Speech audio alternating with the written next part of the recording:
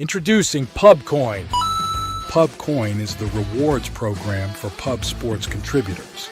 Regular chat contributors share their play of the day, POD, in the YouTube chat, including the phrase POD in their message.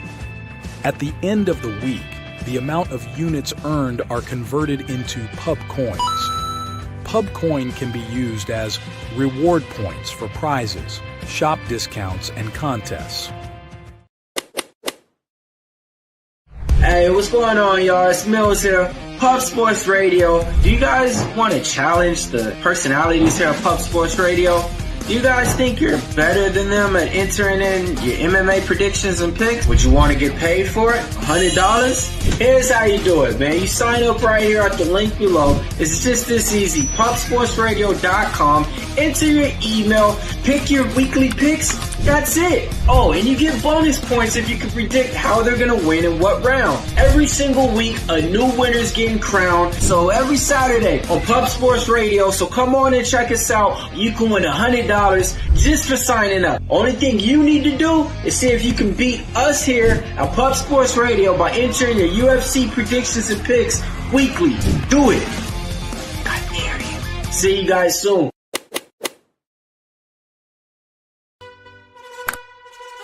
Your membership to Gold, you will be automatically entered in every horse race, every Wednesday and Friday. It is time to race horses. We are racing camels today. Shout out to the Gold members. We're racing in San Antonio immediately here. And we're off. 2 minutes, 74 canals on this racetrack. It's wide.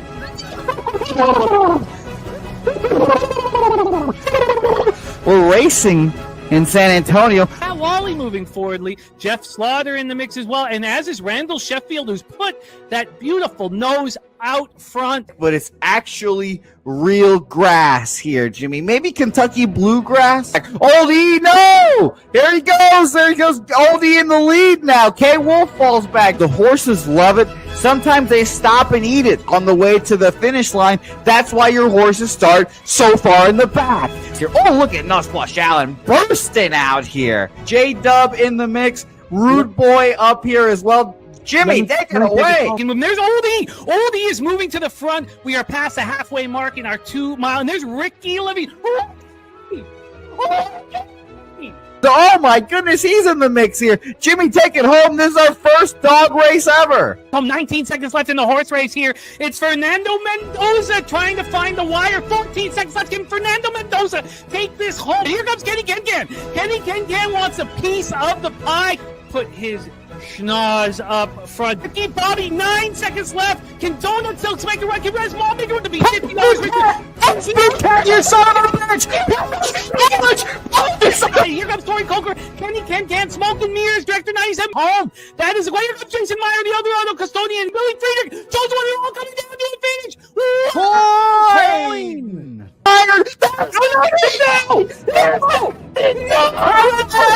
Nowhere!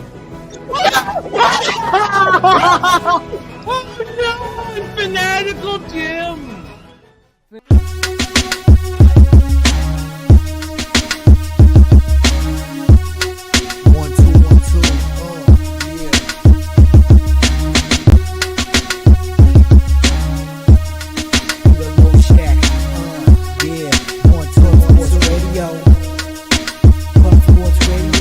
From the corporate Peter Low Shack, legendary sports handicapper, more dapper than a Dom.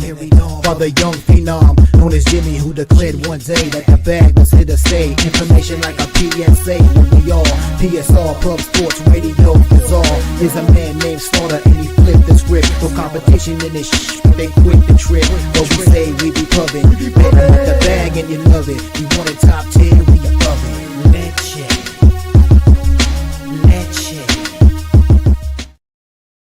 What up, cappers, gamblers, punters, hustlers, low baggers? Happy Friday, March 7th to all of you.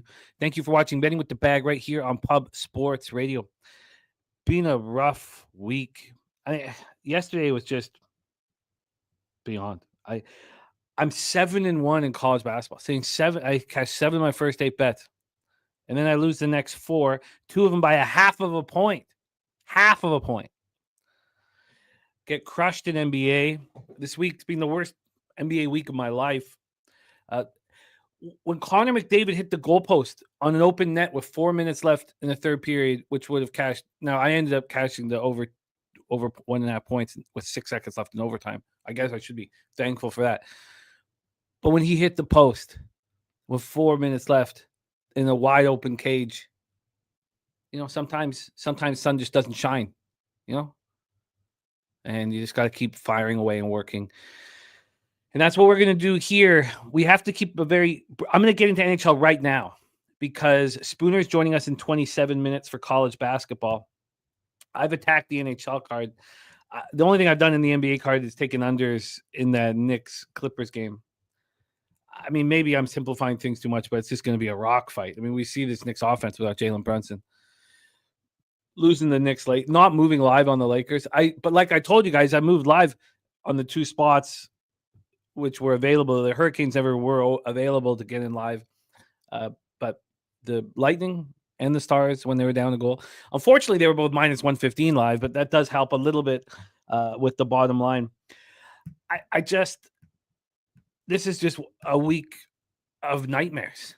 Just a week full of nightmares. And I'm not going to sit here and wax on it. It is what it is. We build bankrolls. We spend our life building bankrolls so that we can handle these downswings because we know that there are upswings and there are downswings. Unfortunately, I'm in a downswing right now. It's costly. It's embarrassing. And it sucks. But we fire away. We fire away. These days happen. I got to keep telling myself that. These days happen. These weeks happen. But we can change the story, and I plan to change it right now. Shout out to all the cappers in the chat. Justin McKelvey in the house. Illinois State plus 1.5. Purdue over 159.5. I've copied and pasted that, as I have with Billy Friedrich's Pig Milk action. Winnipeg is a gift. I'm right with you. I love that you took the puck line. I took the -1. I got plus 150 on the -1. And then Amanda Limos, I'm going to be at a UFC function, not a UFC regular, but a UFC party on Saturday night. So I'm going to rock some of the action here, and I'll rock with Amanda Limos. Thank you for sharing that with us. Minnesota -5.5 locked in so far. It's funny, Viper, because I want to be on the Heat, but this is clearly moving towards the Timberwolves. I also want to be on the Knicks. I mean, and I'm also interested in the player props. I mean, we've got to write that script as to what we think is going to happen in that Clippers game tonight. Nuke Worker in the house. Lex Steele off a big night. Great work, Lex, my man. Kelly McInnes, ready to get to work. Great to see you. The Flames deserve better. I don't know how. I was fortunate to catch that live bet on the Stars, honestly. I don't know how that Kadri overtime shot hit the goal. I don't know how it missed. I don't know how it missed. So I guess there was some. It's amazing that in the difficulties there still can be some fortune. It's just. Oh, God. Wine time, my man. Cool, but we're going to get you. So this is how the schedule's going. We're going to go in NHL right now, and I'm going to move quickly. I've got action on I've got a lot of action. There's a couple games, 2 games I don't have action on, but overall I've got over 7 bets. I believe I have 7 bets. We're going to get into NHL right now. In 24 minutes, Spooner's going to be on. We're going to be sharp right at 11:30. We move into college basketball. And then Spooner we have for an hour and a half. So at 1 p.m., Jose and I will finish the last bit of the card. There's 31 games on the card. Hopefully we can get through 20 of them with Spooner, possibly a couple more than that. And then it's time for wine time in NBA. That's the plan here. Mr. Tomatoes in the house. Billy Friedrich said McDavid not scoring cost me a plus. Oh, God. Okay. I guess it was even worse when he hit the post than you. For you than it was for me. Damn. Okay. I hate that, Billy. I can't believe he hit the post. All I could think watching him just not. I mean, he had 2 incredible opportunities. Is that I should bet it again.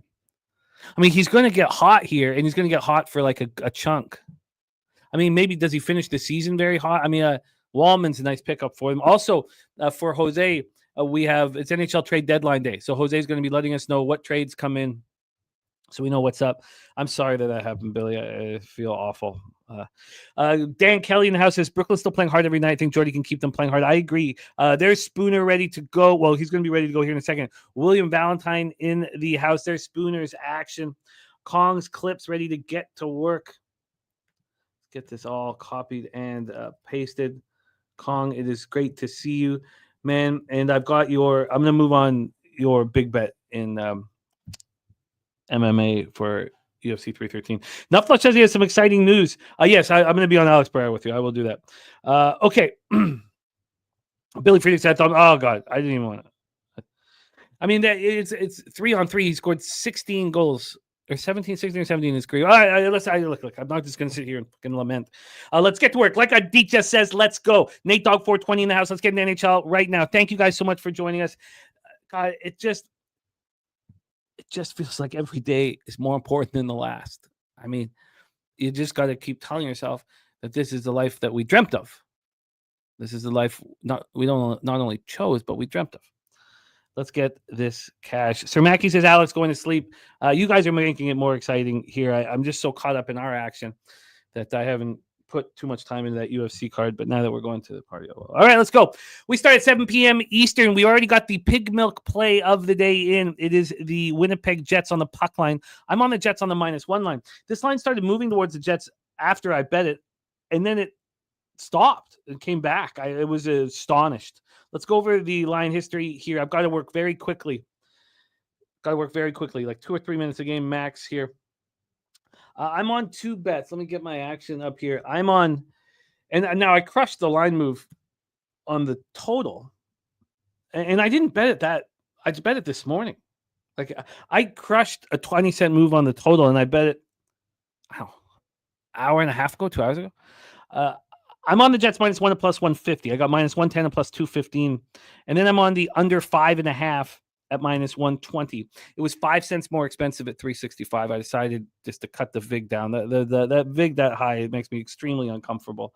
Let's get over the line history right now. The Jets are not. It says -119. I think they're okay. No, they're back to -119. Okay, because this went back to -112.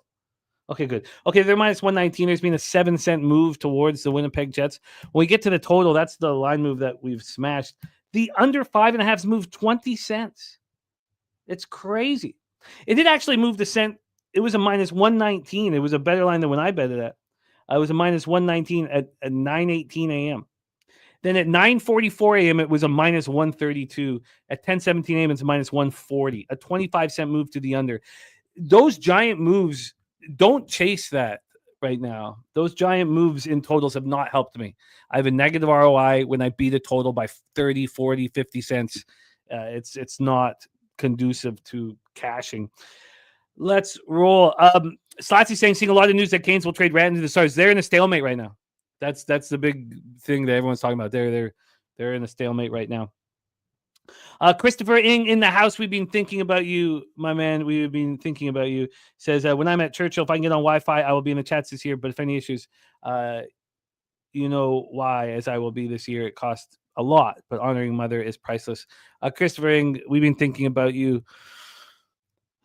Man, so tough what you're going through. So, here we go. So just, sorry, I missed that first one. Says just needing an update for this year's Kentucky Derby. I just booked this trip this week to go. Main reason is Friday's Kentucky Oaks. Now I'll be wearing pink to honor my mother. That's incredible. That is absolutely incredible. Kong's Clips going to go see Cat Williams live. That's just incredible, dude. Different, incredible. I don't know what you're gonna get. I don't know what you're gonna get, man. Christopher Ing, that's so special what you're doing. I've copied and pasted that. Yeah. Your mom will be with you forever and ever, and she'll be smiling down, watching you there at Louisville, paying homage to her. You are a chip off the old block. You are, your mom cared so much about raising you and the man you are today. She can be so proud of. So difficult what you went through, and thinking of you, man. Truly, truly thinking of you. Stay strong, my man. I'm copying and pasting action here in the chat. That puck line 220 you got at 367. Really? Wow. So it had moved in the opposite direction of mine. So I only got 215. Wow. Ovech anytime goal there. Respect play of the day winner with Liberty first half. The new one here is VCU first half. Let's get that copied and pasted here. I'm falling back on my plan to rush. So let's get back to it. All right, let's roll. So Winnipeg Jets and New Jersey Devils, Prudential Center in Newark. We have Comrie was great last night. The Winnipeg breakdown last night, I hope you guys all got paid for. I mean, that was just what a gift it was. Comrie going in net, people thinking it's a drop, but Comrie's better than Urson. You have the Jets off 3 straight losses. The Jets coming off losing to the Flyers. It was perfect. Prudential Center in Newark, New Jersey. You got Markstrom in the net in the other cage. He's been looking excellent. Winnipeg power play 32%, but New Jersey Devils have a very strong penalty kill. Now it's going to drop without Dougie Hamilton. No Dougie Hamilton. Remember, Tyler Myers and Dougie Hamilton, they're very good on the penalty kill because they're so tall and they have such enormously long reach to block passes. New Jersey power play 27.9%. Winnipeg penalty killing 79.3% here. So the Jets are on the second half back-to-back after snapping their 3-game losing streak with a 4-1 victory at Philadelphia last night. They were in complete control all game long. Now, this is something for us to watch out for. They were out hit 29-6. That would lead some Jets fans to probably be concerned about what's going to happen in a playoff series against a mean, tough hockey team that's going to try to physically assault Connor and Ehlers. I don't think you can assault Scheifele. He's a pretty tough dude. But now it's not time to talk about that. The Devils return home a mess after a 5-game road trip. We got plus 900 for them not to make the playoffs. What? From Slatsy. Slatsy's gift to us, like 4 days ago? And it just keeps dropping and dropping and dropping. Right now, the Devils to not make the playoffs. Oh, wow, it's gone back up.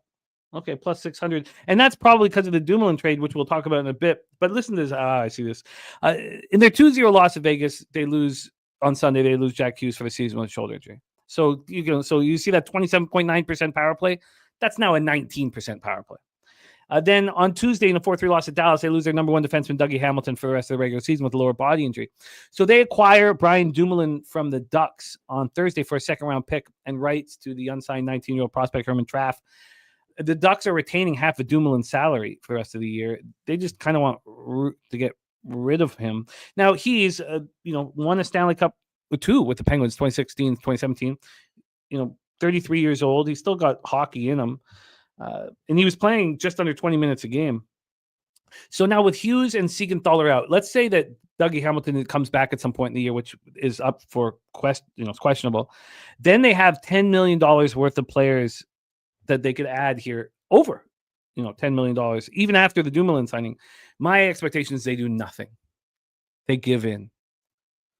This market, even that plus 600 is something that I would bet right now. I'm surprised it's gone up. It's gone up because of the Dumoulin, but they do nothing. That's what I expect them to do, is absolutely nothing. So I'm on the under 5.5. It's going to be very difficult for the Devils to score. I think that Markstrom can play well. Maybe I should have taken the Devils team total under, but that's what I should have done. I mean, that's what I should have done. I mean, how much do I want to put into it now? Let's just see what that is. It's a low total already, but I should have just done that instead of taking the full game under. Let's just see that team total. I know I'm already taking too long on this. Under 2.5 at minus 120. That's at 365. I could get better offshore. God. Maybe I'm going to add that. Devils team total under. Okay. Billy Fish says the Devils defense will be much stiffer without Dougie on the ice. Yeah, because Dougie does make issues. He also plays 20 plus minutes a game? They're gonna have to fill that. There'll be less pinching. I like it. There's our guy Jason Meyer. Jason Meyer won our race yesterday, our camel race, and he gave it back. So there's $100 up for grabs in today's camel race. Crystal Craig, it is great to see you, and let's roll on from that. So I'm on the Jets -1. I'm on the under 5.5 minus 120. I wouldn't chase this theme on that, but I am interested in the Devils team total under, which I should probably bet during the show at some point, maybe right off the hop in college basketball, even though we'll be moving quickly. Let's roll on to the next game on the board, 7 p.m. Eastern. Detroit Red Wings, 30-26-6, 14-11-3 on the road at the Washington Capitals, 40-14-8, 19-7-6 at home. We're at Capital One Arena, Washington, D.C. Cam Talbot, Logan Thompson listed. Thompson's being a revelation this year. 26-4-5, 2.32 goals against average, 918 save percentage, 2 shutouts. Cam Talbot has been exactly what he is. Very, very average. You're right. I wanted them to win outright, Barry, but that was a great call. Super true story. Great to see you. A great call, Barry. You're running nice, man. We're all seeing it. Keep up the great work, and thank you for sharing all your action with us. Billy says Thompson is confirmed. Detroit power play 28.6%, penalty killing 69.9%. It's a problem. Now Washington's power play is average 23.7% power play, 82% penalty killing. Hard to say that with the greatest goal scorer of all time on there. And Tom Wilson in front of the net. Red Wings are on the second half of back-to-back after losing 4-2 at home to Utah last night. Look, it's tough for Red Wings fans. I mean, they outshoot Utah 40-19 in the loss. It's tough. They're now 1 point behind the Senators for the final wildcard spot, and the Sens have a game in hand. They're playing without Andrew Kopp, their center for the rest of the year, and Jeff Petry's been out for a while. Capitals come in off that 3-2 overtime win at the Rangers on Wednesday. That was a heartbreaker for me, but Tom Wilson, there's a ton of character. You got Tom Wilson and Alexei Protas at 6'6" on the ice all the time in the playoff series. They're going to be tough to beat, but mark my words, they will be beaten. I'm not on this spot. Let's go over the line history here. I don't know if the Red Wings are just going to give in at this point. This total is at 6. It's minus 118 to the over. That's what it opened at. It jumped up to 6.5. It wasn't a true 6.5, but jumped up to 6.5 and it's come back. Oh, wait, we just had to move to the under. The over 6 is now minus 114. So we just had to move towards the under. On the money line, the Capitals are minus 220. Look, I would like to be on the Red Wings here. I just find it difficult. Second half of back-to-back, they're traveling in. You have a Capitals team that know that they need to win. Barry Smith on Detroit money line. I'm interested. Oh, I love hearing that, Paul and Boats. I love hearing that. Get it. Get that cash, man. God, I was 7-1 my first 8 bets in college basketball. Then I lose 2 by a half point. End up 7-5. Also, I forgot that Thursdays was basketball practice for my kids. So right when the show's over, I was like, oh my God, I had to drive Carter to basketball practice. So I didn't get my action in until we got back an hour later, and the Iowa line had gone from 7 to 6.5. So I would have got a push on that. But look, I'm not gonna look, these things happen. Life gets in the way sometimes. It sucks. AOD in the house.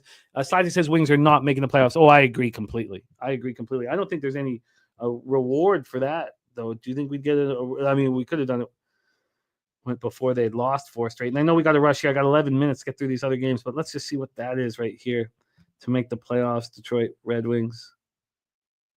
Oh, yeah. To make the playoffs, they're plus 425. It's as good as over for them. You're the man. I get money. Money I got. Thank you for the kind words. AOD says, go, Caps, go. I'm not against the Wings. I don't know. I think I just let it go. Let's move on to 8:30 p.m. Eastern. Utah Hockey Club at Chicago Blackhawks. There's a couple of these totals that I was like, I'm going to go up against the market in these spots. When the market's right with me, my ROI doesn't increase. Utah's playing Chicago. Am I going to believe that Spencer Knight's going to turn it all around because he's got a Chicago Blackhawks uniform on? He's got a very weak defense in front of him, and he's got some defensive accountable forwards. Don't get me wrong, but he also has the Tara Vinans, we know Bedard's a problem defensively. I don't. Also, Connor Ingram's in net on the other side. So why can't Chicago score goals? There was a time where I thought Chicago was going to be an over team, and they haven't turned out to be. But I'm on the over 6, and I got minus 105. This was juiced to the under. I got this at bet 365 on the over 6 here. This opened up with the Utah Hockey Club minus 170. They're now minus 163. I also apologize if I'm talking too fast, but I have to. We have to get to college basketball in 9 minutes. We have to. So this is a 6 at a pick 'em right now. I don't quite understand why that is. I really don't. I think goals are going to be scored here. I really do. Connor Ingram is a sieve. Utah, 23.3% power play. Now, both teams have strong penalty killing, and that is a concern. But we're not talking about a 6.5 here. 6 is the push. Utah's on the second half of back-to-back after winning their 4th in 5 games, 4-2 at Detroit last night. Nick Bukestad, that 6'6" toothpick, What a waste of height. Is on the IR, and then Robert Bortuzzo, journeyman depth defenseman. He's on the IR as well. Chicago had their 2-game winning streak snapped in a 4-3 overtime loss at home to Ottawa on Wednesday. Barry Smith going on the over as well. Steve G is on Chicago plus 1.5. I completely get that. And Slatsy says totals gone over 4 of the last 5 Utah Hawks games. Donato will probably be moved today. Yes, absolutely, Spooner. Yeah, you got 5 minutes. You mean 11:35, right? Please tell me. Please tell me you mean 11:35. Please, for God's sake, tell me you mean 11. This concludes the three-game homestand. It's the first of a back-to-back. The Blackhawks play at Nashville tomorrow night. Okay, thank you, Spooner. Jason Dickinson and Philip Kurashev are on IR. Look, Donato will likely be moved. There might be moves. I think there's going to be goals in this hockey game. I don't trust either goaltender, despite what Spencer Knight did in his first game in the Blackhawk uniform. I'm on the over 6 at minus 105, and I like it. Let's move on. 10 p.m. Eastern. Look, I can't. The Canucks. So I think this is a flip of a coin. Wild Canucks, Minnesota Wild, Vancouver Canucks, Rogers Arena in Vancouver, BC. Let's get that game switched over. Jose, my man, here I got it. Okay, I think this is a coin flip hockey game. Now, I just seem to have this horrific ability of picking the wrong time to fade the Canucks in the marketplace, and I have again here. I moved at plus 105. At the time it was plus 107, and it wasn't moving offshore. And look, I'm trying to send as much into my local as possible right now. I've taken a beating my bankroll here, and you guys know it's 25% in or out for me, which I had to send in today, obviously. But it's moved 9 cents. It's moved towards the Canucks since I've bet it. And look, it's a coin flip. I have the better goaltender in Philip Gustafsson over Kevin Lankinen. Kevin Lankinen now is a 904 save percentage. That's who Kevin Lankinen is, not some stud. Gustafsson 914 save percentage, not as good as last year. Minnesota's 19.9% power play. It's worse than that because Kirill Kaprizov is not there, and Joel Eriksson is not in front of the net, not winning faceoffs. Penalty killing 70.3%. Vancouver power play 22.4%. Penalty killing 82.2%. So this line's moved against me. I'm on the Minnesota Wild. Minnesota Wild's in a nice rested situation too. We'll go over that in a second. Another thing is I'm on the under. This has moved a cent towards the over. The under opened up under 5.5 minus 119. It's now under 5.5 at minus 117. I got the under 5.5 at minus 119, which was cheaper than at 365. 365 is minus 125. I have a derision with minus 125 totals. I have a horrific ROI on minus 125 totals. So just for my own luck, I bet it with liquid here. Cousins to Ottawa, says K Wolf. Wow, that's interesting. Thank you. Nate Dogg on Vancouver money line, and Pettersson 1 assist, and Besser 2 shots on goal. Now you may get that Besser money back. They're hoping to trade him.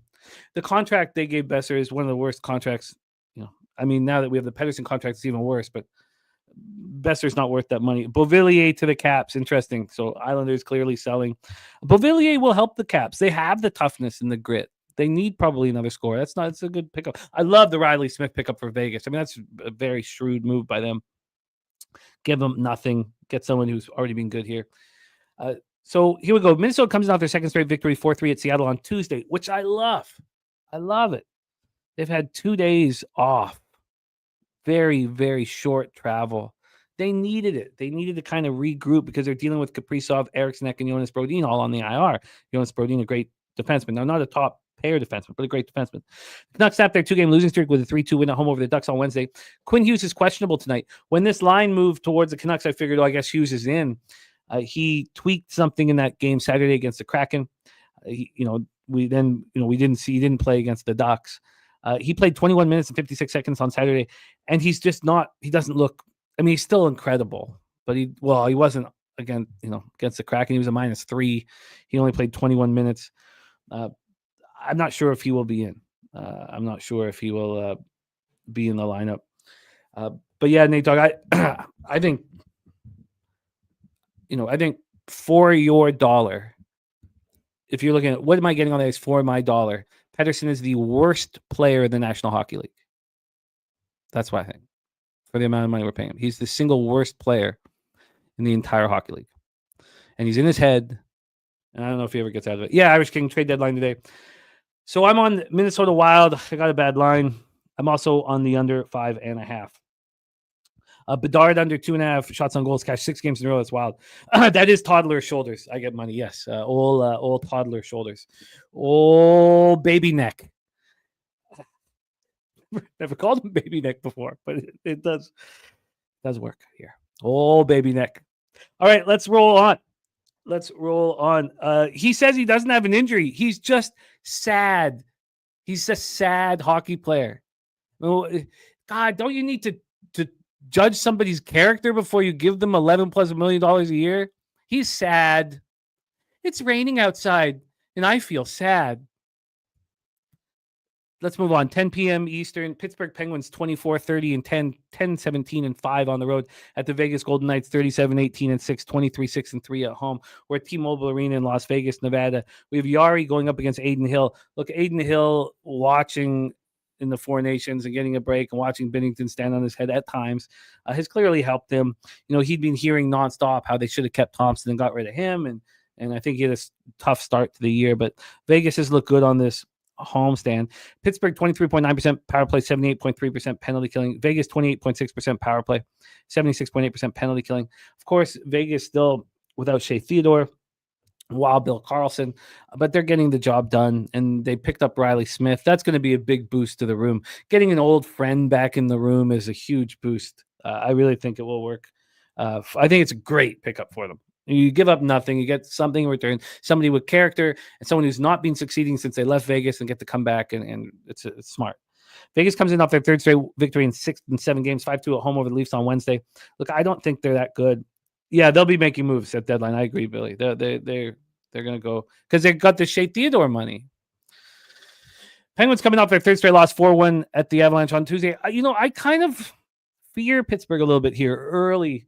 I thought of taking Pittsburgh first period, and I didn't. But here, this total is at 6.5.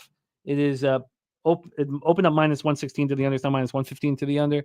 And then on the money line, we have Pittsburgh at +204. This opened up at 217. I might be interested in them early here. Look at this. Nut Flush Allen says, after 30 years of working my ass off, it's official, taking early retirement. So you know what that means. You guys have me pretty much full time. It's a pretty exciting time here for us. That is incredible.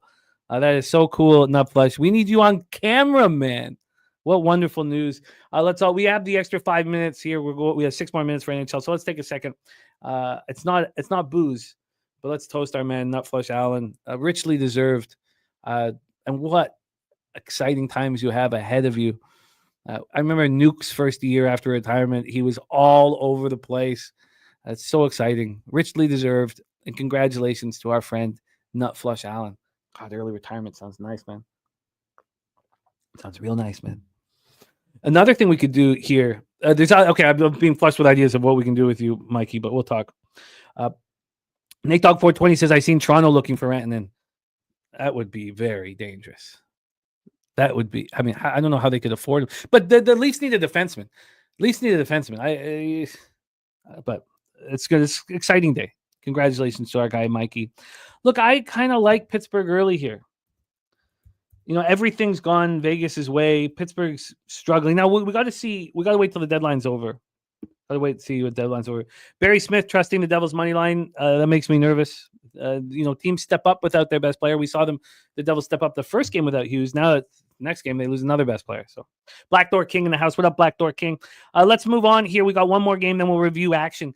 And I moved on this one twice, doubled up, 10 p.m. Eastern. St. Louis Blues. Yes, here we go. Huge loss for Parayko, out minimum 6 weeks. Blues 8-0 last 8 versus the Ducks. And Toronto waived Reeves. Yeah, it's too bad.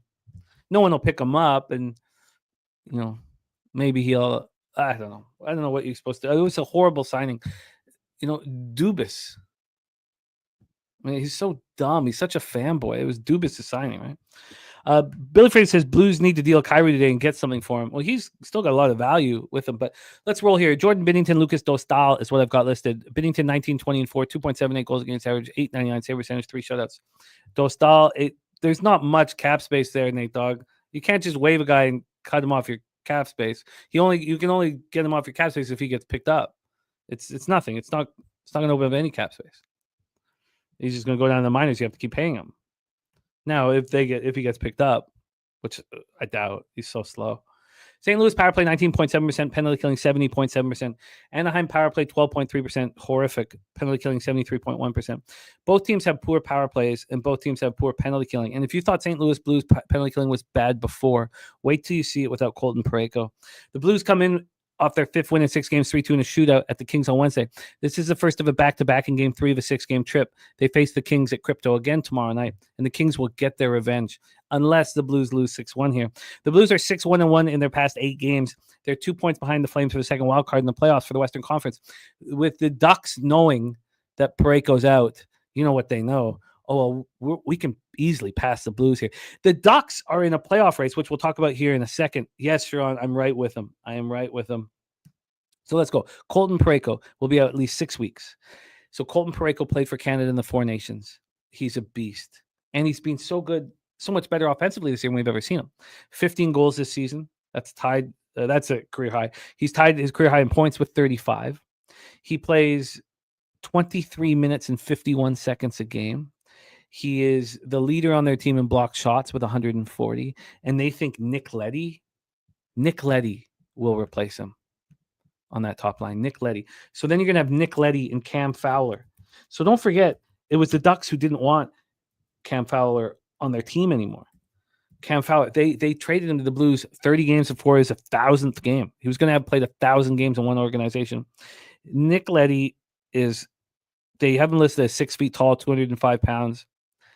If he is 6 feet tall, 205 pounds, then I'm 6'2", 220.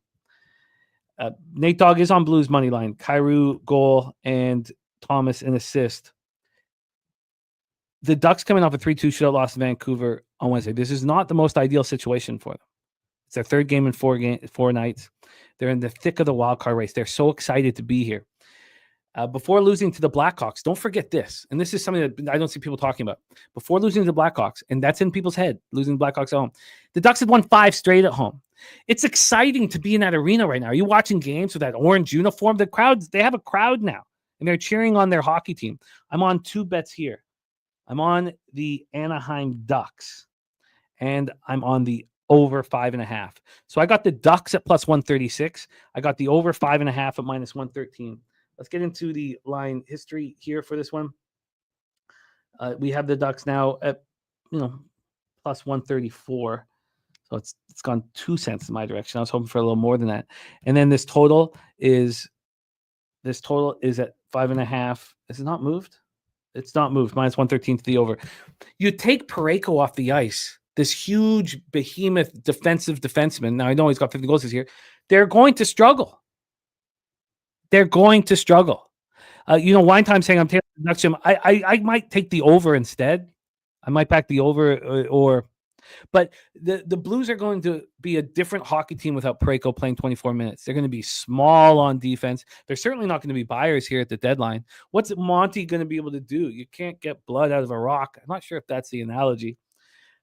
I'm on 2 spots here. I'm on the Ducks plus 136, and I'm on the over in this one. Billy Friedrich moving on the Ducks minus 1. It's interesting. You have the Blues rolling right now. You almost want them. And here's another thing for you guys that are interested in moving on the Ducks. If the Blues beat the Ducks, you got to hammer the Kings as soon as the line is available.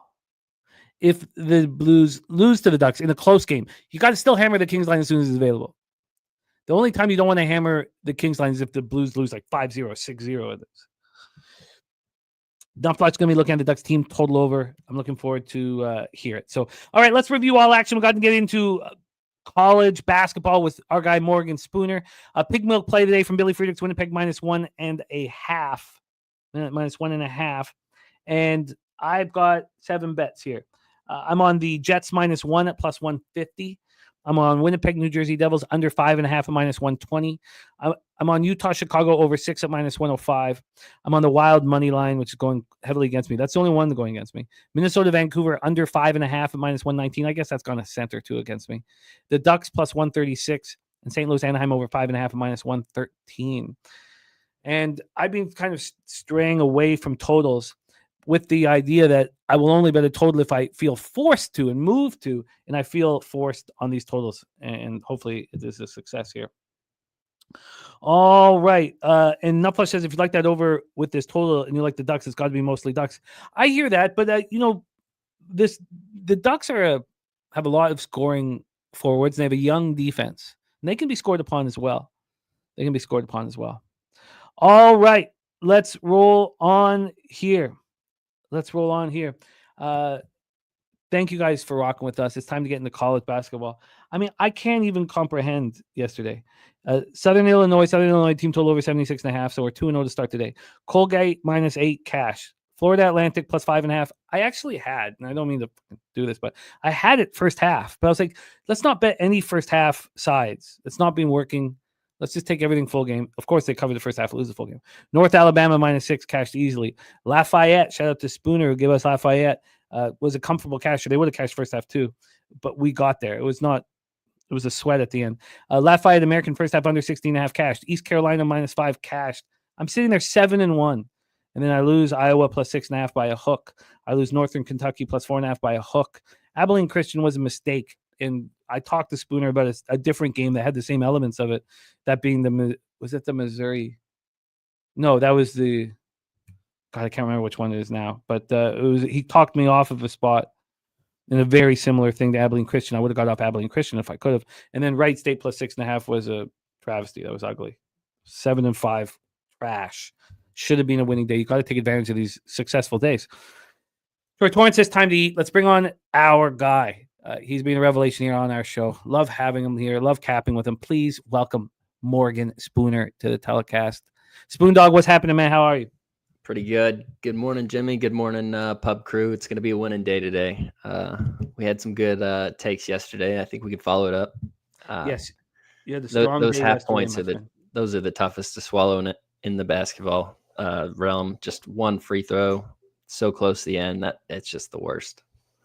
Yeah, but I'm also, just because of the week I'm having, I have a defeatist mentality, which makes it even sicker. You won money yesterday, Jimmy. Do it again. Yeah. Well, in college basketball. All right, let's roll. We have our first game here popping off, and we're able to live. Thank God, my phone's here. Okay, we're able to live bet these games as well. This one pops off in 21 short minutes. Big South Championship quarterfinal, and Spooner has moved on this game. We have the Gardner-Webb running Bulldogs, 11-19, 5-11 in the Big South at the High Point Panthers, 26-5, 14-2 in the Big South. We're at Freedom Hall in Johnson City, Tennessee. We watched this Gardner-Webb Bulldogs run over UC Upstate, run over them. Or what the hell am I calling them? South Carolina, SC Upstate. They ran over them, 83-63. They dominated them. I was interested in South Carolina Upstate. Thankful to stay off. They played High Point here twice this year and being destroyed.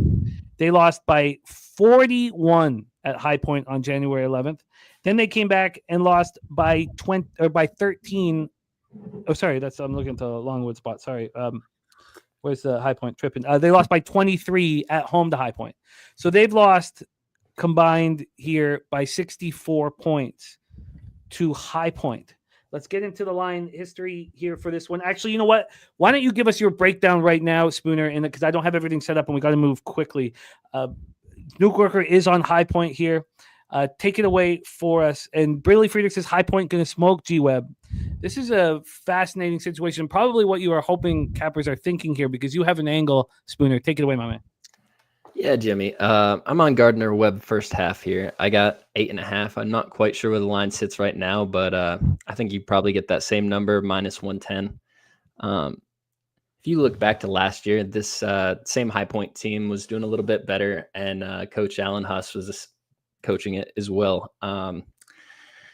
They were coming off first in the conference and had about a week before their first game, and they played Radford, and Radford was a much worse team than Longwood and than High Point, and Radford was up at half there. After that first half, they came out and they dominated, and they ended up winning the game, covering the spread. But that first half, they came out really slow. I think the same thing happens here. They had a week off. They haven't played since the 26th, And Gardner Webb just played yesterday. I don't think they're a better team. I don't think they're going to win. But I do think they can catch High Point a little sleepy. I don't think Gardner Webb wants to get run out of the building. There's players on this team that would like to get a raise, go play somewhere else, go possibly get some money and play at a higher major. But that's my take on this game. I think these early morning games, sometimes points can come at a premium. And the first half, when everybody's still waking up, I think 8.5 is a lot to say that High Point's going to win by. It's a very, very interesting take. An early game here. Now, I know they play early games throughout the year, but being off for so long is a very, very, very interesting take. Let's take a look at what's going on. I'm sorry, I did that wrong. Let's take a look at the line history. The total's up right now. We're not going to get cash flow information until the 6 p.m. games, but this total opened up at 155.5. It's dropped 2 points to 153.5. On the point spread here, God, here we go. We got to move quick. We have Gardner Webb right now plus 15.5 and minus 114. This opened up at 14 and at 8:07 a.m. and then 30 minutes later it's a 16. But there's been buyback. The first time there was buyback to the 15.5, it came back to 16. Now there's buyback to the 15.5 and it's juiced, which feels like there could be a 15 on the way. I do see a couple books with a 15, well, one with a legit 15. Now let's take a look at what's gone on first half, because this is a very interesting situation we have here. Right now, it looks like a 9 is on the way. This opened up. Oh no, this opened up at 9. My bad. So it looks like we're coming back to a 9 here. Very, very, very interesting. So I'll see what price we can get that 9 at. I feel like this is the kind of spot where I don't let you ride alone. So I think that's really weird that you said it opened at a 9. When I looked at it this morning, the number I saw was an 8, and it was even juice. It was pretty early this morning, kind of overnight-ish. So that means while the full line was climbing, the halftime line was not. That's kind of a sign I like to see as well. What's interesting, at our poker spot, it did open up at an 8. What time was that at? Let me just see quickly the time. So there it opens up at an 8 at 8:51 a.m. But in the sharpest book in the land, it opened up at 9, 20 minutes later. Wow. Troy Torrance says double-digit favorites that are top 15 offensive efficiency, but bottom 115 pace are 9-1 against the spread, winning by 27 points on average. But that's not neutral or tourney games. Yes, this is a neutral site. Robert Franklin says, I think I like Spoon's look. Troy says teams laying double digits that highly efficient on offense, but very slow paced win by margin here. Billy Freak says High Point leading by 30 and 20 at halftime for the first 2 meetings this season. Nothing has changed since then. You're right. The only thing that has changed, is that High Point hasn't played in a long time. This is interesting. Okay, but I only have 15 minutes to think about it, so I'm gonna have to make a decision here very, very soon. Spooner has moved. Spooner, you got plus 8.5 on Gardner Webb at what number? Minus 110. What juice? Minus 110. Okay. You are in business, Spooner. Gardner Webb plus 8.5 at minus 110. We roll on, head over to the Missouri Valley Conference. That is our next spot on the board. Let's get after it here. We have Southern Illinois Salukis, 14-18, 8-12 in the MVC at Drake Bulldogs, 27-3, 17-3 in the MVC. And we are in St. Louis, Missouri at the Enterprise Center here again today for the MVC. We have the Salukis, who were very good to us yesterday, are sitting right now as big dogs to a very dangerous Drake squad. Let me just move over to full game. God, I need the computer to move fast for me today. I'm going to lose my shit. That's okay. Here we go. We have. Show me. Come on. Okay, I might have to. Here we go. We have right now the Salukis plus 11 at minus 113. Plus 11 at minus 113. I'm going to restart this. This is moving too slow. We got to move too fast today. So let's just talk about the spot here, and then I'll bring up the line history. for it here. We have the Salukis. We watched them yesterday. They played great. They won 86-85 at home, or not at home, against Indiana State here at the Enterprise Center. And we face a Drake team that was not playing their very best in their final 3 games. I think they were, kind of coasting 17-3 in conference play. They were very, very good this year. We watched them take on the Salukis, and they took care of them. They played Drake at home, and it was a good close game. They only lost by 10. In their lone meeting with Drake. Lost by 10 at home. Take it away for us here, Spooner. Your thoughts on the Salukis Bulldogs? Yeah, when I went through this game, I really tried to find a way to get on Southern Illinois here. Drake has one of the slowest tempos in all of basketball. They're 364. We talked about 365 yesterday, and Jimmy, you got on a first half under in that game, and I think it worked pretty well for you. When I look at Drake, I think unders.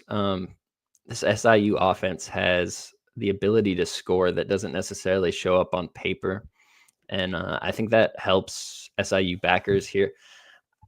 I think Drake limiting the possessions, they're the better team. They're going to win the game, but in the second half, when SIU is trying to come back, all they have to do is hit some of those shots and execute. And just like they had a little bit of a rest in that last game, SIU just played yesterday, and they're fresher than Drake. They're been up and down the court.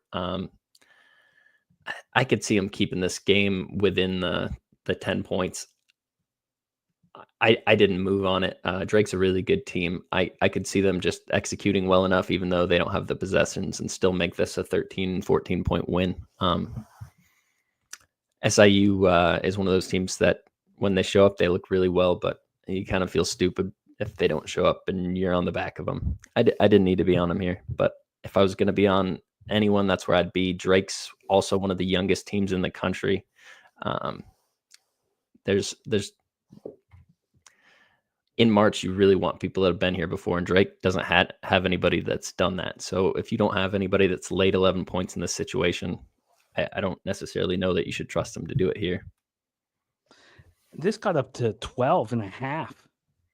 So this opened up at 9. Opened up at 9. And interestingly enough, after it'd been on the market for 2 hours, it was an 8.5. And it stayed an 8.5 for a while. This was an 8.5 for 7 hours. Then the public wakes up and starts, hammering Drake. Got up to 12.5. Now that's a pretty big line move. That's pretty disconcerting. That's a wild stuff here. Big O in the house. Thank you for gifting a Pub Sports Radio membership. Oh, Richo, it's all good, man. No, I know all you're trying to do is help. Action Jack says Drake will win, but not sure if they cover. I'm going to sit with this Saluki game. We have an hour and 10 minutes. If you were to move on the Salukis, let's say you had a free $500 bet, and I know you don't like first halves, you want the full game, but would that appeal to you with, the Salukis coming off an impressive performance yesterday? Maybe they can carry that over here for at least 20. So are you getting 6 in the first half? What's the number there? 6.5, I believe.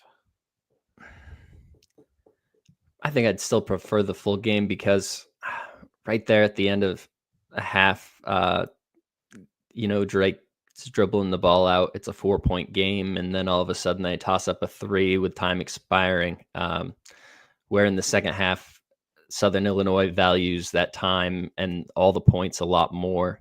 That 10.5 number becomes more valuable to you and the coach you're trying to back than at the halftime mark.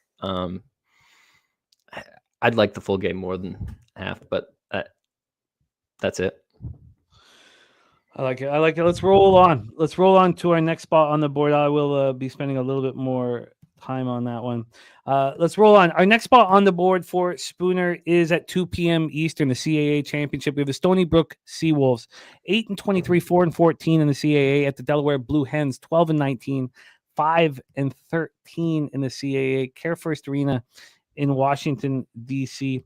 Looking at the line history here, Stony Brook opened up as 6-point dogs. It dropped to 5.5. That was the first move.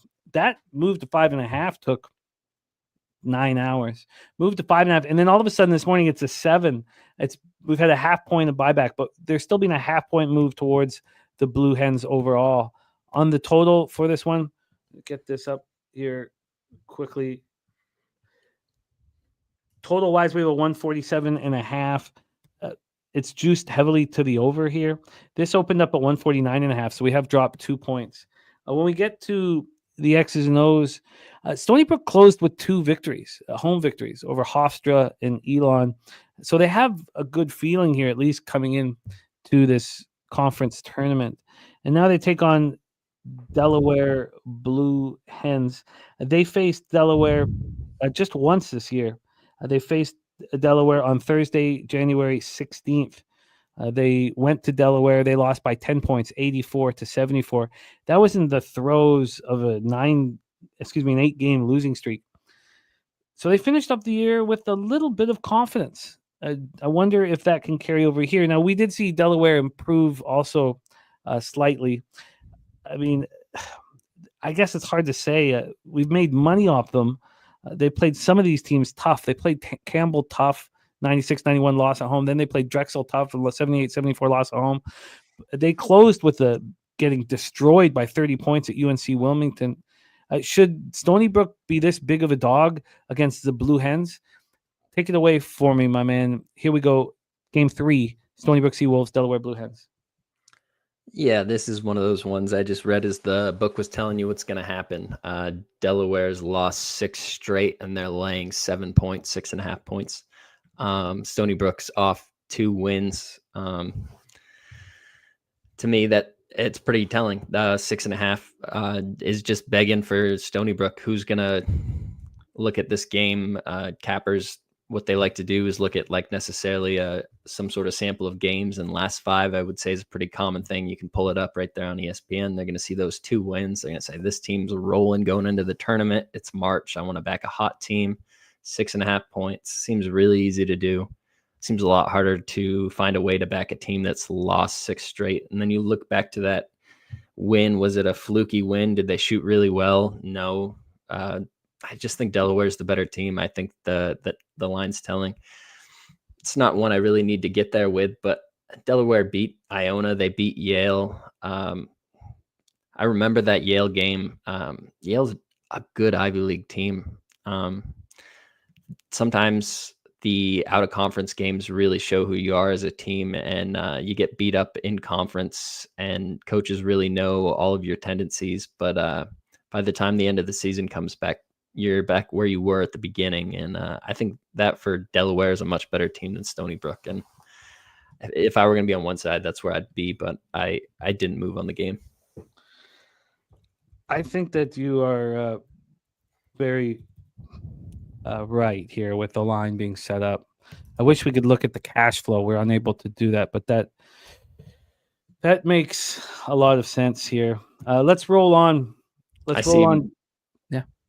I see more money on Stony Brook on just like one site that I happen to be looking at, but it's not much of a difference. It's 56-44. We also have the Skunt Blaster play of the day. Leonard Porsche Jr. in the house. Celtics Warriors, Hurricanes, and Celtics Warriors stars cashed. Yeah, it was great work, Leonard, my man. Richly deserved. Scumbag play today. Toledo moneyline. Toledo on a 4-game losing streak. They're hungry for a win at senior night at home. And Toledo 8-4 at home. Give me the home dog on a senior night, says our guy, the Skunt Blaster. And Dabby Cab, Fletcher Lawyer, over 1.5 threes locked in for him there. So let's roll on to the next spot on the board. But I'm going to get you to set this up because I'm going to join you on the first half. And I only have 4 minutes to make this bet here. So next up for us here is a Big South Championship quarterfinal. Presbyterian Blue Hose 14-17, 7-9 in the Big South at the Radford Highlanders 19-12, 9-7 in the Big 12. Big South. Jeez, what the hell's wrong with me? You can tell my lack of sleep here. What a week it's been. Good God. We have Radford has faced Presbyterian twice. Saturday, January 25th, Presbyterian played Radford at home, lost 82-69. Then they went to Radford and won 80-73. A big victory there. So You know, Radford will not take Presbyterian lightly. I want to get this bet in. I'll go over the line history as soon as we are finished hearing from Spooner. Yes, Black Thor, I'm moving on an unpopular spot, but I'm going to roll with our guy Spooner on this first half on Gardner Webb. Redbeard looking at the over 131 in this one. Spooner, take it away, my man. Yeah, when I looked at this game, I initially wanted to try to find a reason to back Radford. Looking in, I always try to look at the lineups and see if everybody's healthy. And I see one of their higher usage players missed the last game with Charleston Southern. It was just one red flag. I don't believe he will play today. I didn't see any information indicating otherwise. I think Presbyterian showed what they could in that first game, and I think Radford's now had not just the 40 minutes there, but the 40 minutes in the first game to get video on how their players handle Presbyterian's players. I think Radford's the better team. I think with the time, everything on film, they'll be able to win this game. 4.5 points is just, it's in that range where you got to have some conviction with the team that they're going to win and walk away with it a little bit. And with Radford question marks in the starting lineup, yes, I know sometimes teams can step up without some of their big guys there, but at the same time, sometimes the guys who get pushed into those roles just aren't ready. And I didn't need my money there. So I'm going to watch it from the sideline. I can understand that. I'm going to go over this line history here with you guys. I've got the first half up. Let me just switch it to the full game. I did just send it in with the local plus 8.5 minus 105. Not going to be liquid with this Gardner first half bet, but I have joined you on it. Full game right now, as Spooner said, Presbyterian plus 4 minus 108. This has not moved 1 cent. Just sitting there, Presbyterian plus 4 minus 108. You know, the more I'm thinking of the Delaware spot, I'm starting to think that Delaware might be the bet. I'm going to wait a little bit longer before I make that decision, but I'm interested in it. Let's roll on. We just heard the breakdown for the Blue Hose, Radford Highlanders. Next, we have the Illinois State Redbirds here, and Illinois State is Stack's play today, number 1. I just got to tweet this out. I've already bet it, but I'm just going to tweet it out quickly. If you could just set this one up, and then I'll go over action here. Take it away, my man. Yeah, here we have Illinois State versus Belmont. These teams have met a couple times this season and produced some great matchups. The first game went to overtime, 99-97. And one thing about this Belmont team is they're quite a bit taller than Illinois State. So Illinois State really relies on shooting the ball well, executing their offense, and Belmont relies more on just being better athletes. I think the two games tell a lot about these two teams. 3 points one way, 2 points the other way. You're going to get a battle. That 153 total seems pretty high to me. I like Illinois State more than I like Belmont. If I were to pick with a free bet, which team are going to lay money with, it would be Illinois State. That's where I'm leaning with this, but I don't have too much more with it. Belmont's not a team I really like. I've looked for spots to fade them all year, but this Illinois State team's not necessarily a team you can trust. You know, I was surprised that Belmont finished 13-7 in conference. They were a team that I agree looked vulnerable at times down the stretch, and just couldn't get stops if you ever backed them. You know, in key moments, I just felt that their defense was weak.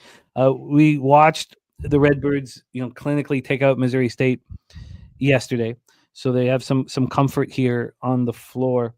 Their games with Belmont here twice, right? They played Belmont very early in the year, December 4th at Belmont. It was a 99-97 overtime loss on Wednesday, December 4th. And they played them again on January 29th at home and beat them 81-78. I don't see why it wouldn't help them here. Troy Torrance says this is an Illinois State type of spot.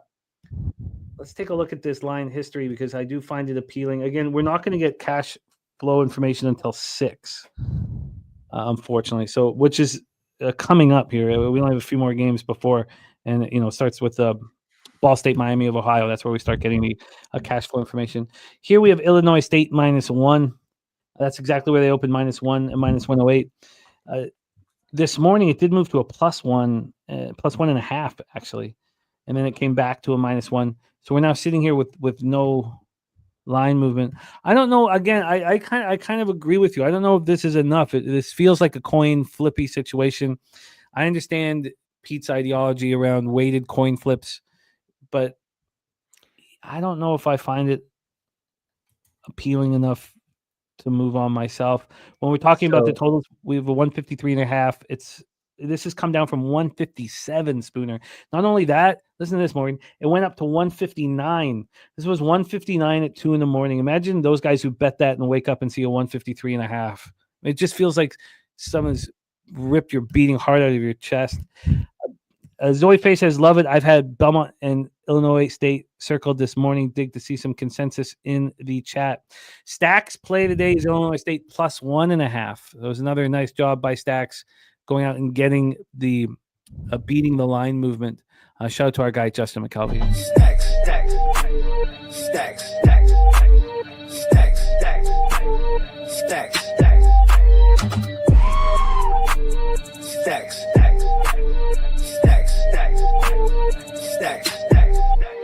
stacks, stacks. All right, we have Stacks in business here, backing Illinois State. I do find it appealing. I wouldn't mind kind of keeping an eye on this line history to see if it is something that we do want to move on. Anything you want to add to that, my man? One last note on this game. Belmont's best player is weighs 70 pounds less than Illinois State's big man. They're both power forward center types. And Illinois State, when they've been able to play at their best, like in the Bradley game, Chase Walker was been able to be really effective. And one of the things you talk about Belmont looking vulnerable throughout the course of the season is when you rely on a guy that's just getting out, he's underweight versus most of his matchups. You really just have to execute really well. And giving up that much weight, I think Illinois State, Chase Walker, it's a big spot. He's young. He's a sophomore, but I think he could step up here and give them the edge. The more I look at it, the more I lean Illinois State, but it's probably just a deep distrust for Belmont. Yeah, I'm interested. We got to make our way through all of these games here. So, but I'm certainly interested in joining Stacks on that spot. Let's move on to our next spot on the board here. I've switched sites to see if I get quicker line movement. Hopefully that works. Might just be my computer. Our next spot on the board, 4:30 p.m. Eastern, the CAA Championship first round. North Carolina A&T Aggies 7-24, 3-15 in conference at Hofstra Pride 14-17, 6-12 in conference. And these teams just played each other. This is something that worked really well for us yesterday. And we have the exact same situation. Hofstra just destroyed North Carolina A&T. Just destroyed them. It was actually a close game at the half. NCAA shot 28.3% from the field, 29.2% from three. It was ugly. But that was in Hempstead.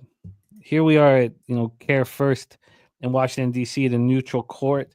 If we have respect for the coach here, then we can, expect a much, much better performance and the idea that they've hidden something from Hofstra.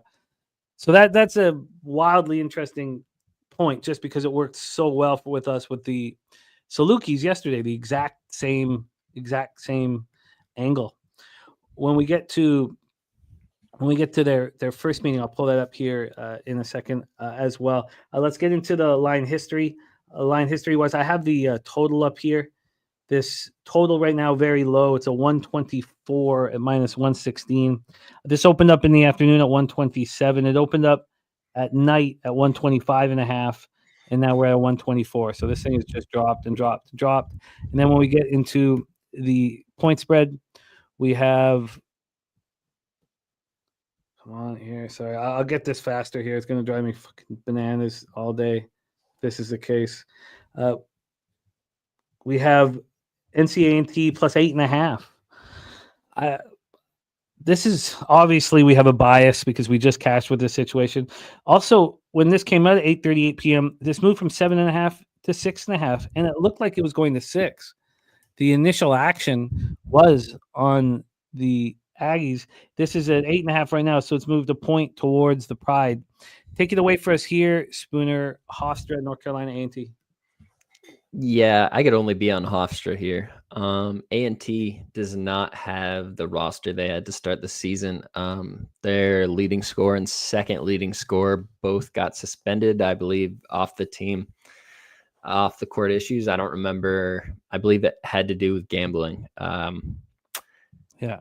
And that the team's just not what it is without your two best players on the court. Hofstra didn't have that happen. They have Speedy Claxton as their coach, a guy that really wants to get a win. He's shown the ability to get a win in the first round of this tournament a few times, and I think you're just putting a ball on a tee for him to knock it off. I don't think 8.5 is too many points. I think he could have his backups in at the end of this game, and this could be 15 points. 8.5 is not a number I want to lay with Hofstra, but sometimes you got to do things you don't want to do to make money gambling, but I'm not doing it right now. A&T's a bad team.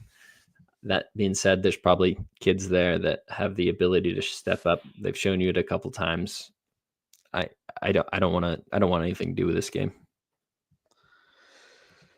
All right. Yeah, that makes sense. So we had the angle with the other one. We don't have the angle here. So I'm comfortable moving on. And let's do just that. Let's move on to our next spot on the board. SoCon Championship first round. We have West Carolina Catamounts 8-21, 4-14 in the SoCon at the Mercer Bears 13-18, 6-12 in the SoCon. We're at Harris Cherokee Center in Asheville, North Carolina.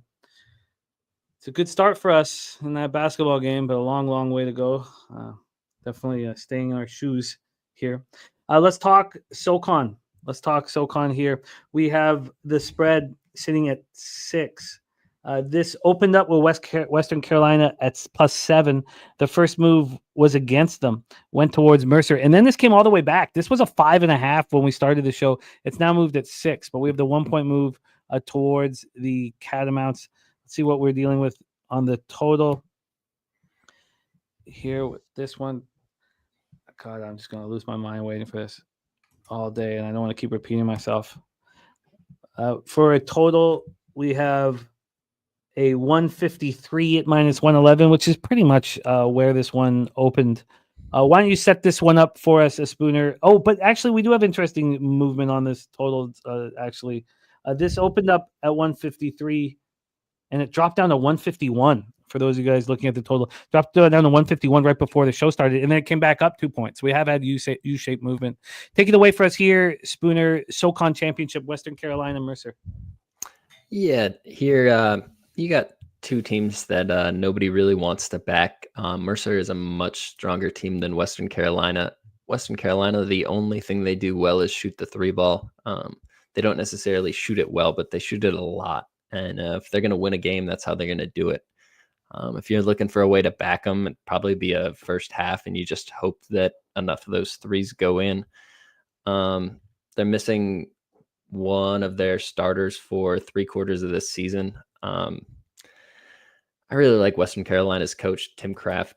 He's shown it the ability to win at Gardner-Webb, but here I don't think the offense is set up. I don't think he has the pieces to execute the offense he wants yet. This is his first year, and with NIL, Western Carolina Catamounts aren't really pulling many names.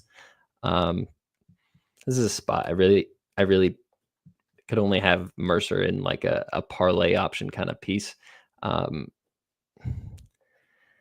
They like to play fast, and I think they just get enough easy baskets that even if Western Carolina make some threes, they just make enough possessions happen that even if the threes go in for a bit, they stop going in eventually, and Mercer just gets the easy baskets that go in enough and get the win.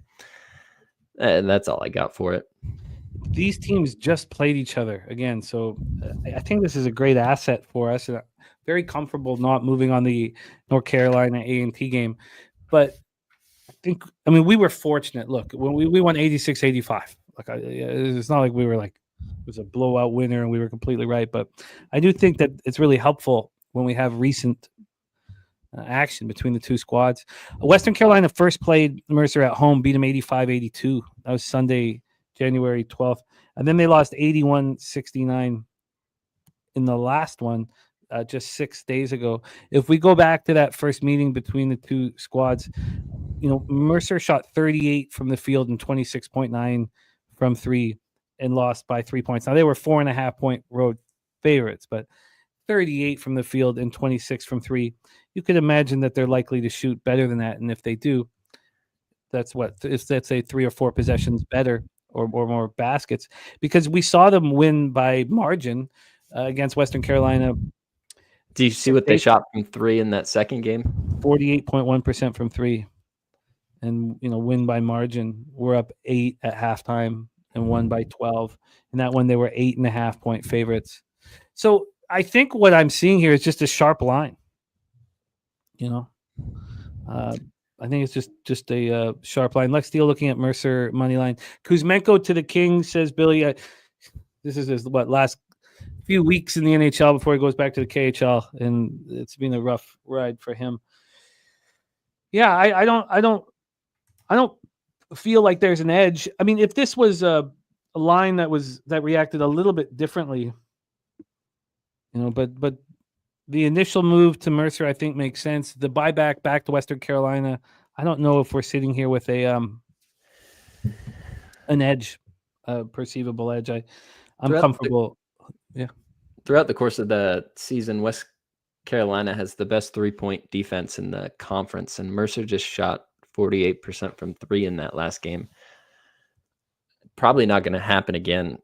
If I were to get anything, it's Western Carolina here.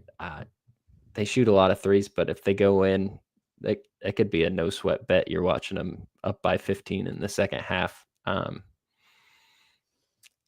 don't know. I pass, move on. There's a lot of games still yet to get to, I believe. So what do you think the outlier is from the two matchups? The first game shooting so poorly or the second game shooting so well? I mean, if it regresses to the mean or progresses from the first game, regresses from the second game, it's right around the number. It's a lot easier to shoot really, really well in your home gym. You're used to shooting there. You're not in your home gym. It's not senior night. Not everybody's cheering for you. I think that basket looks a lot smaller today.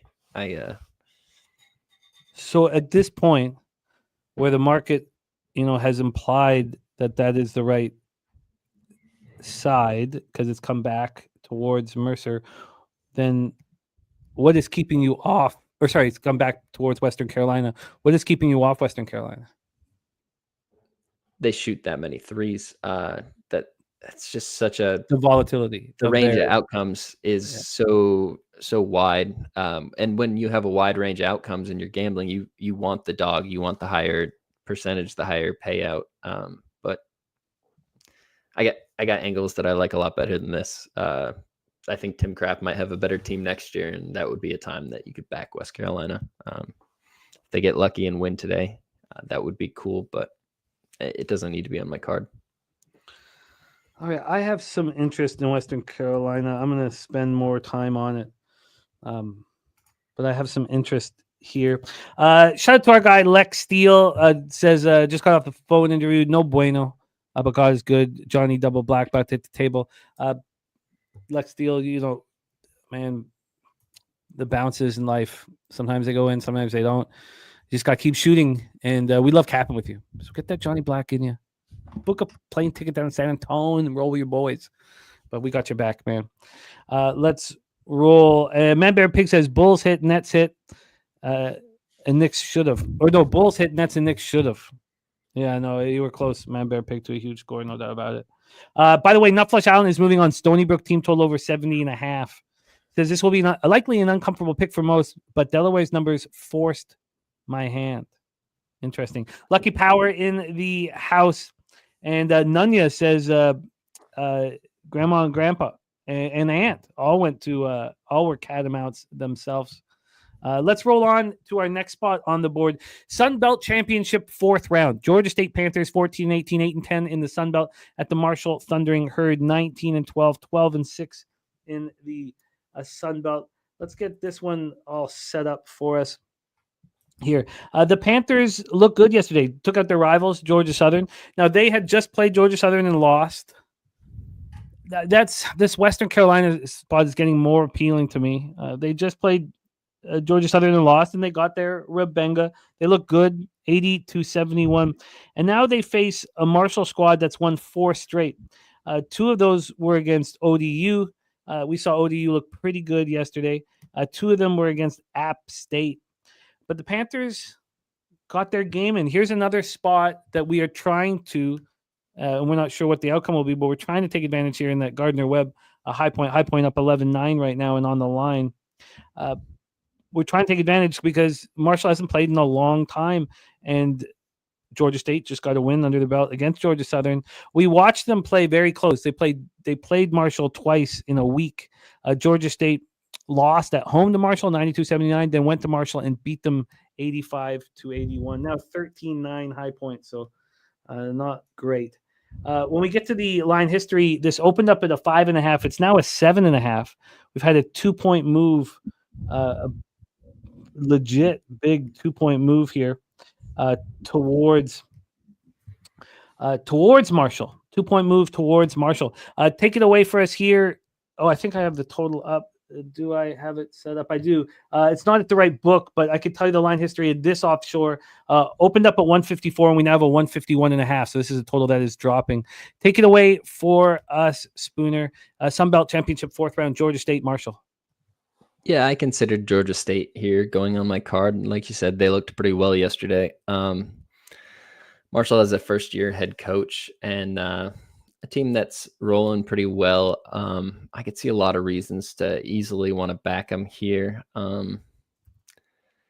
They won that first game pretty handily on the road, and a road in a neutral situation are similar.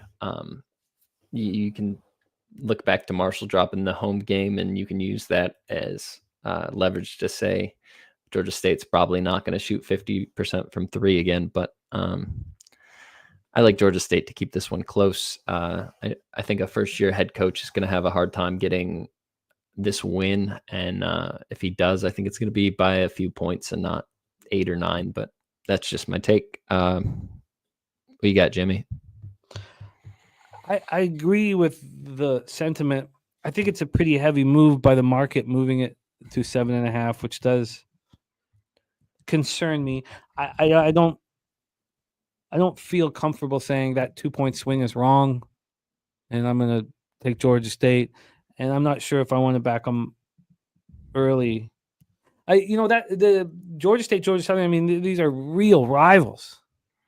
They stepped up. They had a huge win, an important win for the program. I'd be a little. It's not. I can understand. Then I like the first-year coach angle, but it doesn't appeal to me. I agree with you guys. It's a Georgia State or nothing type of situation, and I'm comfortable with it being nothing at this point. Cheering on Justin instead of doing anything else. So I'm comfortable moving past it. You want to rock on? Yep. Let's do it. We head to the Big South Championship here. Big South Championship. We have the quarterfinal game. Charleston Southern, 10-21, 6-10 in the Big South at UNC Asheville. We've seen this Asheville squad look very good this year. All these games are at Freedom Hall in Johnson City, Tennessee. 20-10, UNC Asheville went 11-5 in the Big South. Charleston Southern has lost 4 straight basketball games, and one was against UNC Asheville. And we were on Charleston Southern. They played tough. They went to UNC Asheville. UNC Asheville overlooked them, and it was a bit of a sign that UNC Asheville was having was not playing their best basketball, because they got trashed at Radford right after that, 77-53. They came back home, beat Longwood, and then they lose to Presbyterian and Winthrop. A pretty ugly end to their regular season. The Charleston Southern Buccaneers, we talked about how that schedule. Remember, it was Clemson, LSU, Miami. They had some tough games early in the year. Georgia, they played the UNC Asheville tough on Saturday, February 15th, and they played them tough at home on February 5th. They played them tough at home on January 25th in the 69-61 loss. So clearly, they're not going to take Charleston Southern lightly. This has gone a 1.5 towards Asheville. So they've moved from 6 to 7.5. And then on the total here, we've had another total that's dropping. This opened up at 151.5, is now at 149.5. Take it away for us here, Spooner. Our next spot on the board, Big South Championship quarterfinal, Charleston Southern, UNC Asheville.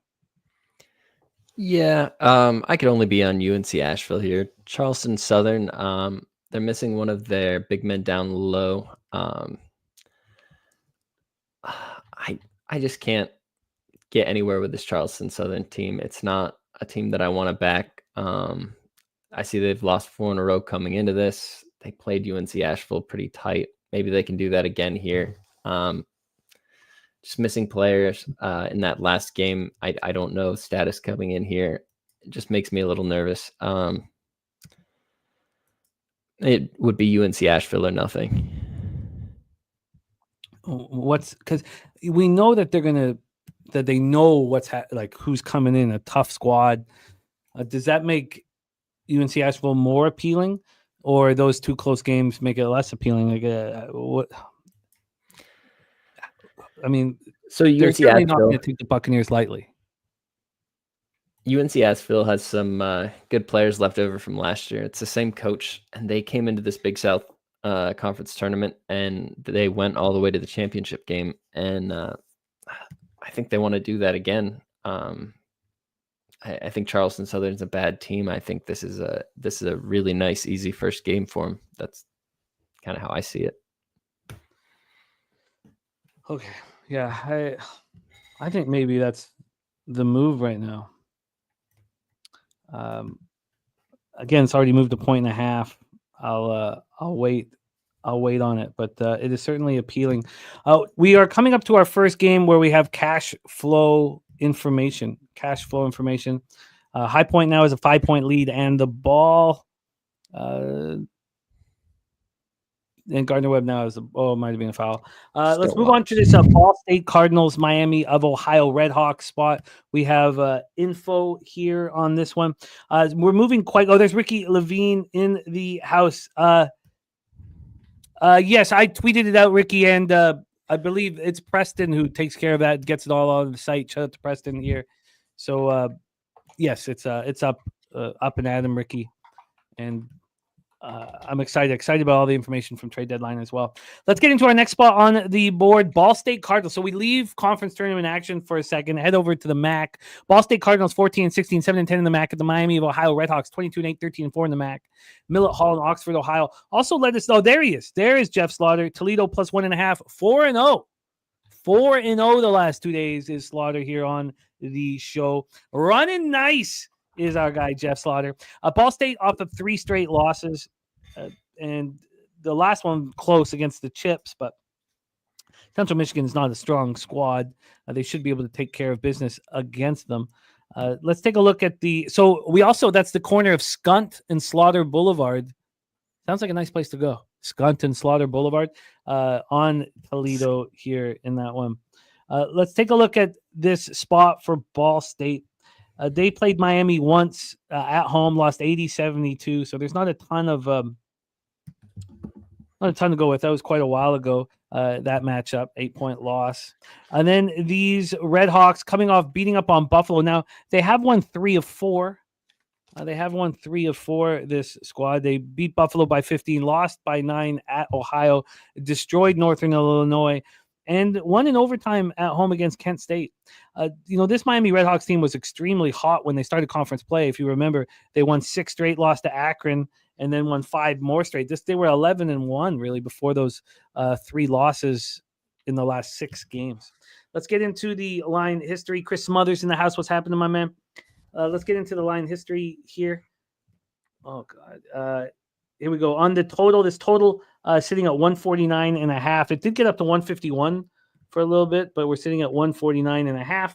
And then when we get to the spread, we have Ball State plus 9.5. They got to 10 for a little while. They're right back at 9.5. So we have no movement. Fortunately, we have cash flow for this one. Cash flow wise, just 36% of the tickets and 27% of the cash is on Ball State at this number, 72 and 73 on the over. So the question here is Miami out of this funk? Because I don't see them beating the Northern Illinois Huskies by margin at home and beating Buffalo by 15, a real sign that they're out of this funk that they were clearly in with losses to Western Michigan, Eastern Michigan, and Ohio. Take it away, Spooner. Floor is yours. Little Maction here in Oxford, Ohio. With the right set of action today, Ball State could still make the MAC tournament. They're likely eliminated, but I think they're going to show up and play, give it their all. I don't think they're checked out for the season. On the other side of this, Miami is locked into the number 2 seed for the MAC tournament. They can't go up or down here. Normally this would be senior night here in Miami. I guess it is senior night. They have one on the roster, but he doesn't play. This is all sophomores. They get minutes here. I don't see any reason to get up, any excitement. I've been in this gym before. It's an old rec gym kind of feeling. Ball State has a much nicer gym over in Muncie. I like Ball State here. They're on my card. I bet them. I think they can keep this a 1 or 2 possession game coming down the stretch. I really like this. Miami probably wins the game, but this could be a sleepy spot for them. And they haven't played that well. They haven't showed me anything that tells me they can eliminate Ball State by more than 10 here. I like this spot a lot. Interesting. And did you get the 9.5? Yes, I get the 9.5. Ball State plus 9.5 minus 110. Locked. I got minus 108. Minus 108, nice. Okay, Ball State minus 108. We have Gardner Webb going to the line here, down 24-17. Nasty Nate rode with us, too. Got a live line at 9.5 here in the first half. So 8:05 left. These are important foul shots for us. Let's go back to a conference tournament action and head over to the Summit League Championship quarterfinal. This is some fascinating stuff, and I know that you've been researching these Summit League games. South Dakota Coyotes, 18-13, 9-7 in the Summit at the North Dakota State Bisons, 21-10, 10-6 in the Summit. We're at Denny Sanford Premier Center in Sioux Falls, South Dakota. Let's get into this line history here and set this one up for everybody. South Dakota coming off a win versus North Dakota. North Dakota, the weakest of these 4 Dakota squads. North Dakota State Bison, a game back of South Dakota State. North Dakota State has been rolling. Now, they did lose at North Dakota. And, that's a rivalry spot there. But they came back, beat South Dakota. These two teams, so they beat South. So these two teams played on the 26th. So North Dakota State at this point has not played for a long time. South Dakota State did get a primer and won that one 92-79. In that game versus South Dakota, it was at home. And South Dakota gave North Dakota State everything that they could handle. It was an 82-78 North Dakota State victory. The game was extremely close all the way through. Almost no point was it over a 2-point margin or anything like that. Let's get into the line history for this spot and take a look at the plan of action here. We have North Dakota State -4 right now and -108. They opened up at -3 and they have moved to this was a 2.5 for a while. This has been a late move while the show's gone on towards North Dakota State to -4 right now at 108. And when we get to the total here, come on, let's get this going. I've been trying to get these set up in advance so we don't have to sit around waiting. We have a total of 165.5. 165.5. This opened up at 165. It went down to 164 for a little while. Now we have a half-point move to the over. Take it away for us here. A Man Bear Pig, yeah, we're on Gardner Webb first half, but there's a lot of cappers in the chat that are on High Point first half, so it's a little betwixt. We're cappers on either side. Take it away for us here. Summit League Championship quarterfinal. Spooner, South Dakota Coyotes, North Dakota State Bisons. Yeah, I look back to the games these two have played already this year and try to figure out what changed between the first and second. And North Dakota State lost their leading scorer, 6'10". He has a hand injury or wrist injury, Jackson Moby, and without him, North Dakota State's offense looks a lot different than it did throughout the course of this season. I see this as a spot for South Dakota to get another shot at a home game versus a hurt North Dakota State team. South Dakota is playing in a South Dakota gym right now. I don't necessarily know the regional rivalry or anything, but I know it's easier for the South Dakota fans to get to this gym. I imagine they'll have more people cheering for them. Once you've lost to a team twice in a season, you definitely don't want to lose to them a third time. And you have all the ammo and arsenal you need from the first two games to figure out what we need to do, what didn't work the first time, what didn't work the second time. And I think maybe North Dakota State had some of that. It's our last game of the regular season. It's our best player just got hurt, so we're probably not going to have a really good run in the playoffs. Let's all play really well tonight and end it. And South Dakota almost gave it to him right then. I think sometimes when you hit somebody, it's the second punch that knocks them out. And I think South Dakota gets it here. If you can get 4 points in your pocket, go ahead, take it. That's got juice attached to it. You can get a nice plus money line. That's what I did. The line's moved since then, but I tweeted it out. I think it's plus 125-ish money line. South Dakota, interesting. We got cappers on the other side. By the way, shout out to Vitalis in the house, Mr. Belvedere, Razor Sharp Picks, Red Beard, ready to go. Kingu in the house. We have Fat Wally just put his NASCAR action in the chat. Where is it? Huh? Okay, we have a 4-point game now. It's don't want to get too caught up in it. Can you pop it in the chat again? Did anyone else see it? It might be one of those things that only shows up here on our. Can you pop it in again, Wally? A lot of cappers have been asking about it, my man. Vitalis, believing in the Bison, says projections have this at Bison's -6. I don't know. It's an interesting spot. I'm going to spend more time on it, but let's get all the information from all the cappers here because Billy Friedrich also loving North Dakota State in this spot. Billy Friedrich says, my sources say Rantanen to Dallas as a sign and trade. Wow. Jesus. I hope. Now, look, this is a great spot for him. With his boy Rupee. Good God, this is a great spot for him. And I have my futures already in. No concern here. I'm interested in this spot. I'm going to study it longer here. Let's roll on to our next spot. We go back to Missouri Valley Conference. We go back to the Enterprise Center in St. Louis, Missouri here. Murray State Racers 16-16, 9-11 in the MVC at the Bradley Braves, 24-7, 15-5 in the MVC. This is Bradley's first game in the tournament. We just watched Murray State take care of Evansville very easily. You know, that doesn't say a ton, but Evansville wasn't terrible in conference, 8-12 in conference. I mean, Murray State was just one game better than Evansville, but they certainly turned it on in the matchup. Let's take a look at the matchup with Bradley. They have faced Bradley twice this year. This is, of course, the third meeting. The first time Murray State faced Bradley was at home. They lost 74-61.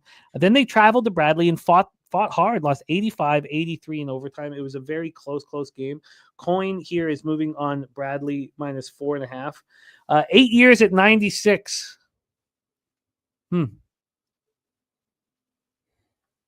Interesting. So 12 a pop, 12 flat. I mean, it's more term than I would have wanted to give him. But that's a very, I need to sit with that one and think about that one. Thank you for letting us know. This total opened up at 134. It's dropped 2 points to 132. And then on the spread for this one, God, I don't have the spread up. I'm going to get the spread up here shortly. We don't have a ton of time. Take it away for us, Spooner. We have more conference tournament action at the Enterprise Center, Murray State, Bradley. Yeah, I looked at Bradley here. I really liked their offense. They shoot the 3-ball really well. If they can play good defense like they normally do and shoot the 3-ball well here today, I don't think this 4.5 will be a big issue. One thing I do see as a big issue is Murray State has one of the oldest teams in the country. They're 20th in experience, and it's March, and that really comes in handy right now. And while Duke Dean for Bradley is a senior point guard, and I know I trust him to make some good decisions coming down the stretch, I know that threes don't always go in, and I think I trust the seniors over there at Murray State to play really well and maybe keep this game closer than I'd like. So I ended up not moving on Bradley. It was something I got kind of close with. I see Fat Wally's picks down there. Oh, they're in now. Okay, cool. Thank you. I will copy and paste them here. Yeah, this went to 4 for a little while. There was an initial move towards Murray State, and then it's come back a half point. This is a real fascinating spot. I would like to spend a little bit more time on, but Murray State got my attention, and we were talking about the seniors. I wish that we were coming off the game where Bradley destroyed them. And Bradley certainly is not going to take the squad lightly. I don't know. I don't know. I'm gonna hold off of moving or anything like that. But Murray State has my attention here. Keeping this one close at the Enterprise Center. They've got the game under their belt in this big arena. Bradley doesn't. Let's move on to our next spot on the board here. Again, we go back to a non-conference tournament game. We have a few of them back to back here. And we've already heard from Res Mob, the respect play of the day is VCU first half. Let's take a look at this spot here. We'll start with the line history. VCU opening up at 9.5 to 9 now. So we've had a half-point move towards Dayton. Let's get to the total in this one. I caught Murray State Bradley total up. I apologize. Let's get back to this Dayton total. This total is a 141. It's juiced to the under at minus 111. This opened up at 142, so we've just dropped 1 point. Not a lot doing there. And then let's take a look at the X's and O's side of things here for this Dayton spot. So we have the half-point move towards Dayton. We have the respect play of the day being VCU first half. We just faded VCU first half and found success. They're a dangerous team to fade. They're 25-5. They're a really strong basketball team. And I catched that by a half point. Like, I'm not going to say with Duquesne at Duquesne. I'm not going to sit here and be sitting with a ton of confidence. Let's also look at the situation. So VCU in the throes of a legit winning streak, but Dayton has got their shit together. They've been looking really good down the stretch. They, 2 losses in their last 9 games, and one of them was versus VCU. The first time these guys met, it was at home. It was a 5-point loss, February 7th. Take it away for us here, Spooner. Dayton Flyers, VCU Rams. It's Siegel Center, Richmond, Virginia. And speaking of Richmond, Virginia, shout out to our guy Smoke and Mirrors. Take it away, Spooner. Your thoughts for Dayton, VCU. Yeah, this VCU team is really good. I expect to see them in the tournament this year, and I hope to see them do something with it. But today they played Dayton, and Dayton's got a pretty good offense, but VCU's got an amazing defense. And this time of year, defense normally outplays offense. And I was really looking to try to back VCU and their 4 starting seniors. It's senior night here. This building's going to have an amazing atmosphere in it. And started getting to dig a little bit deeper, and you'll see that Dayton's head coach used to coach here at VCU. And you look at this last matchup, and it was a 5 points. And you go back, and over the course of Anthony Grant's career, he's always played VCU really tight. And I think this line is indicative of the books looking at this year's stats and how well VCU is. And I don't think they expect you to know that Dayton's head coach used to coach at VCU.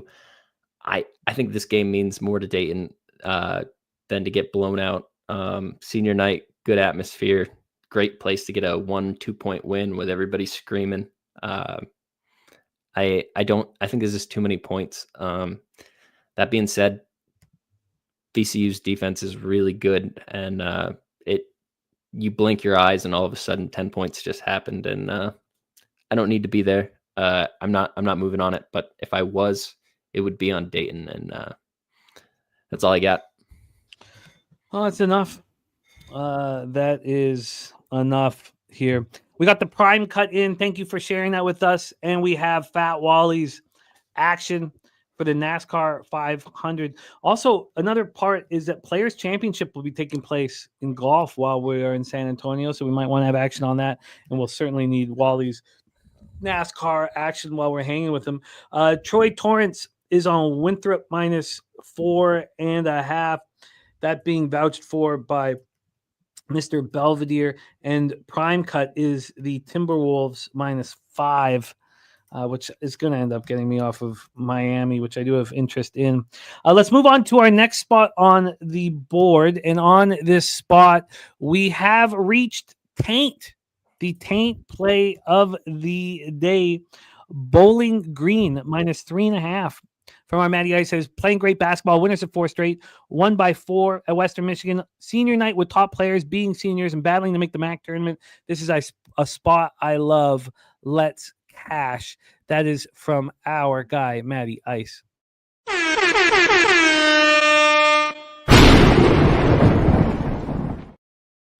Bowling Green, winners of 4 straight basketball games as well. One of those was at home, 3 of them on the road. This is a team certainly moving in the right direction. An interesting take here from our Matty Ice. Let's get into the line history for the spot. Let's see if I can. I'm going to have to take a second here, which I don't want to do. So while my computer is loading up the line history, take it away for us, Spooner. Your thoughts on Matty Ice being on Bowling Green? Yeah, I like Bowling Green here. I think that Todd Simon's a really good coach. I think that one thing he's shown over the years is his ability to push pace with an offense as the season goes on. He's always had a high tempo offense going back to his other teams at other schools. I don't think Western Michigan's that good, and I think the more possessions that Bowling Green gets in the game, the more obvious that will become. I think Bowling Green is the side here. I didn't have enough conviction to move on it. This MAC bottom of the standings is still kind of up in the air. I believe only the top 8 teams get in. And I think Ball State, Central Michigan, Western Michigan, Bowling Green are all in potential for those last few spots, depending on who wins and loses today. So I think there's a lot of effort going into today's game. I'm not trying to get in front of Bowling Green. At the same time, I know Western Michigan really needs a win today. And sometimes when you really need a win, players step up. And those big name players on Western Michigan, or no name players, might try to make a name for themselves today that gets them some money on a bigger school next year. I'm not trying to say Bowling Green's defense can't do that, but if I had to have a free bet, I'd fire it off of Bowling Green. We do have cash flow information. 94% of the tickets, 93% of the cash on Bowling Green. It has moved a half point in their favor from 3 to 3.5, but it's a pretty public spot here on Seniors Night. Those don't concern Matty Ice. He, adamant about capping the X's and O's. 84% of the tickets, 84% of cash on the over in this one. Let's roll on to our next spot on the board, but Taint here is in Taint. BG -3.5. Our next spot is a spot we talked about already. The Skunt Blaster and Jeff Slaughter. Jeff Slaughter 4-0 the last 2 days with his action here on the show. Ohio Bobcats, Toledo Rockets. Both of these gentlemen backing the Toledo Rockets here. And I believe we're going to have cash flow information, but let's set up the side. This is sitting here at plus 1.5 for the Rockets. Toledo plus 1.5. We opened up at 1.5. We're sitting here at 1.5. No movement at all. Let's get into the X's and O's here for this Toledo Rocket squad. Toledo's lost 4 straight games. This is seniors night for them. They've lost 6 of 7 basketball games. They faced Ohio once and they beat them 86-83. So does, Ohio have Rebenga? No, says our guys Slaughter and our guy Skunt Blaster. So let's roll here. Ohio coming off a loss at home to Eastern Michigan, sitting 10-7 here in the conference.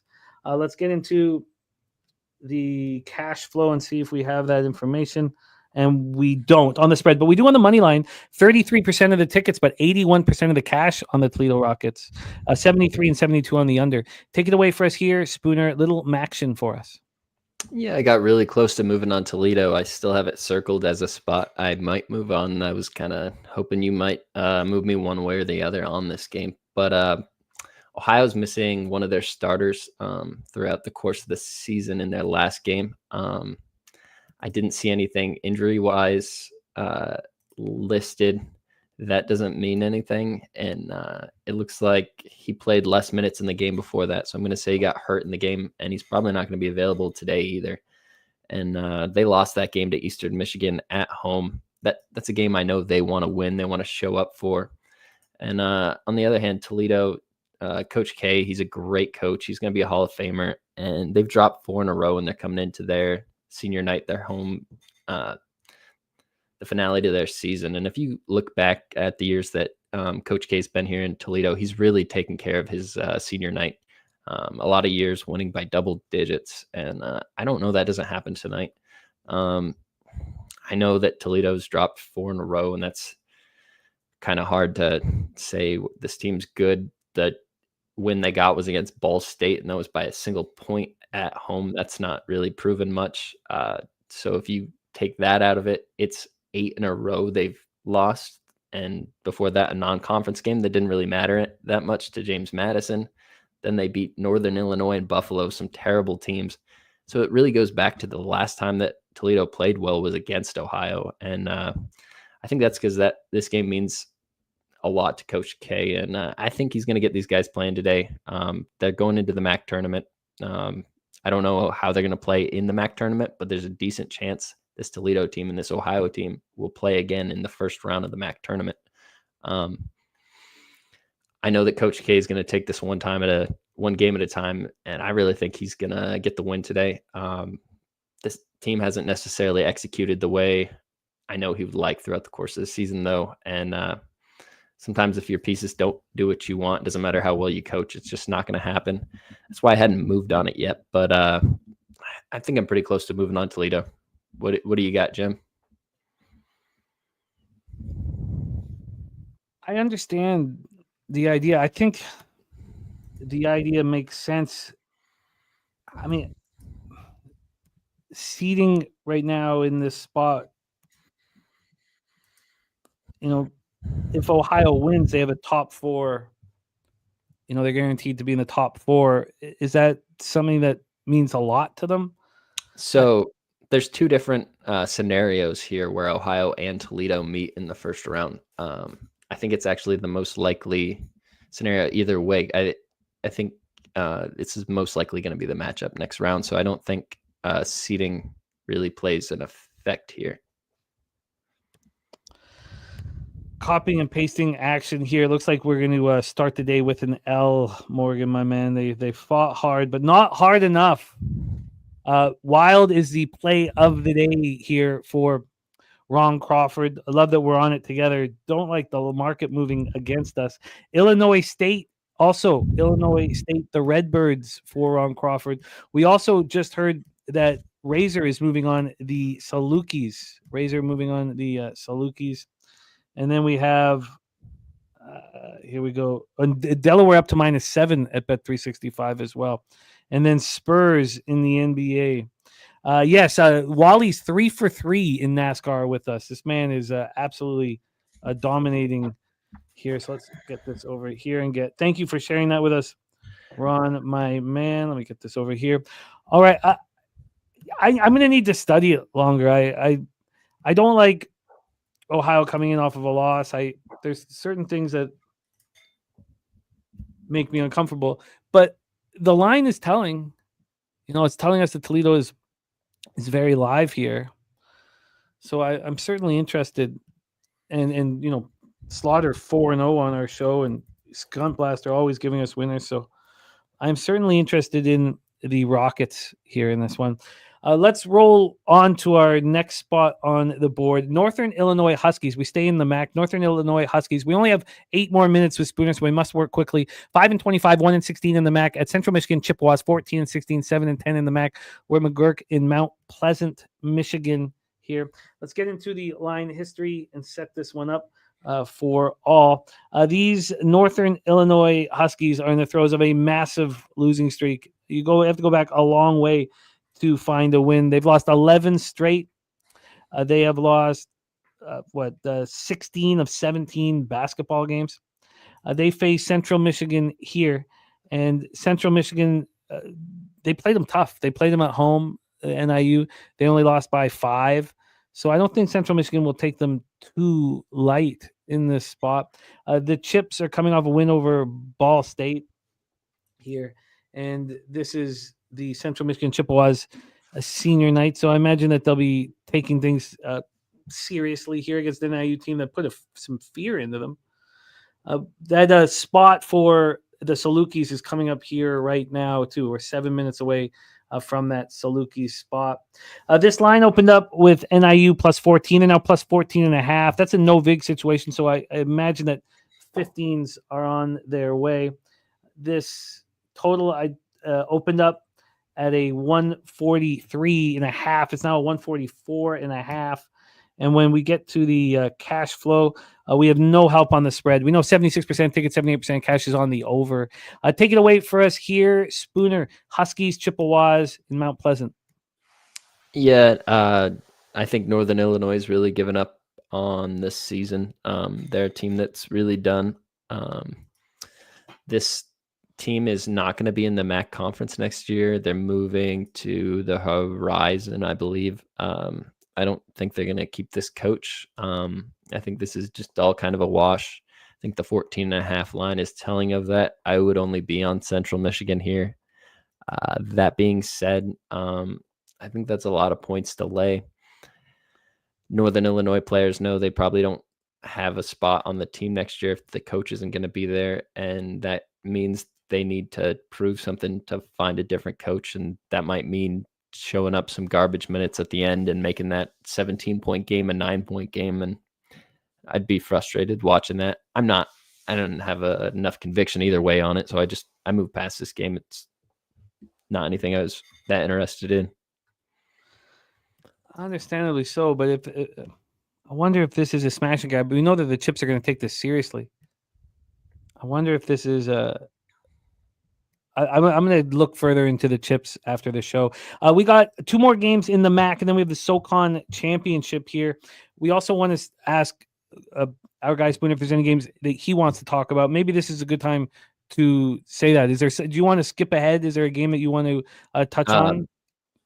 I'd like to look at that Boise State game. Let's move to that. It's on my card. I think that's a really good spot. I think the market's moved the game a point already, and I think it might continue to go that way. Absolutely. That's 10 p.m. Eastern action. Colorado State 21-9, 15-4 in the Mountain West at the Boise State Broncos 22-8, 14-5 in the Mountain West. We are in Boise, Idaho, Extra Mile Arena for this one. Let's set up the line history here for this one. This totals at 140.5. It opened up at 141.5. So we have just a 1-point move towards the under. When we get to the spread talk here, we have Boise State right now minus 6.5, minus 108. This opened up at 5.5 and dropped to 5 at some books. I know it opened up at 5.5 in the afternoon as well. This opened up at 5.5 here, so we've had a full point move to. Wow, this just moved to 7.5. So we've had a 2-point move towards Boise State at home in this 10 p.m. start. And we have cash flow information, just 52% of the tickets and 40% of cash on Boise State. And yet this line moving so quickly towards them. 84 and 87 on the over. Take it away. Your thoughts on this one, Spooner? So tonight is senior night in Boise, and this is a really good team. They've played amazing at home all year. They got one loss to San Diego State, and that's a really good San Diego State team. I think Boise State being lined at opening 5.5 versus a team that beat them on the road is pretty telling, and they're telling you they're going to win. The question then becomes: is 5.5 too much? And I think this building is going to be electric tonight. Boise has a really good home crowd environment, as is. I think it's a building they're used to being in. It's a weird one if you're not used to it. I think that doesn't. I don't think that helps Colorado State here. I think they're walking into a trap, and I think that's why the line's moved 2 points already. I don't know that it'll move much more than that. You probably might be able to hang out and get the 6.5 still. I like Boise State a lot here. This is a team I expect to have a chance to do something here in March. And this coach has been here a long time, and he's protected his home floor very well. It's senior night. He's going to respect that. And I expect his seniors, his best players on his team, to play very well tonight. That's why it's on my card. Boise State, what's the number that you got on it? I got 5.5. Nice job. At minus 110 at DK this morning. Nice Minus 108. Nice job. And we just cashed easily with Boise State against Utah State. They dominated that game, 82-65 at home. You also have Colorado State coming off 3 straight huge wins. Beat Air Force at Air Force by 22. Then beat Utah State by 27, and beat San Jose State by 27. Both those games coming at home, now heading out on the road. I've not moved on to Salukis yet, although I get it. I absolutely get it. I get the move. I've not moved on it, and it's 1 minute till tip off. And we're focusing on multiple spots here. SIU first half +6 for Troy Torrance. The Salukis +6. Let's review action here from our guy Morgan Spooner. Gardner-Webb first half, we put an L on that one.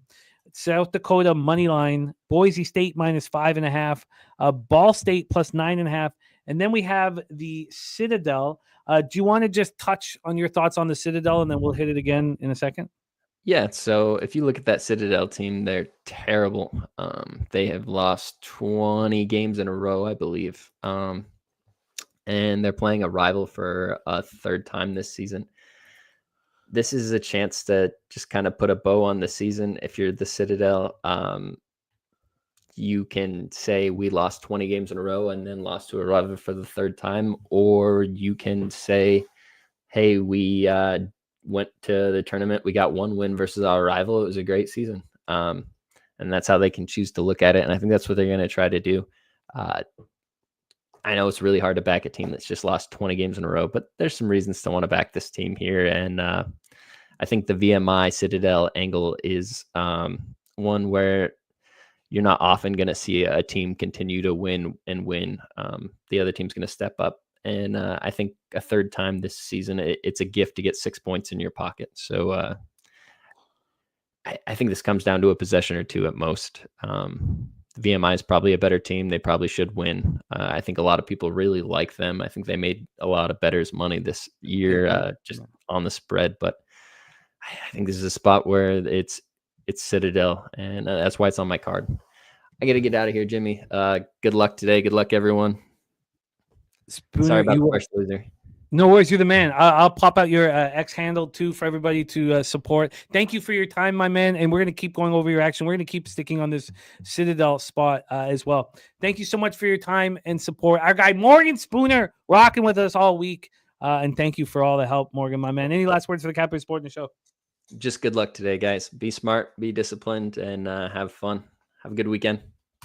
There he is, Morgan Spooner. Let's talk about this Citadel spot, and then Jose will join us as we go through the rest of the games. Things will be a little more calm for me, at least. I'll be able to hammer the chat a little more. Jose will handle the line movement on the games and makes it a little calmer here. Let's talk about the SoCon championship spot for the Citadel. The Citadel in their games that they're kind of in, they're always, at least I feel, rolling in that first half. They faced VMI twice. They lost 75-70 at home on January 18th. 75-70. It was a close game, but they played better in the second half. But it's tricky to say that they played better. They just hit some big shots late because this was a 12-point game with 1 minute and 58 seconds left. But also, at that time, we weren't sure about VMI. There was some questions. We didn't know if they were a good team at all either. So that spread was just 1.5. That was a very, very short spread. That was the first time that these teams met. The second time they met was at VMI. It was an 82-70 victory for VMI. Now, at that point, people knew that VMI was a good squad. At that point, VMI was winning all their games. They were 12-13, 6-6 in conference, and Citadel was now 5-18, 0-12 in conference. The games weren't too far apart. To imagine that Citadel was plus 1.5 in that first meeting at home. On the road, they were plus 9.5, and they got beaten soundly. But again, they came back late, somewhat late here. Take a look at the line history. We have Jermaine in the house. Great to see you, Jermaine. Thank you for rocking with us. Let's take a look at this line history. This opened up at 6, and it's at 6. There's been 7 cents of movement towards VMI, but as Spooner was talking about, I know a lot of people have made a ton of money off the cadets here. We're not getting any line movement, any help here. A nice job, Chris, cashing on the Connors prop. We're not getting any line history help. And then on the total for this one opened up at 140 and it's dropped to 139. I imagine Wager Detective and ask what up, Wager Detective. I imagine what's going to happen when we do get the cash flow information, because some of these SoCon games we won't get them, that the public's going to be all over VMI. I think if this line doesn't move, it's a sign that the Citadel are live here. Their last chance at a basketball game this season. That is the SoCon championship. We finished off with Northern Illinois, Central Michigan. Does feel sort of like a Central Michigan smash and grab against the Huskies tonight. Again, I do want to wait on that a little bit more. Loudoun to the Leafs. That's a nice pickup. The Flyers are selling, which they probably should. 7.5 now market wide for Delaware. I think it's too late for that. Ricky Levy, we heard about the Kuzmenko over to the Kings. That could help. So while Jose's going to be joining us shortly, we got 2 more MAC games to cap before we get into 8 p.m. action. We're done the 7 p.m. games. Then we're going to be rolling into NBA next. Big O also says, would we have a problem with going with the over in Citadel VMI? Again, that total's dropped a point right now. Citadel's so touch and go with their perimeter shooting. Again, we talked about that first matchup. They're down 12 with 1:58 seconds left. They lose by 5. They get hot at the very end of the game. They weren't all game long. So I don't know. I'm going to need to I would need to study that. I go over the pace and the expectation, shooting percentage expectation. But Citadel is going to come to play. That's a lipstick on a pig type spot. You know that those types of spots appeal to me. Let's roll on to our next spot on the board here. That's UP Lokinen. We Wage Detective. Yeah, Sabres played their hearts out. I moved on them live on the Lightning Live, and then all of a sudden it was 5-3 Sabres late second. I was like, oh God, this is not good. But I told you guys that was the plan, was that we knew the Sabres were going to come to play. Then 5-5. First for Loudoun seems steep, says North Ender. Loudoun is a perfect Craig Berube hockey player. Responsible, defensively accountable, tough. I hear you. But again, remember these first round picks from teams like the Lightning and teams like the Leafs are 28th overall. The average pick at 28th overall in the NHL,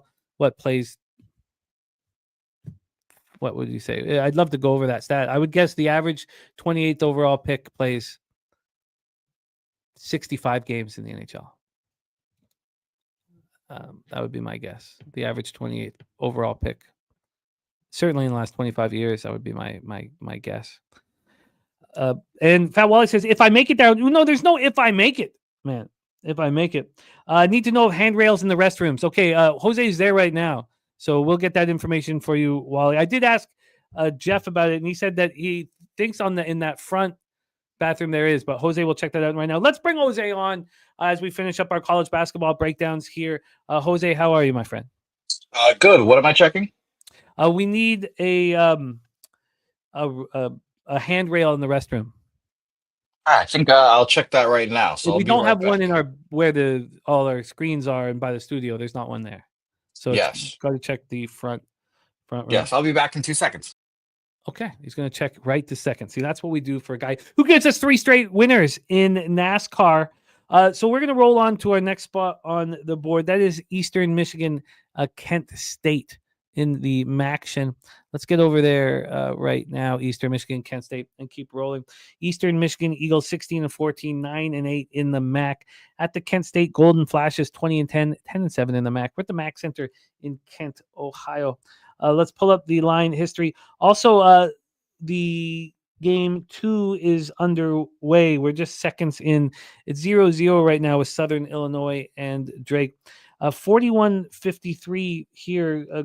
Gardner Webb opening up the second half with a 3-pointer, but we're a minute into the Southern Illinois Drake spot. Let me know if there's a live move that one should make. Southern Illinois has got the game started with a 2-0 lead right now. 2-0 lead a minute into the game. What's the word? No handrails, but I'll talk to Jeff and we'll get that squared away. We could put one in. Yeah. It's not a big to do. You know what? We'll do that. We can put one in, Wally. That we need that, and if you need that, we need that. So we'll get that in here for sure. Jose, let's roll. We are Eastern Michigan, Kent State. If you could break down the line history here for these spots, and if there's any cash flow information, which there will be on some of these games, let us know. Take us away here with Eastern Michigan, Kent State. Sure. The mighty Eastern Michigan versus Kent State here. By the way, shout out to Razor who let me know about, I think I started here for earlier. Actually, I didn't, so I'll scroll up and find it here. Razor let me know Gulfstream Race 2, Venezuelan Hope Racing there, 10-1. I obviously took it to win. Sure. And I exact a box, and I think it was 2, 5, 6. I believe my exacta box was. So shout out to you, Razor. Venezuelan Hope. Yeah, I'll make sure. Race 2. I'll find out when that race pops off. I imagine that's happening like soonish. Yeah, soon. Race 1 probably just started. But yes, as I was saying all that to stall some time here, let's get into Kent State versus. Are you using your mic there, Jose, my friend? No, I don't have my mic with me. I have to change to the studio just to do all that. So I can do that here in a second. No worries. We're good. No worries. Let's roll. 5-4 Salukis right now against Drake. Take it away. Tell us the line history here for this one. Of course. By the way, Jimmy, you'll laugh because I'm not at home right now because my apartment is being fumigated for bugs. All the roaches and stuff. Finally getting that taken care of, perhaps. But shout out to my lovely apartment. 11 is where we open this up at, up to 11.5 here. So not much movement when it comes to our friends at Kent State here. And for the money line, for the bet percentages here, wow, a lot of bets on Kent State for not that much movement. 91% of the bets and money on them, 1,900 tickets in. And like I said here, it went from 11 to 11.5 here. So, you kind of figure there'd be more movement, but none so far, only that half-point move. As for the total here, I'm seeing a 145.5 right now. We opened up at Let's see here. Some of these things are messed up here, but no, it's 145.5. Going down for a second, came right back up to the 145. So that's fascinating. And 4, real quick to touch on where the money is on the total here right now. We have, as I'm scrolling, there we are. 90% of the bets, 89% of the money on the over in this game. Again, 1,900 tickets in. So not much movement, but a little weird that we haven't had that much movement with all that money on them here. So what do you think? These teams played each other. It was a 70-49 victory at Eastern Michigan for Kent State. And Kent State was 7.5-point favorites in that one. Eastern Michigan's playing such better basketball that my first thought, honestly, is that this is a trap. That's a number that's obviously going to appeal to gamblers because Eastern Michigan's clearly playing better. Now, 11.5 might not be too high, but it's high. I mean, I know that it's Kent State's senior night, but Eastern Michigan's won 5 of 6 basketball games. They should not be this big of a dog. They have Rebenga as well. So that makes me quite nervous. Nordy in the house. Great to see you. You know, Nasty Nate is right. I mean, he's a handy man. He could have stolen on Wednesday.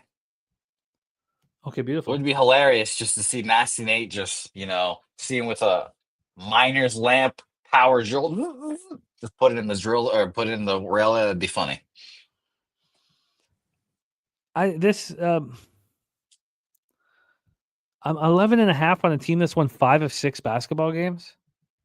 I'm going to have to pass. I legitimately thought I would be on Eastern Michigan, but 11.5 for a team that's won 5 of 6, and it's moved a half point towards Kent State. I don't care that much that the gamblers are on Kent State. I agree with Chris Warren. Like I see he's on the 11.5. Like why wouldn't you on the team that's won 5 of 6 with the Rebenga? I'm going to not bet it.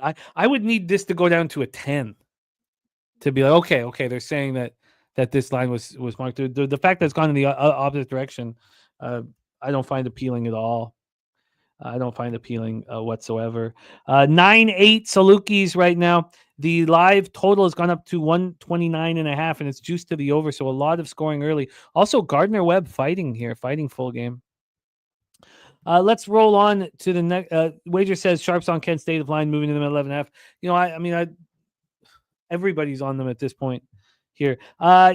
Yes, we have Wally's action here. I can pop it in the chat. He's in the chat right now, so I'll pop it here for you. I think we should probably move on to our next spot on the board, Jose. Sure. Let us keep rolling on. Buffalo, Akron, the Zips, the house that LeBron keeps saying that he built. Didn't attend. Akron here, 19.5-point favorites. Good Lord here, Jimmy. What a spread here. Let's talk about where the total sits at first, so that we can talk about that gigantic spread there. Akron here, where are you? Show your face. I just had it up. 161 opener down to 161. 161.5 opener, now down to 161, even seeing some 159 in there as well. So fascinating stuff there. Now for this gigantic spread, did it move up? Did it stay the same? It opened up at 18.5 here, down to 18 at one point, but it shoots right back up to 19 points here. Akron obviously supposed to take care of business here and open up a can on them. 89% of the bets and money on Akron here, and 85% of the bets and money on the over in this game. Jimmy, what do you think? I don't know. Akron has nothing to play for. They've locked up the top of a MAC. I don't see why. I don't see why this is a smash grab. Look, Buffalo's terrible. Absolutely terrible. What happened with the line history? On the side. On the side here, it went from, and I'm going to double check right now. I believe it went from 18 and a half, went down to 18 at one point, and then at 4:45, shot right back up to 19, skipping through that 18 and a half. So it went from 18 to 19. Akron went into Buffalo and beat them 90-58. 90-58 on January 21st. I don't look. Okay, it's seniors night, right? So we're expecting this team to be accountable against the worst team in the conference with nothing to play for. They're gonna have friends and family all in the crowd. I mean, I honestly, I think that this is I guess you can't say on seniors night this is a sleepy game. We're also talking about an Akron squad with 6 seniors, five seniors. Maybe I should just stay off of it. Maybe because of it. Billy Friedrich says Carolina reportedly getting Stankoven and some draft picks in the Rantanen return. Stankoven's going to be a player. I can't wait to study all of this. But anybody who has their Stars action 10-1, 5-1, 10-1 Cup, 5-1 conference in their pockets got to feel very, very good about this. And what a horrible test run in Carolina for Rantanen. So no one wants Brad Marchand? Brad Marchand, anyone? I love him to death, but no one want him? Huh? Old man? End of his deal? Guys? I'm sure a veteran team would want him. I think he'll still might get moved. Thank you for sharing that to me. Big O on the under in this spot, Bulls Zips. I'm going to study it more. I guess I should just stay off of it. By the way, congratulations to Not Flush for retiring. Yeah, that's exciting. It is. I learned what a pension was recently, Not Flush, so I know how important that is now. Yes, it is. Very important. I have some interest in the Bulls' first half. I mean, are they going to care and try here? I don't see why they wouldn't. It's their last game of the year. And seniors night with nothing to play for, it's kind of a tricky spot, trickier than it looks. I'm going to study it a little more, but I do have some interest in the Bulls in that one. We have already done the SoCon Championship first round, Citadel VMI. We've already capped that one, Jose. So we skip right to a big one. Purdue Boilermakers versus Saturated's Illinois fighting Illini in Champaign, Illinois. You want to set that one up? Of course, because I mean, I've kind of made it like my system, my play of the day, whatever it is. I just kind of bet this whenever I see it. Unranked team versus a ranked team that's favored. I will bet that almost every time. I bet it money line, and typically this is a little borderline. Now it's minus 200 money line. I saw our guy BJ put it earlier that his play of the day is money line / 3.5 here for Illinois here. So shout out to you. BJ there, and wherever you are, Saturated, ILLI, shout out to you, my guy, as well.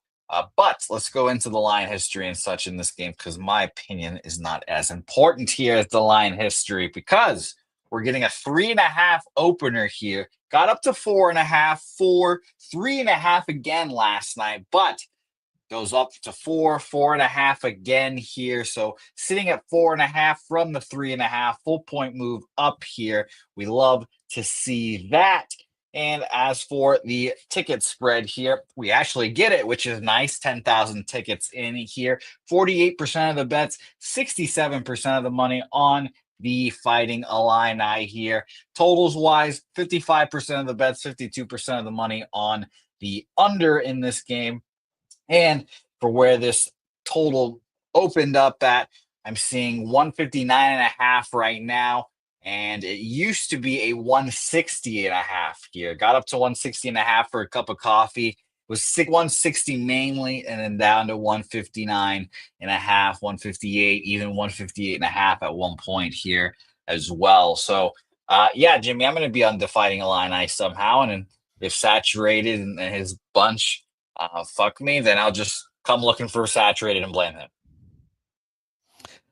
Spooner says Purdue's won last 5 versus Illinois. Says Painter has their number. Stacks play today number 2 is the over 159.5 here in this one. it's interesting. I mean, Purdue's not looked good on the road of late. I mean, the loss at Michigan 75-73, that was fine. They'd been rolling on the road, but they did lose to Penn State early in the season at Penn State week. They just lost at Indiana by 15.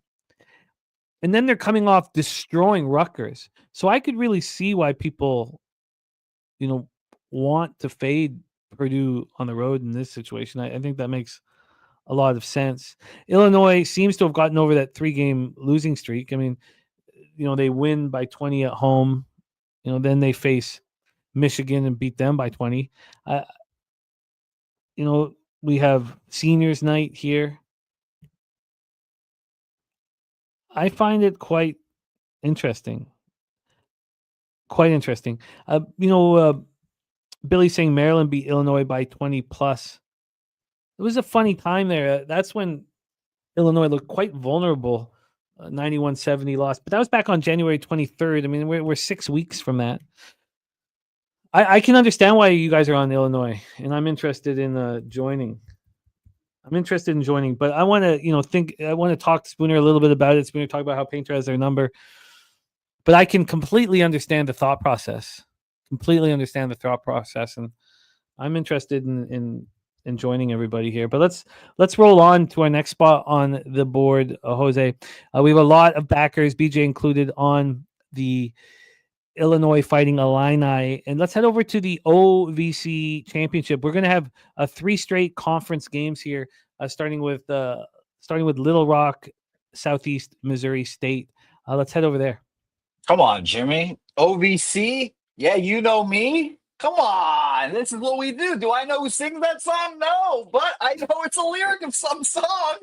God, that's what they say. When I walk into the OVC buildings, they say, you know me. And that's what they say.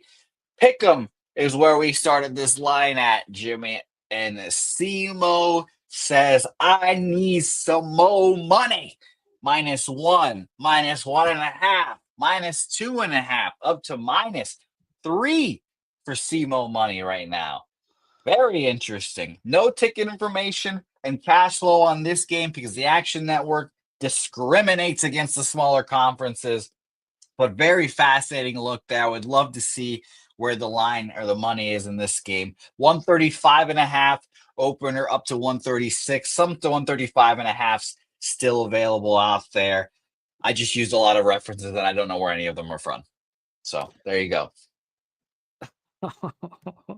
Well, it was excellent work. You did excellent work here. We're also about a minute away from your race at Gulfstream. Also, update here, those of you on the Salukis first half are feeling good about themselves, up 14-11 right now. That live Could you throw me a bone and let me know who wins that race? I'd be happy to call it. That would be lovely. Okay, we're a minute away. Your Venezuelan hope now 16-1. Hi. Second longest shot on the board here. Well, everyone knows, Jimmy, that there's no hope for any Venezuelans. So it's a very, it's a very ironic name. By the way, my trifecta box 245. So either one would be great. 245. 245. That's a good looking. They'll pay nice. Let's talk about this spot here. We had Little Rock play Southeast Missouri State twice.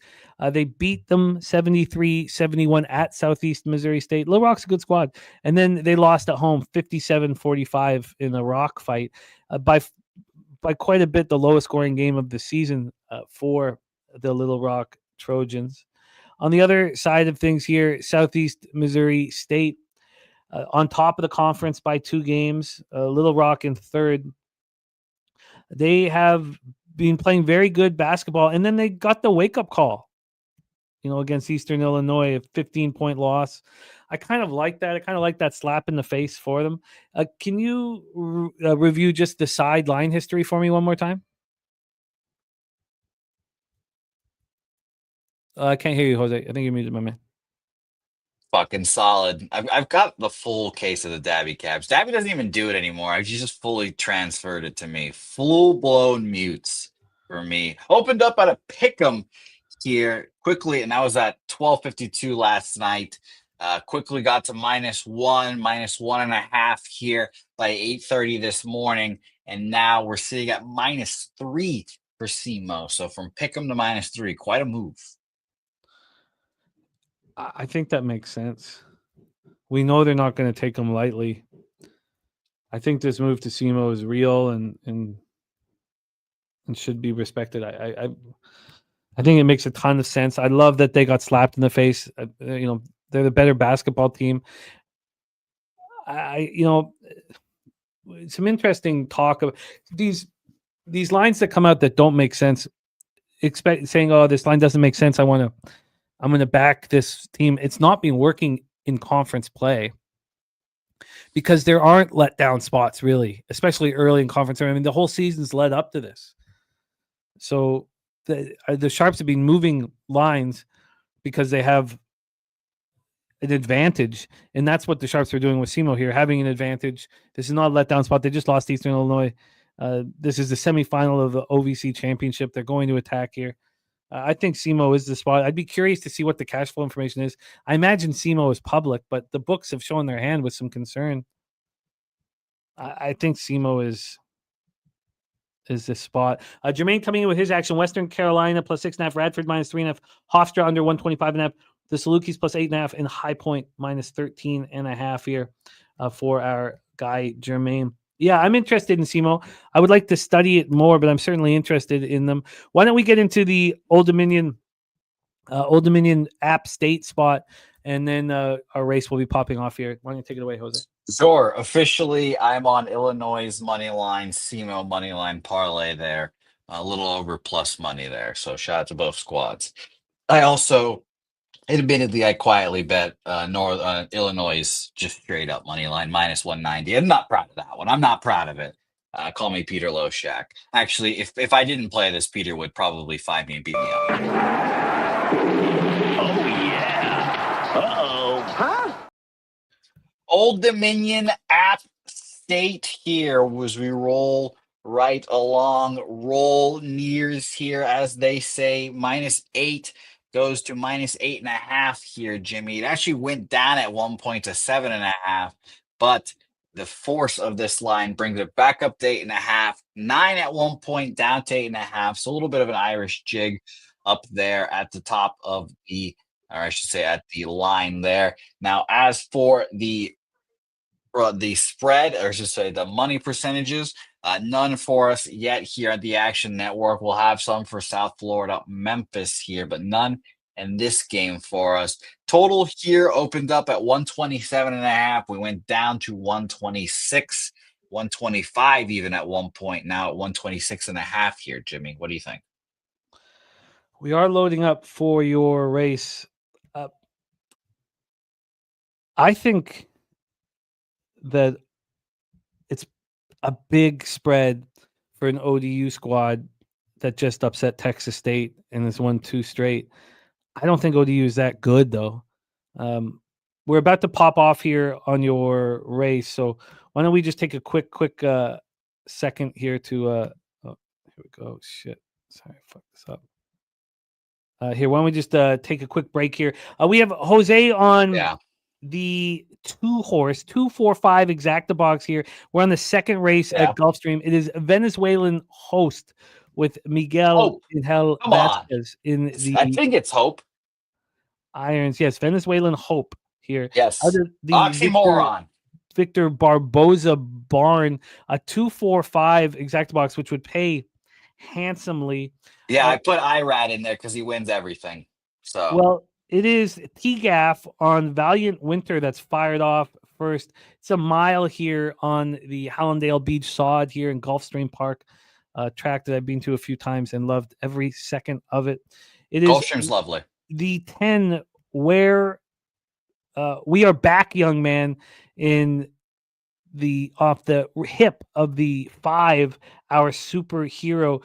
The favorite, the one Quizler, is also in between horses in 5th right now. That opening quarter up in 23-1. You may be asking, where is Venezuelan Hope? Venezuelan Hope is at the back of the pack here. Just biding its time. hoping there's late pace. Look, that 23.33 opening quarter is fast, and that 47.4 half is fast. These are maidens, so the closers are going to have something to run into. And Venezuelan Hope is hoping to make a move here and has started a run. Going to need some racing luck as he's on the inside at this point. The 5-hour superhero up front with the 10 and the 4. And here comes the favorite Quizler around the outside. A big move here by Time Passes as well. Time Passes making a big move. Now your horse your jockey's got the Venezuelan flag in the irons coming up the inside, but has no room. Has horse, but no room. I was always going to bet that horse. If I saw that, I would put all of my money in the horse track. The flag in the irons, ugh. It is a 1-5-10 final. 1-5-10 final here Beautiful. At Gulfstream. There we go. Now, Troy says you can get on Boise State -6 right now at Bovada. But let's talk about this ODU App State spot. These teams faced each other twice. The first time ODU played App State, they played at home. They lost 62-43. And then they went to App State and beat them 78-77. ODU lost 6 straight games before beating a cupcake in Coastal Carolina in the game before this tournament. I mean, I don't know how that they beat Texas State, honestly. They're not a very good basketball team. They beat them despite shooting 35% from the field and 34.8% from 3. And somehow they got past the Bobcats, who just completely no-showed. This is a great opportunity for App State. They're certainly not going to take them lightly, but they're coming off 3 losses, one of them at Georgia Southern, one of them at Marshall. They're not playing very good basketball. Maybe this is a destined yes, that's why you don't bet horses, because of names, ladies and gentlemen. He's the one that told me about the horse. You kidding me? I didn't have to bet it. The Razor was the one that put it in here. I wouldn't have known. Oh man, yeah. No, my dad taught me that very early. Who cares if your name is in the name? Don't bet it. Old Dominion Monarchs, App State Mountaineers. I want to fade Old Dominion. I mean, I think this spread is extremely telling too. It's a huge number. It opened up at 8 and it got to 9. The first initial move was to 7.5. Maybe Old Dominion is destined here? I don't think so. But it's too big of a number. I don't know how you could trust App State Mountaineers to beat anybody by margin, especially when they're not in that home arena up in the mountains. It doesn't appeal to me enough. I can't trust. I think that this number, they're opening up their arms to anybody who wants Old Dominion, and they know they're going to get a ton of people's action because Old Dominion's made people money, and they just made people money off Texas State. That alone could get me on App State. They're just not that good to beat a team by margin.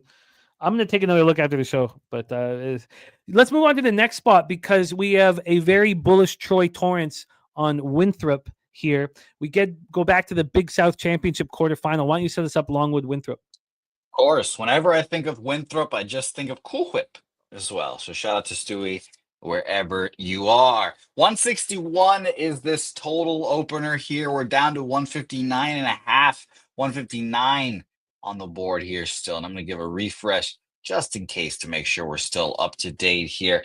For as our friends Winthrop here, let us see if we got cash flow information. We do not. But I can tell you guys that this opened up at a 2.5 and is up to 5 right now. Good Lord. This line has been cranking up for the Winthrop Cool Whips here. Very interesting. We've seen some people in the chat, like our guy Billy Friedrich, dropping a first half there for -2.5 for Winthrop. And shout out to Sharpie, the odds bunch in here, giving out the spring training unders. I've seen Sharpie cash a few of them. So shout out to you, Sharpie. Cleveland A's under there, 10. Not bad. Like it. But no action for me here, Jimmy, obviously. But this line steaming towards Winthrop. I'd be very interested to see if 90+ percent of the bets and money are on them here, as I kind of figure they might be. Look, these spots, these lines that don't make sense, have been cashing for the favorite. So this line makes no sense whatsoever. I mean, Longwood has been abysmal of late. Abysmal. They have, let's talk about their games against Winthrop. They went to Winthrop on January 11th and lost by 19. Then they played Winthrop at home a week ago, and lost by 26. And this opens up at 2. Can we go to 5 now? Well, look, it moves to 5. Look, these spots. Look, earlier in these conference games. It's only been a couple of days. I was betting against these numbers. I was like, why would the books put it at a 2? I had a talk with Morgan. I want to kind of sit with what he was talking about because it's a fascinating angle here. And I want to sit with it a little longer before I bring it to the show, but this hasn't been working for me. This line makes no sense whatsoever. But that doesn't mean that it's an opportunity for me to bet Longwood. Why on earth would they set it at 2? I mean, this is a Longwood team that went 7-9 in the Big South and has lost 6 of 8 games and was just destroyed by Winthrop. I'll let you guys catch with Winthrop here. What I'm going to start doing, I'm watching these spots closely. I'm not going to bet the side where it doesn't make sense if it doesn't completely correlate with X's nose. But they've destroyed this team by 19 and 26, and now we get to the conference tournament and it's a 2.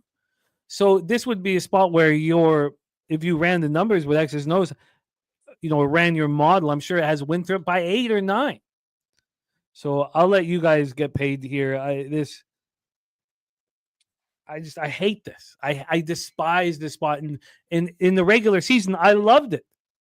Earlier in the year, this is where we were getting paid when the line didn't make sense and we knew the money would all go on one side. But it hasn't worked like that in the conference tournament. So I'm off this spot. I'll cheer you guys on for Winthrop. I'll cheer Troy on.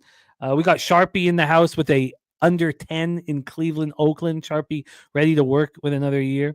Sir Mackey loves Pie says Longwood's been good to me. Billy Friedrich with Winthrop first half. Troy Torrance on Winthrop minus 4.5 with the Winthrop Boise State parlay. I don't want anything to do with this game. I will be very interested to see the outcome, but I don't want to bet it. It's not been working here.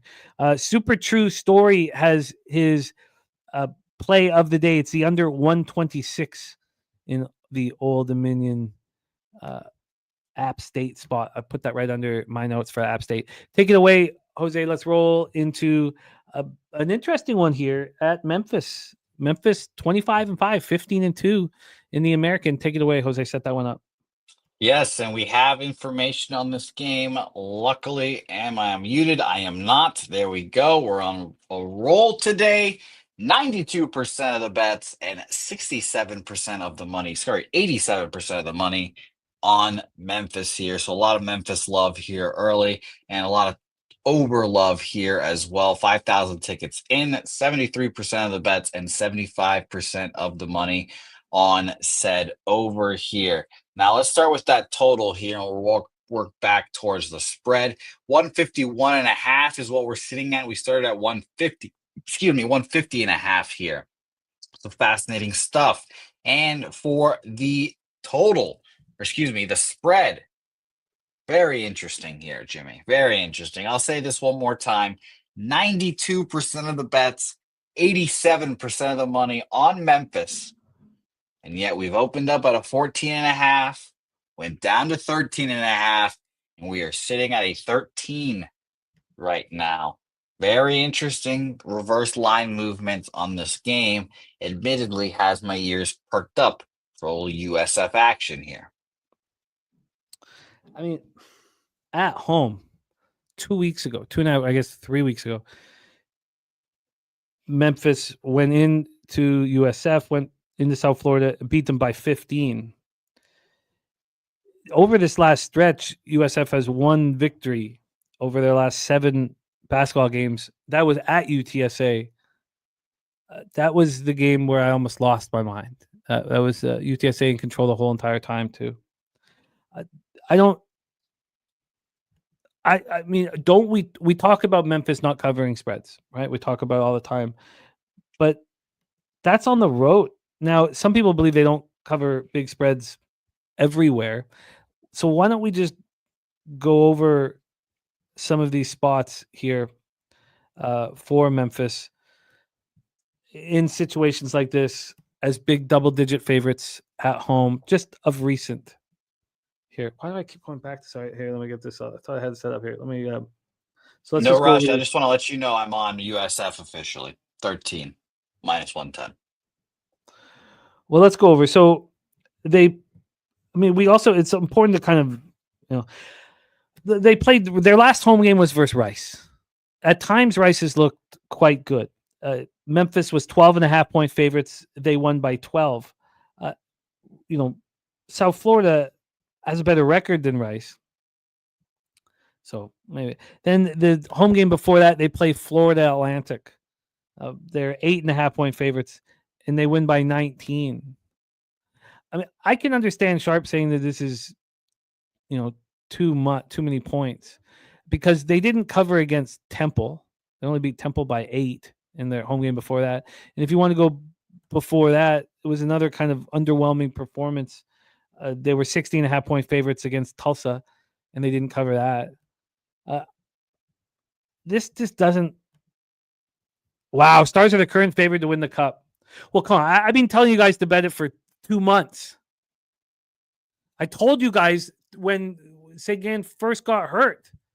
I was like, well, they're going to be adding at the deadline. I didn't know it'd be Mikko Rantanen, 100 points. By the way, that was for Logan Stankoven and 2 first-round picks, and plus some smaller pieces, apparently. If I was a GM, I would trade my late first-round pick almost every year. If I was a GM, 28th overall pick. I go through now. Look, we got to get back to basketball, but I go through the hockey database for hours. Now not as much anymore because I've cut down my booze, but I would sit on Hockey DB. There's also What If Sports. Those were the 2 sites I would sit on for hours in rabbit hole. What If Sports was like when I first got my hands on it. I went through. Oh God, my favorite Canucks teams against Jean Beliveau's Habs over and over and over again. But I look at the drafts for hours. And I really want to know over the last 20 years, the average amount of games the 28th overall pick has had in the NHL. And I'm guessing it's 65, which may be short, but it's probably 95 would have been a better guess. But though it's so rare to have a late first round pick hit. I would trade them all the time. But Stankoven's a real player. Look, I don't want Memphis, and I don't want South Florida. I don't want to be caught into this ideology. Memphis doesn't cover big spreads. I don't want to. I think it'll be right around the number. Memphis wants to get sharp here. It's important for Memphis to be sharp rolling in. This is seniors night. They're coming off a no-show at UTSA. They didn't look that good against UAB. So I think you're going to get their best performance.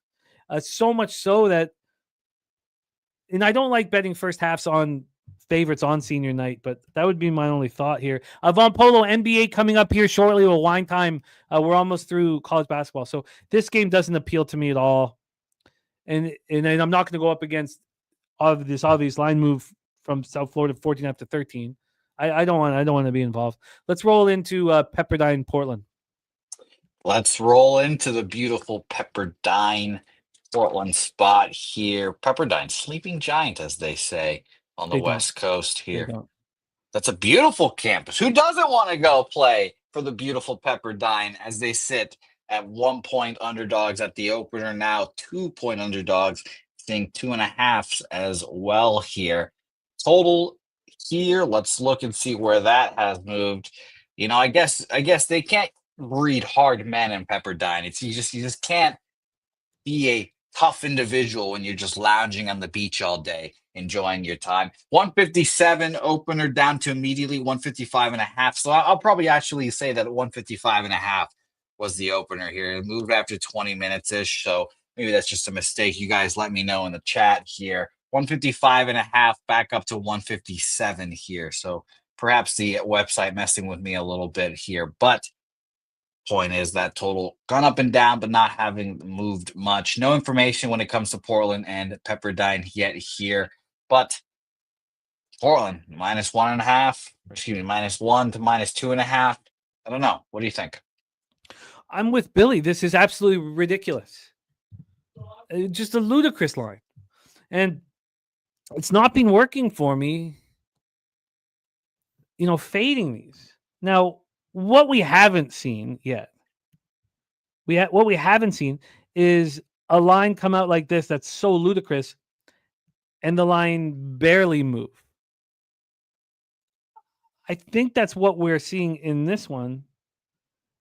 This line opened up with Portland -1.5, despite beating Pepperdine by 20 in both meetings this year, home and away. And then this opens up -1.5, gets to 2. Then they're a dog at 10 a.m.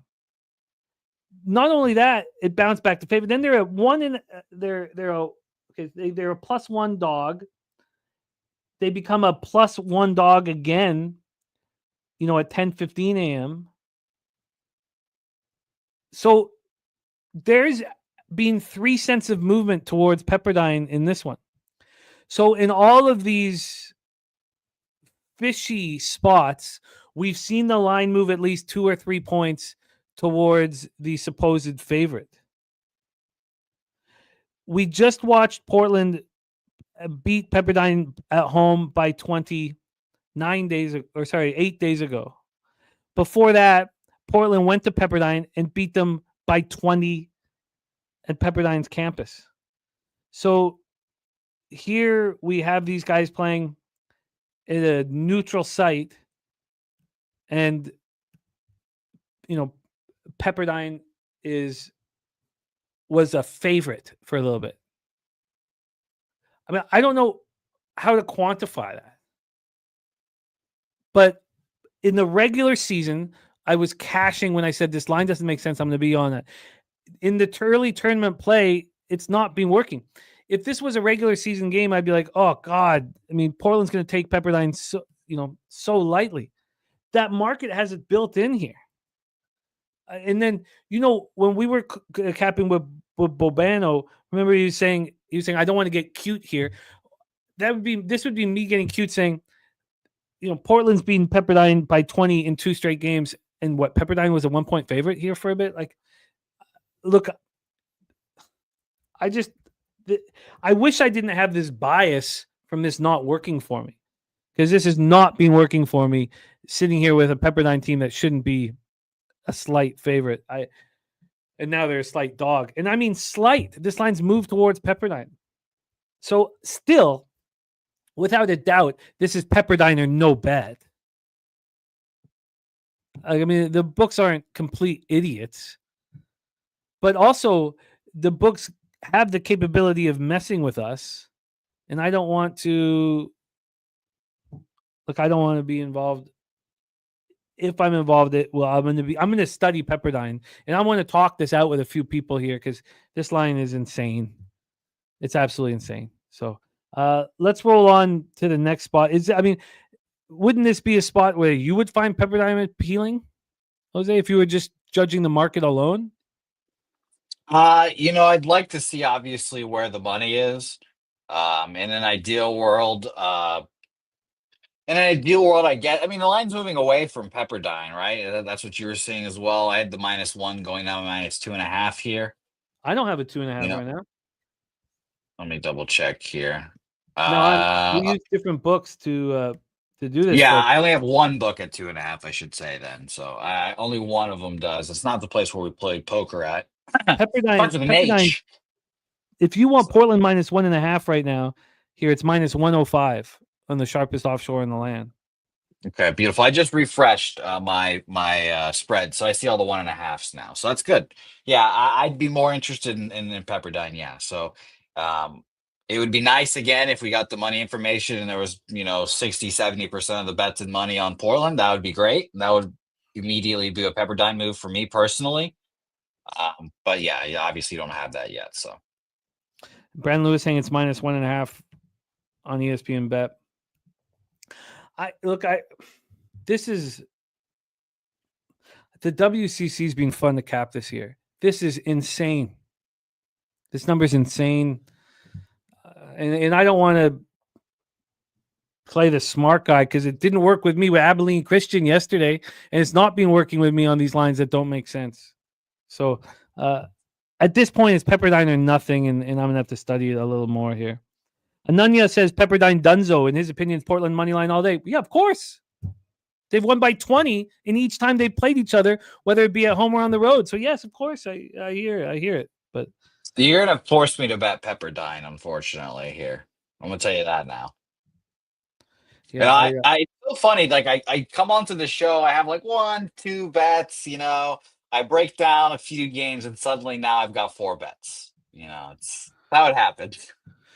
you're the Venezuelan hope, man. That's a bleak hope. If I am the Venezuelan hope, very bleak hope. I'll take Pepperdine money line here, even money. I don't want the the +1. And if I lose because of that, then I'll fucking deal with it. But even money for me on the Pepperdine Peppies here. Yeah, this is messed. Let's roll on. We have a big one, a fun one too, with the Jackrabbits facing North Dakota in the Summit League Conference tournament. Let's roll on that.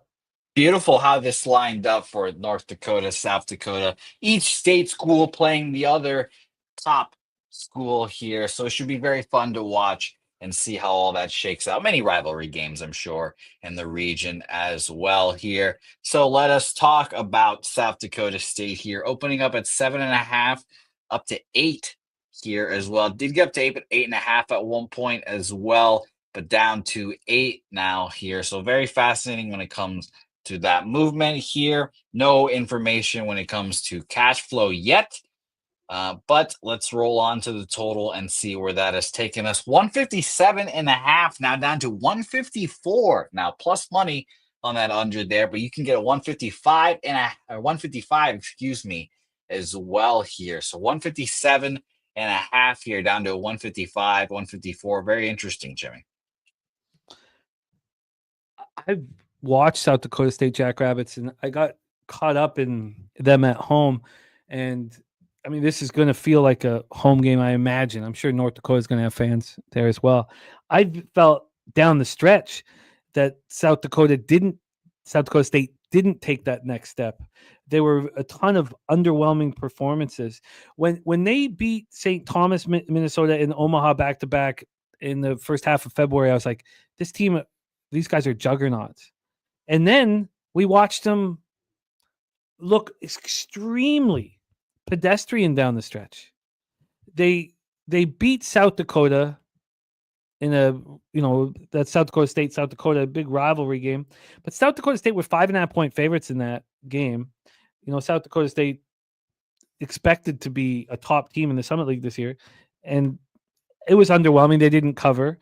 Then they lose to these very North Dakota State Bison, 77-68. That was South Dakota State at home as 7.5-point favorites. They lose badly. And what is the outlier in this basketball game? Well, South Dakota State shot 39.4 from the field and 33.3 from 3. And they out-rebound North Dakota State. But North Dakota State played very clean basketball, only turned the ball over 4 times, went outright. So then how does South Dakota State respond? They barely beat the Kansas City Roos at home as 10.5-point favorites. I mean, I don't know how everybody can't think South Dakota State's not moving in the wrong direction. They play Oral Roberts. Oral Roberts, the worst team in the conference. They're 7.5-point favorites. They opened up as 9.5-point favorites. Just moved 2 points towards Oral Roberts, and it closes at 8. So depending on where you got in, South Dakota State might have cost you money again. Then how do they respond from a poor performance against Oral Roberts? They lose outright at Denver, 78-62. Denver is just above Kansas City and Oral Roberts at the bottom of the conference. So they've been playing lightweights and either losing or not covering.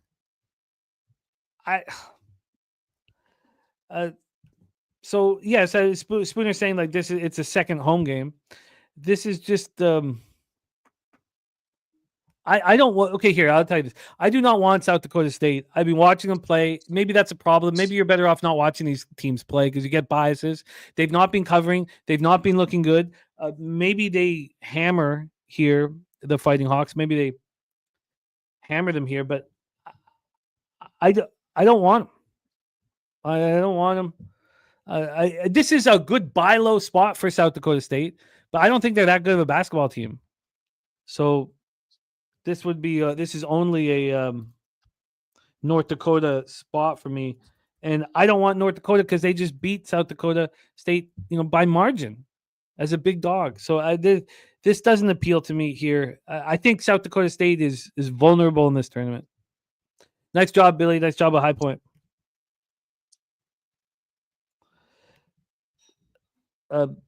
Super True saying it doesn't bother you that they lost both games by 20.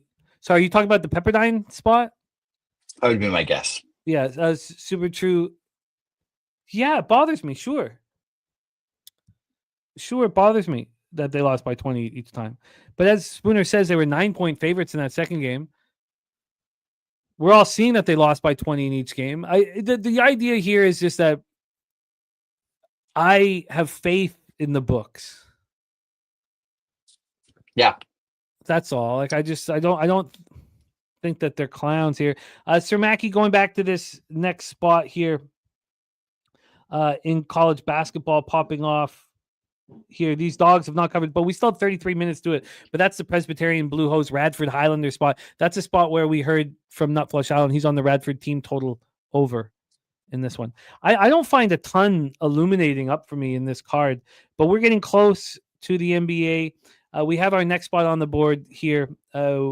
Missouri Valley Conference quarters, Valparaiso, Northern Iowa. Let's roll over there. Let us indeed. Shout out to Ali Faroukmanesh, wherever you are right now. -10 for Northern Iowa here right now. So let's check out and see where this line has moved up and down to.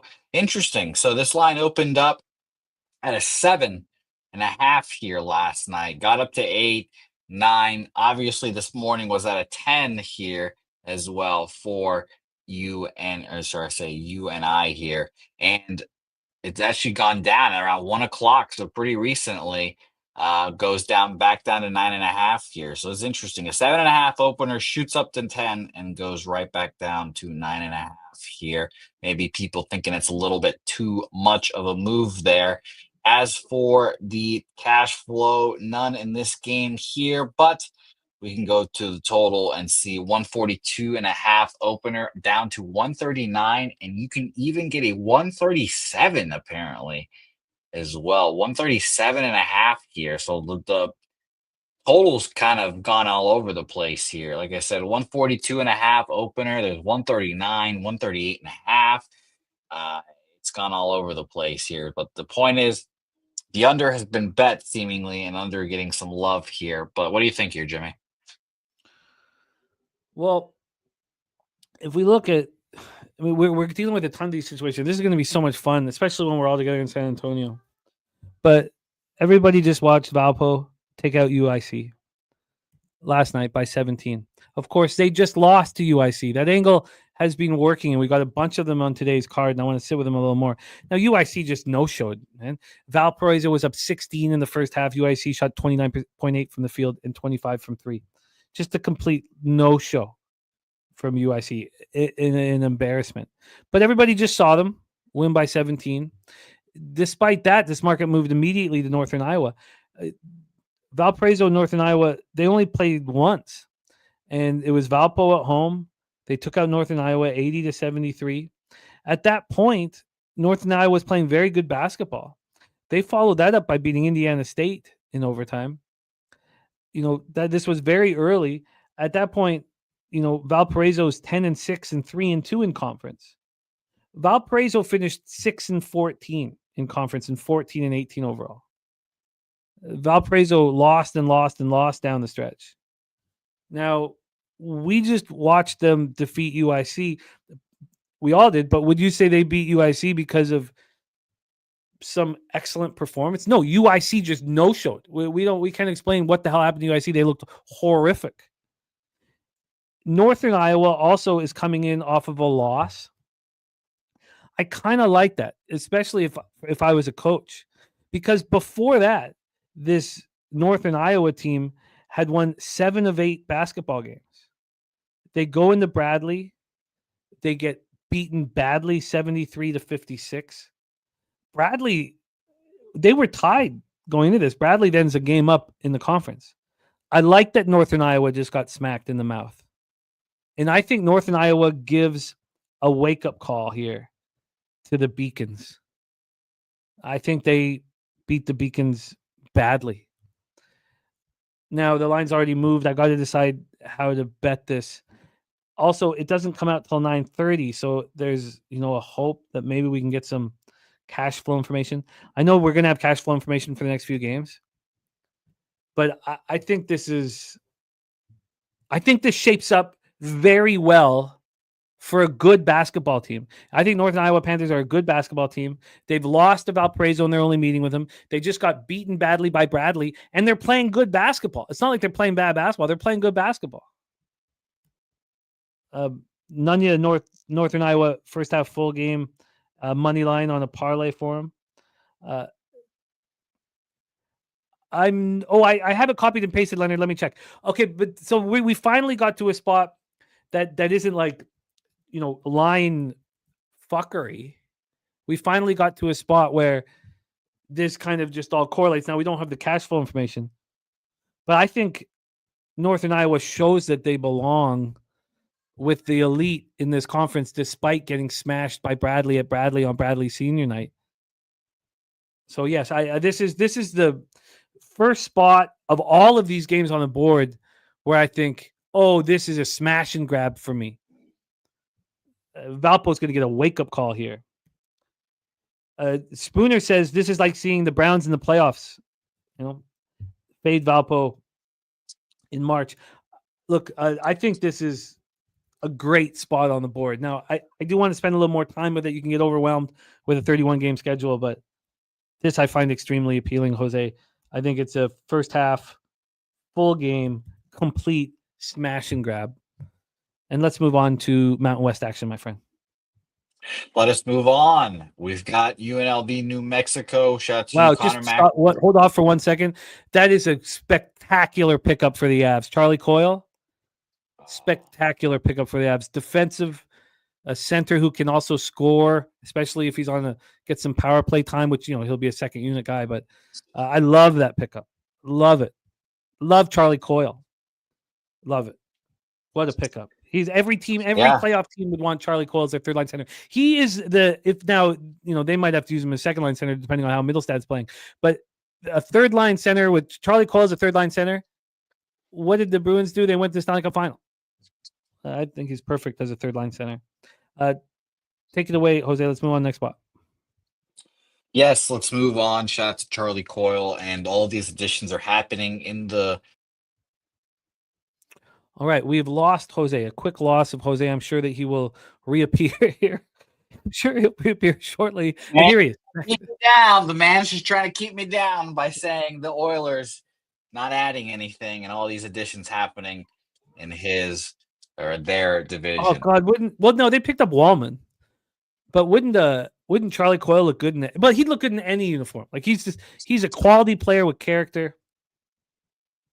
I like that. Okay, keep rolling, my man. Yeah, shout out to Connor Mack wherever you are. The Rebels here versus New Mexico. Totaled will start off with here 140. We're seeing 146.5 opener. Got down to 146, but climbs up 146, 147, up to 148 here right now as well. Spread wise, 12 opener down to an 11 here, 11.5 still on the board, but 11s out there still. And like Jimmy said, we have some cash flow information here. 89% of the bets, 66% of the money on New Mexico here. Line moving away from them. Very interesting, obviously. And for the total, 77% of the bets and money on the under. And this line has gone up here pretty quickly, Jimmy. What do you think? UNLV's, clearly playing good basketball. They played New Mexico tough. earlier at home, 75-73 loss. That was in the throes of a 5-game losing streak. They've won 6 of 7 games, and their only loss was to Colorado State. Now, who'd they beat? Wyoming, Air Force, and Fresno State to get it started. Then San Jose State. But they showed that they were finding cohesion. That can happen. You can beat bad teams in any sport, in any team sport. You can beat bad teams and find yourself, find your rhythm, find things that work, and then execute against better teams. And they certainly did that by beating Nevada and San Diego State at home. So they showed that that's, they're the real deal. And they, already showed by playing really, really tough towards the Lobos. What is the exact number that the side has gone from what to what? It has gone from, let me tell you right now, close that. It's gone from 12 to 11 at our friends where we had the poker tournament there. Went from 12 quickly, well, not quickly. It opened up yesterday around 1:40, 11 and a half at 6 o'clock. Got down to 10 and a half this morning again, but goes up to 11 here. So 12, 10 and a half to 11. So about a point move down here. I do not want to go up against this line move. I don't want to go up against it. So I can understand Billy Friedrich being on UNLV plus 11 and a half. I do think that the number was very big and was going to appeal to gamblers. And I think that this is probably a good spot to sell high. Oh, wow. Middlestad heading back to the Bees in that Coyle trade. Wow. Okay. Thank you, Billy. So Coyle is now your second line centerman. Wow. That Middlestad. And now you don't have Bowen Byram. Love to hear what Mel thinks of all this. I don't want to be involved in this basketball game. It makes me uncomfortable. I don't want to take this big number on UNLV, but clearly it looks like it's the spot. Big Zo saying going to be a party in the pit. This game doesn't appeal to me. We've already talked Boise State, so we're going to skip past the Boise State spot. Spooner got in at 5.5. Bullish Troy Torrance on Boise State as well. The line moving towards Boise State. We've already capped that one earlier on the program when it was Spooner's last game, if you want to check it. So it's right about 12:58 p.m. Eastern. So right at about the hour 58 mark. Oh, no, that's right at the 2 hour mark because we started earlier with the intro. But let's roll past it. We have 2 games left before we get into NBA, my man. Let's get into the OVC Championship semifinal, Tennessee State, SIU, Edwardsville in Evansville, Indiana. Yes, I hope that you guys, whatever you guys think of this beautiful, lovely conference that is the OVC, just remember, yeah, you know me. No cash flow information on these last 2 games here. Jimmy, who sings that, by the way? God, I'm happy I don't remember. Thankful. Okay, good. Well, we'll get to that later then. 12. Oh, it's Naughty by Nature? Okay, I have to do my research on Naughty by Nature. Is that a human? Is that a band? Is that a rap group? I don't know the difference between a band and a rap group. It's a traveling pack of horse. Yeah, traveling pack of female whores. They're like Vegas street prostitutes. Naughty by Nature. You just, yeah, they won't only not blow you, but they'll rob you. That's Naughty by Nature. Yeah. Yes. I told you told me the other day when I was going to Vegas, don't let the whores rob you. And that was good advice. Because we have a friend who got taken for $900. Shout out to him. Shout out to that Imagine man. leaving the poker table with your roll in your pocket. Some street hooker comes up to you, grabs your balls, and you're like, "Oh, this is great. This is Vegas." Slips $900 out of your pocket, man. That's a tough way to go.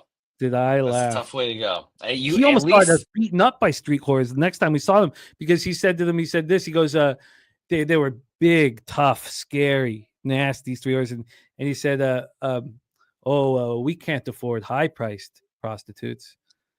And they were like, they weren't sure. They were like, is this, should I beat his ass? Yeah, they were like, should I, like, they were like little knuckle lick, and we didn't run, but we moved quickly.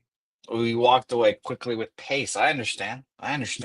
Yeah, SIU here, and by the way, Delaware up 4-0. Of course, Delaware first half with the line movement. I wish I had more time before that game started. We sussed it out.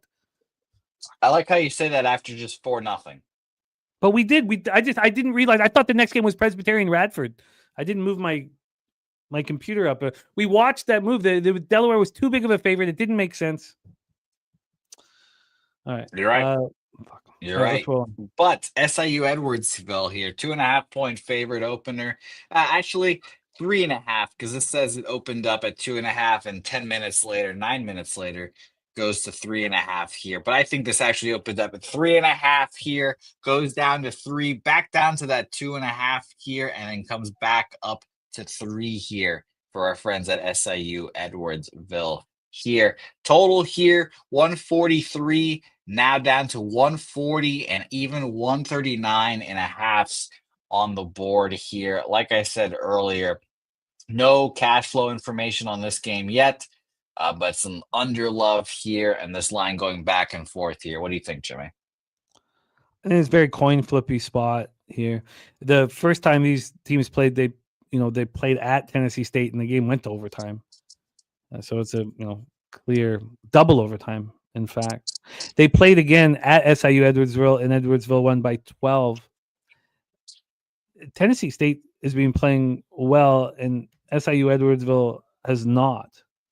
Down the stretch, that loss to Southern Indiana was despicable. They didn't bounce back, getting beaten up by 15 to SEMO, and then they bounced back on seniors night against Tennessee State. There's sort of a Jekyll and Hyde basketball team. I don't. In that win over Tennessee State, they beat them by 12. SIU Edwardsville shot 49.1 from the field and 40% from 3. Also, Tennessee State turned the ball over 21 times, but Tennessee State did out-rebound them.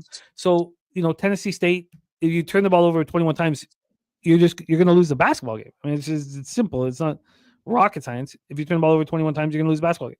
So let's talk about, they just beat Lindenwood 69-55 in their last game. And you go over to their, they turn the ball over 15 times. They play sloppy, but they shoot well. 15 times in that game, they turn it over. They beat Southern Indiana, a very weak squad. They turned the ball over 10 times. That was a little better. They were up double digits in the first half. Southern Indiana sucks. I don't know how SIU Edwardsville. I don't know. I don't understand how SIU. Or sorry, I don't. Chase says, do I think Carolina got better? No, not a chance. There's no way they got better. No, I don't think they got better. No, but Rantanen didn't fit. I don't know why. But no, maybe in the long run, if you were to say, if you were to say in the offseason, what would you rather have, Rantanen at $12 million or Stankoven at $1 million? I would run the Stankoven. I'd want him on my team if I was building a hockey team. But it's a little different now, right before the playoffs. I just think this is coin flippy. I don't feel like I have an edge at this point. It's a coin flippy spot. I don't like it. Let's go into the West Coast WCC second round. Yes, let's end our night, or end our college basketball here with a little San Diego Loyola Marymount here. Interesting game, especially because San Diego is a casual 2-16 in conference, and those last two games were the last two wins were their last two games. Yes, they're coming on a 2-game winning streak. It's actually quite funny if you just pull up their schedule for this year. You'll see it, and then there's a stretch from January 2nd to February 27th where they did not win a basketball game they did not win a basketball game from that big stretch, and now they're feeling hot. They're feeling good they're sucking their own dicks because they just won 2 back-to-back basketball games. What are you doing? You feeling good? You feeling hot? Yeah, I mean, yeah, come on. They've got to be, because you take down the mighty Portland Pilots 82-80, and then Pacific 81-77, and you're in beautiful San Diego. See, when I'm feeling good, feeling hot, I want somebody else to suck my dick. I don't want to suck my own dick. I think that's when you're down and out, things are going poorly. Sounds like a man that's never sucked his own dick before. That's what I hear. You're right. Loyola Marymount here. Shout out to them and shout out to the Gathers there. 8. We've gone from 8 here to 8.5, really. So not much movement, and it's still seeing 8s across the board. Really, just a little spotted 8.5. So not much movement there. Total, we have 142.5, and wow, we have skyrocketed here from 142.5, 144, 145, and 146.5 here. So fascinating stuff there. And again, this website telling me 142.5, I would lean more towards the opener being a 145.5 and then going up to 147 from there. So take that note there, 145 to 147. It's not as drastic as that 142, but still a move upwards here. No Action Network information here, but San Diego feeling good. How can they roll into this lovely little Marymount spot here and go and get a third straight victory here? I would bet against it personally, but what do you think? Yeah, I mean, Loyola Marymount has looked good at home. I mean, I was on Loyola Marymount against St. Mary's, and I was on them first half too, and I squeaked that out. Like they did hit 2 foul shots to make it okay with 0 seconds left, but they stopped scoring. I'm surprised at the total skyrocketing. Now we have a team that has not played in 8 days. Team has not played in 8 days against the San Diego team that feels pretty good about themselves.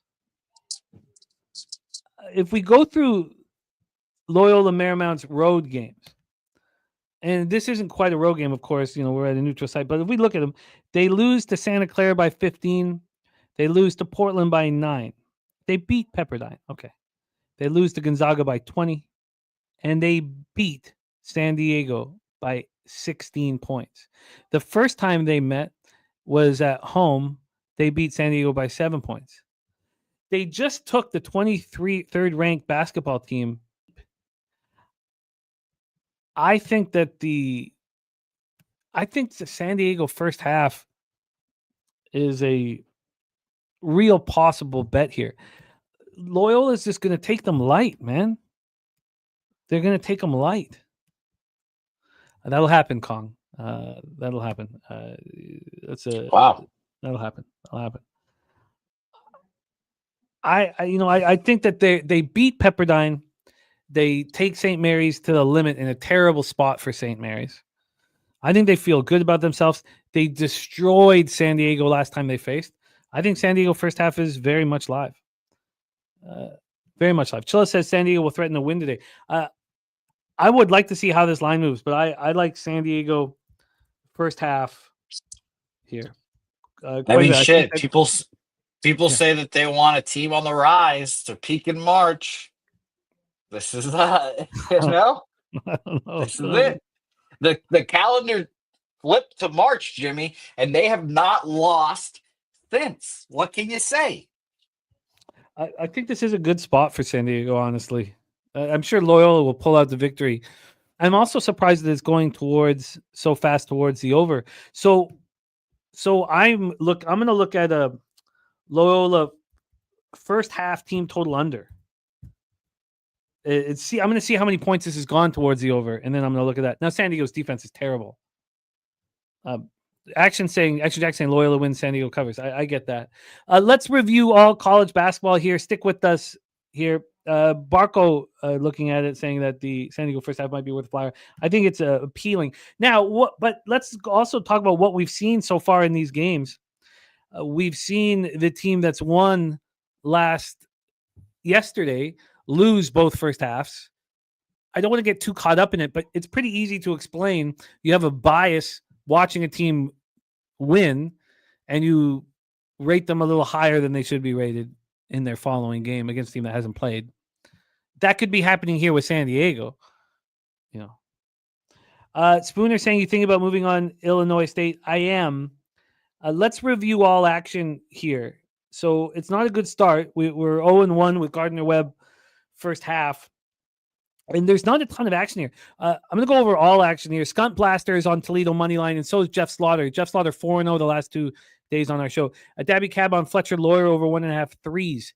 It's only minus 105. It's a no vig situation, and he's cashed it 9 out of the last 10 times, but Dabby Cab's still moving on it. Then we have this Illinois State Belmont game at 3:30. It's the first thing I'm gonna work on as soon as this game is over. Or sorry, as soon as the show's over. I'm very interested in the Catamounts. Extremely interested in the Catamounts. We know that Nut Flush moved on. Here, I got him on the Stony Brook team total over 70.5. Sorry, Leonard, I didn't give that to you earlier here. Then there's a lot of no action here. Spooner's on Ball State plus 9.5. I'm interested in joining him on that. He's on South Dakota Coyotes. I'm interested on that. This line's moving away from him, so I want to study it a little more. I'm also interested in the seniors of Murray State. But again, that's got question marks and not straight asterisks, so I'm going to study that a little more. Then Troy is on Winthrop minus 4.5. BJ's best bet is on the Illini minus 3.5 and money line. Then the Taint play of the day is Bowling Green minus 3.5. The Toledo spot that both Jeff and Skunt Blast are on, I'm going to work on and may move on it. And the NCAA play of the day from our Ron Crawford is the Illinois State Redbirds, a game tipping off in 1 hour and 9 minutes. Shout out to our guy, Ron Crawford.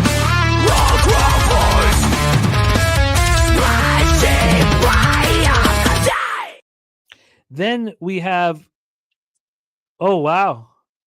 Craig Smith and Peter Mrazek to Detroit. Oh, no. I like Craig Smith a lot. I like Craig Smith a lot. You're good. Oh, no. Problem solved. I think that Central Michigan is, it's today, Barco, is our deadline. Doesn't the playoffs start like fucking a week? Oh, God, no. They had 20 games left in the regular season for each team. Okay. This feels like so late, but yeah, go ahead. Sorry. Central Michigan, I have interest in. This Eastern Michigan line's insane. Then, honestly, Big O on the under in Buffalo Akron. I just don't see why Akron. I think Akron's going to be so sloppy in this basketball game. But it's one thing. I would be happy to say, oh, yeah, here's a pick for you. Bulls first half, Akron comes out sloppy. It's another thing pressing the button and betting it. And that's what I've got to figure out if I have a conviction to bet this terrible Bulls team. I think that Spooner's action on the Citadel is exciting. I like it. And I like his angles of it's not easy to be the team 3 times. So I'm interested in it. Spooner adding Illinois State -1 at -105. So more food for thought for us. I'm going to be on the Illini. Purdue's showing us nothing on the road, and they're coming off a monster victory. Then I think SEMO smashes, but I want to use that term lightly because I really think Northern Iowa is the smash and grab. Zoe, you know me. I like pulling out the lipstick and putting it right on that pig. Saturate says his pops is an Illinois State alum. Not a great team. They struggled in the MVC this year. Watched a few games. Then Pepperdine is interesting. I'm really going to go over those 2 games with a fine-tooth comb. I think Northern Iowa is the smash and grab spot on the card. I wonder if this line's gone too far towards Boise State. Spooner getting in at 5.5. And then San Diego first half and the Loyola first half team total under interests me.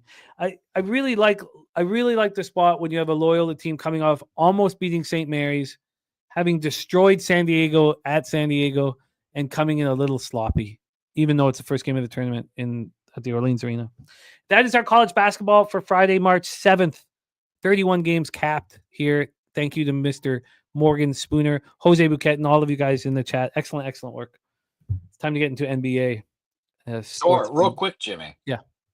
2 things. 1, we'll be racing something we have not raced before in the history of this program. So a new race coming. Shout out to Nasty Nate. Wow. And 2, I love, Jimmy, I love that people are getting excited for this bullshit ass Lakers team. I'm so excited that people are buying in. Buy in. Because guess what? The Celtics are going to come to town. They're going to open hand. They're actually, you know what? I learned this from you, Father. They're going to 2-hand just give Luke a little tap on the shoulder again. And I say again, because guess who ran that motherfucker out of town in Dallas? Jaylen Brown ran that guy out of town. Jaylen Brown put him in clams so bad that Nico Harrison decided to do some PCP and trade him to the Lakers for fucking nothing. So I can't wait. I can't wait. Because I will be betting the Celtics against the Lakers, and I'll be fading this fucking fraudulent ass Lakers team in the playoffs. So I cannot wait, Jimmy. It's going to be fun. There he is. There he is, Snips Bouquet, the poster boy for late onset circumcision. Let's move on to our Medium age, not late. No, anytime after 2 months old is late onset circumcision, Jose. If you had it at 4 years old, that is late onset circumcision. But you have made it look pretty cool. You've made it look so cool. I'm sure high school kids were interested in getting their own late onset circumcision. Am I the smoking Joe Camel of circumcisions? You are, yeah, you are. Let's make circumcisions cool again. Let's get it circumcised with a dart in our mouths too. Yeah, no, it's cross promotion. Nice to be smoking on something when you're getting snipped. So no doubt about that. No doubt about that. Let's move on here to the NBA. Today's extremely important. Extremely important. We need to get that cash. I can't hit that hard enough. I'd say this is the most important day of the NBA season for myself and our next guest. Coming to us from Los Angeles, California. Please welcome Mr. Wine Time Sports to the program. Wine Time, how are you? Jimmy the Bag, my guy. Man, I'm coming off this is probably like the worst week I've had in quite some time. I'm not going to lie, especially in NBA. Looking at my record on Twitter right now, after everything, it's a little atrocious, but you know what? We're back at it today, Jim. I'm excited to break this card down. I think we've got a good one today. Some spots I don't want to get involved with at all. And as for my guy Jose behind the scenes right there, I know he owes me a steak in San Antonio this trip around from our little, I think it was, what was it? Oklahoma State against, I forgot who they were facing. But you know what? If he wants to get that steak back, let's do it. I'll take those 4 points tomorrow or whatever that line is tomorrow. Mute. I'm muted, but done. It's done. Whatever you want, it's done. Done. Fuck the Lakers. Okay, 4. It's a 4. It's locked into the 4. Let's do it. I owe Jose a steak, unfortunately. But actually, Jose, come back here. Do you hear from our talk about Vladimir Guerrero? He's like, I didn't fully ask for $600 million. Do you hear that? It's like, come on. It's under 15, just a little under 600, guys. That's it. Oh, man. So he's up for grabs. He'll be traded this year. I know where he's coming. He's up for grabs, though. He'll be traded this year. I hope we get a lot for him, unlike what the Mavs got for Luka, which is malpractice. The deal is, Jimmy, here's the spoiler alert. The deal is, especially if Tristan Costas does not play super well this year, it's Tristan Costas and whatever the fuck else you want prospect-wise for Vladimir Guerrero Jr. That's the deal. I can tell you right now, you can take I love Tristan Costas. He's weird as fuck. You can take him, and we'll take Vladdy, and everyone will be happy. I love Vladdy in Anaheim. That's never going to happen ever. 600 million was hilarious. He could go to Anaheim, man. Pops did. Pops, yeah. You guys keep dreaming. He's coming to Boston. It's going to be a lovely time, and I can't wait. 600 million is so funny though that he drops that. The guy is so confident. I've never seen Vladdy more confident right now. He's going to have a monster season. Oh, he's this. Yeah. Get your MVP tickets in for Vladdy. Probably. I wonder what the odds are right now. I haven't looked at that, but he's going to have a monster year. The problem is his defensive run saved is so weak. Yeah. It's interesting though. He's going to have the season of his career. I really do hope when players bet on themselves that they don't get hurt. I really hope that he doesn't get hurt, but he's gonna hit 40 homers. He's gonna hit 130 RBIs. Like he's gonna, and then he's gonna get 575 million from a team. It won't be us. It won't be us. Spooner says my bias is showing. Look, have you seen what he's already doing in spring? Look, he's only 25 years old. Don't think like he's getting into free agency at a really young age. Look, I don't think he's worth 550. I want him done. I don't know Gonzo, but let's get into NBA. We got this is crucial. This couldn't be more important. This is the single most important day of our season, you and I. We must be messaging back and forth talking about how much money we just made. We have to. I have to. I had to make a payment to the local, and it's crazy because on Monday I was thinking about how much I was going to get paid on Friday. And I was like, okay. I wonder what it'll be at what, and then the whole thing flips. And remember, if you're going to get paid for me, you got to be over $500 profit. So I was way over 500.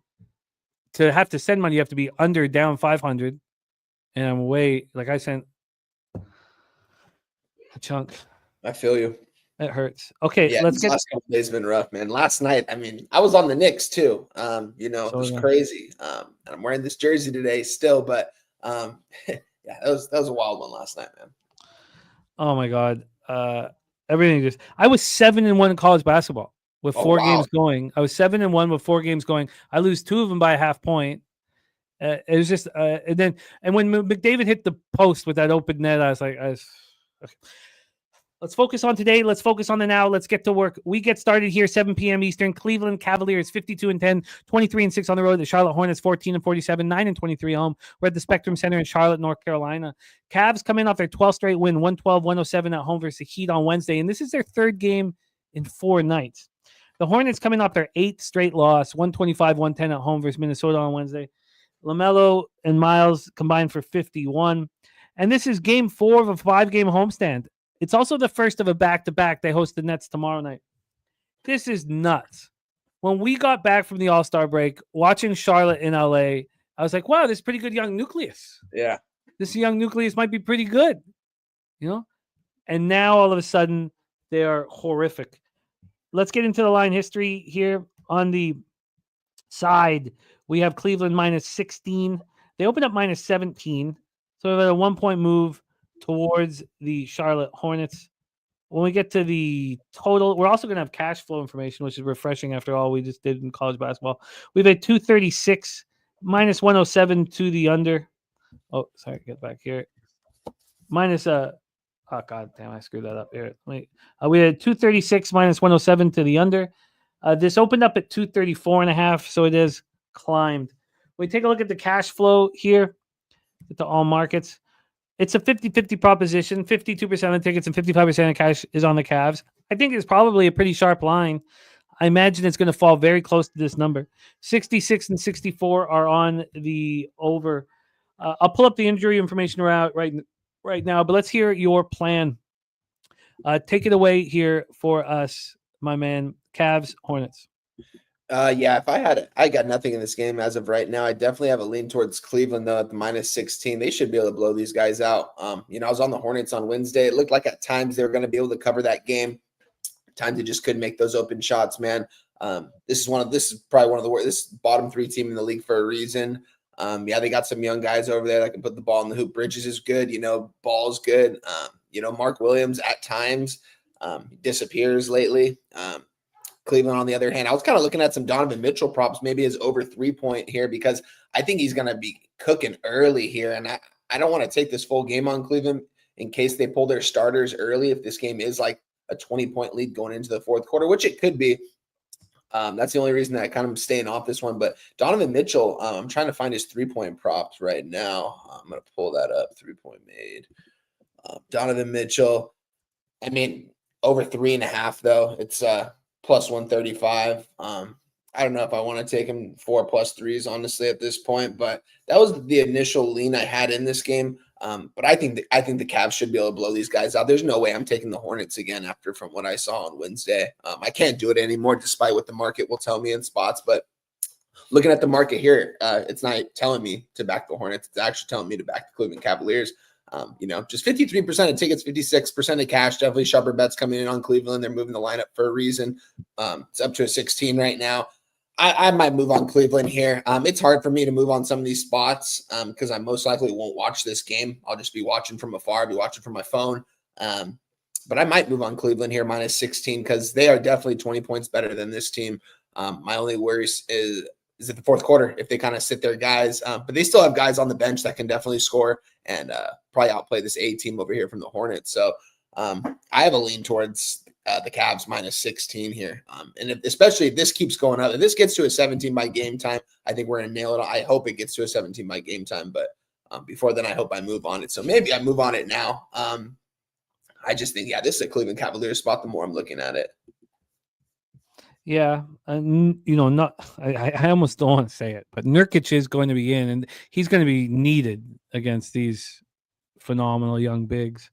It's also the third game in 4 nights. It's not the worst third game in 4 nights because it's not like you're on the second half of back-to-back on the third game of 4 nights. They had yesterday off. I think it's going to be really sharp. I think it's going to be right around the number, and I don't find it appealing at all. Yeah. Let's move away from this one. All right, let's roll on. Next up for us, 7:30 p.m. Eastern with the Utah Jazz, 15-47, 7-23 on the road. At the Toronto Raptors, 20-42, 13-19 at home, Scotiabank Arena in Toronto, Ontario. You ask people, people ask, well, what's wrong with the NBA? The Utah Jazz. They're what's wrong with the NBA. I mean, I don't know how you could be a fan of this team. So they play tough in a 125-122 loss at the Wizards on Wednesday. Juzang, 27, Filipowski, 23 and 13. 6 Jazz players scored in double digits. They're fighting. Dan Kelly also saying 4th in 6 games on the road is tough. Says no Mark Williams, so take Allen over rebounds. So in that game where they've played tough, Walker Kessler was rested. Lauri Markkanen out with a back injury. John Collins out with a back injury. Jordan Clarkson out with a foot injury. Colin Sexton out with an ankle injury. Keontae George sick. And Jaden Springer out with a back injury. I mean, it's just... I mean, it not only does it make, being a fan not fun, it makes capping the game not fun. This total is at 229. It opened up at 230. We have a 1-point drop. And then on the spread... we have Toronto at -6 with no vig. It opened up at 5.5. I got up to 6, but bouncing back to 5.5. Honestly, I'm surprised that it's not at 9. But when I'm surprised by something like that, I want time to study it. 49% of tickets, 50% of cash on the Utah Jazz. 84 and 86 is on the over. The only bet I made coming in was on the final game of the night, so we'll get there. No, I did not see the clip, Dan, of the Raptors after the game winner, which we'll talk about here. Nutflush says, do not bash Utah, Jimmy. They're a great team for team total over opponents. Saturated says, do you trust the Raptors to cover any number? I'm starting to. They're just playing good basketball. I mean, I'm starting to trust them to cover a number. I can understand why others wouldn't. Also, we know the situation at hand here. RJ Barrett out, Pirtle out. We know Mongo's out. Mongbo, he's got the broken nose, so he's going to come back with the face shield. Grady Dick out. Agbaji out. So we know the situation here. Jacoby Walter has captured all of our attention. He said yesterday that's his first game winner in his life. I mean, what a guy. A lot of kids would lie about that shit. He's not lying about that. Here, Kessler's back for the Jazz. So is Sexton. I expect Keontae George to be back as well. We don't know about Springer. Clarkson out, Collins out, and Markkanen out. This is going to be the issue. The discomfort I have with backing the Raptors here was just I don't understand how we are going to be able to mess, with. I think Kessler is just going to get every rebound, whatever he wants. So that was the big concern for me. Was that the Utah's misses are going to be grabbed right away. This total has dropped down to 229. I have all the last 5 games information. I don't know why I didn't drop it here for that Charlotte-Cleveland spot. One of the reasons back to the Charlotte, we don't need to flip the thing over, but Charlotte's shooting 28.8% from 3 over the last 5 games. 28.8. I don't know how you can expect them to stay in a basketball game, but here, Utah 1-4 over the past 5, playing at the 4th fastest pace in the NBA. Now we expect Toronto to control the pace, But Utah's going to be running up and down the floor, taking shots, knowing that they're going to get offensive boards. And they're playing well. Utah shot 35.7% from three over the last 5 games. Toronto's been winning, but they've been winning with like fundamentals. They're shooting 28.9% from three over the last 5 games with the 20th fastest pace. That's why this total had me on both sides of the fence, both sides of the fence. Then Utah comes in off their 3rd straight loss, as we said. They've lost 10 straight games on the road. Toronto comes in off its 2nd straight win, 114-113 at Atlanta on Tuesday. Jacoby, he hit the game winner with a half second left. It was beautiful. This is the first of a back-to-back. They host Washington tomorrow night. Walter starting now with Agbaji and Grady Dick out. It's great. And then Mogbo broke his nose. I don't want... Okay, so it's a question like, do I trust the Raptors to cover by margin? I do. But I also, when we know that there's a team with Kessler and a team with size in the front court, I mean, there's no Collins and Markkanen, and we don't have Pirtle and Mogbo, but I mean, to sit here and think that Orlando Robinson is going to be able to,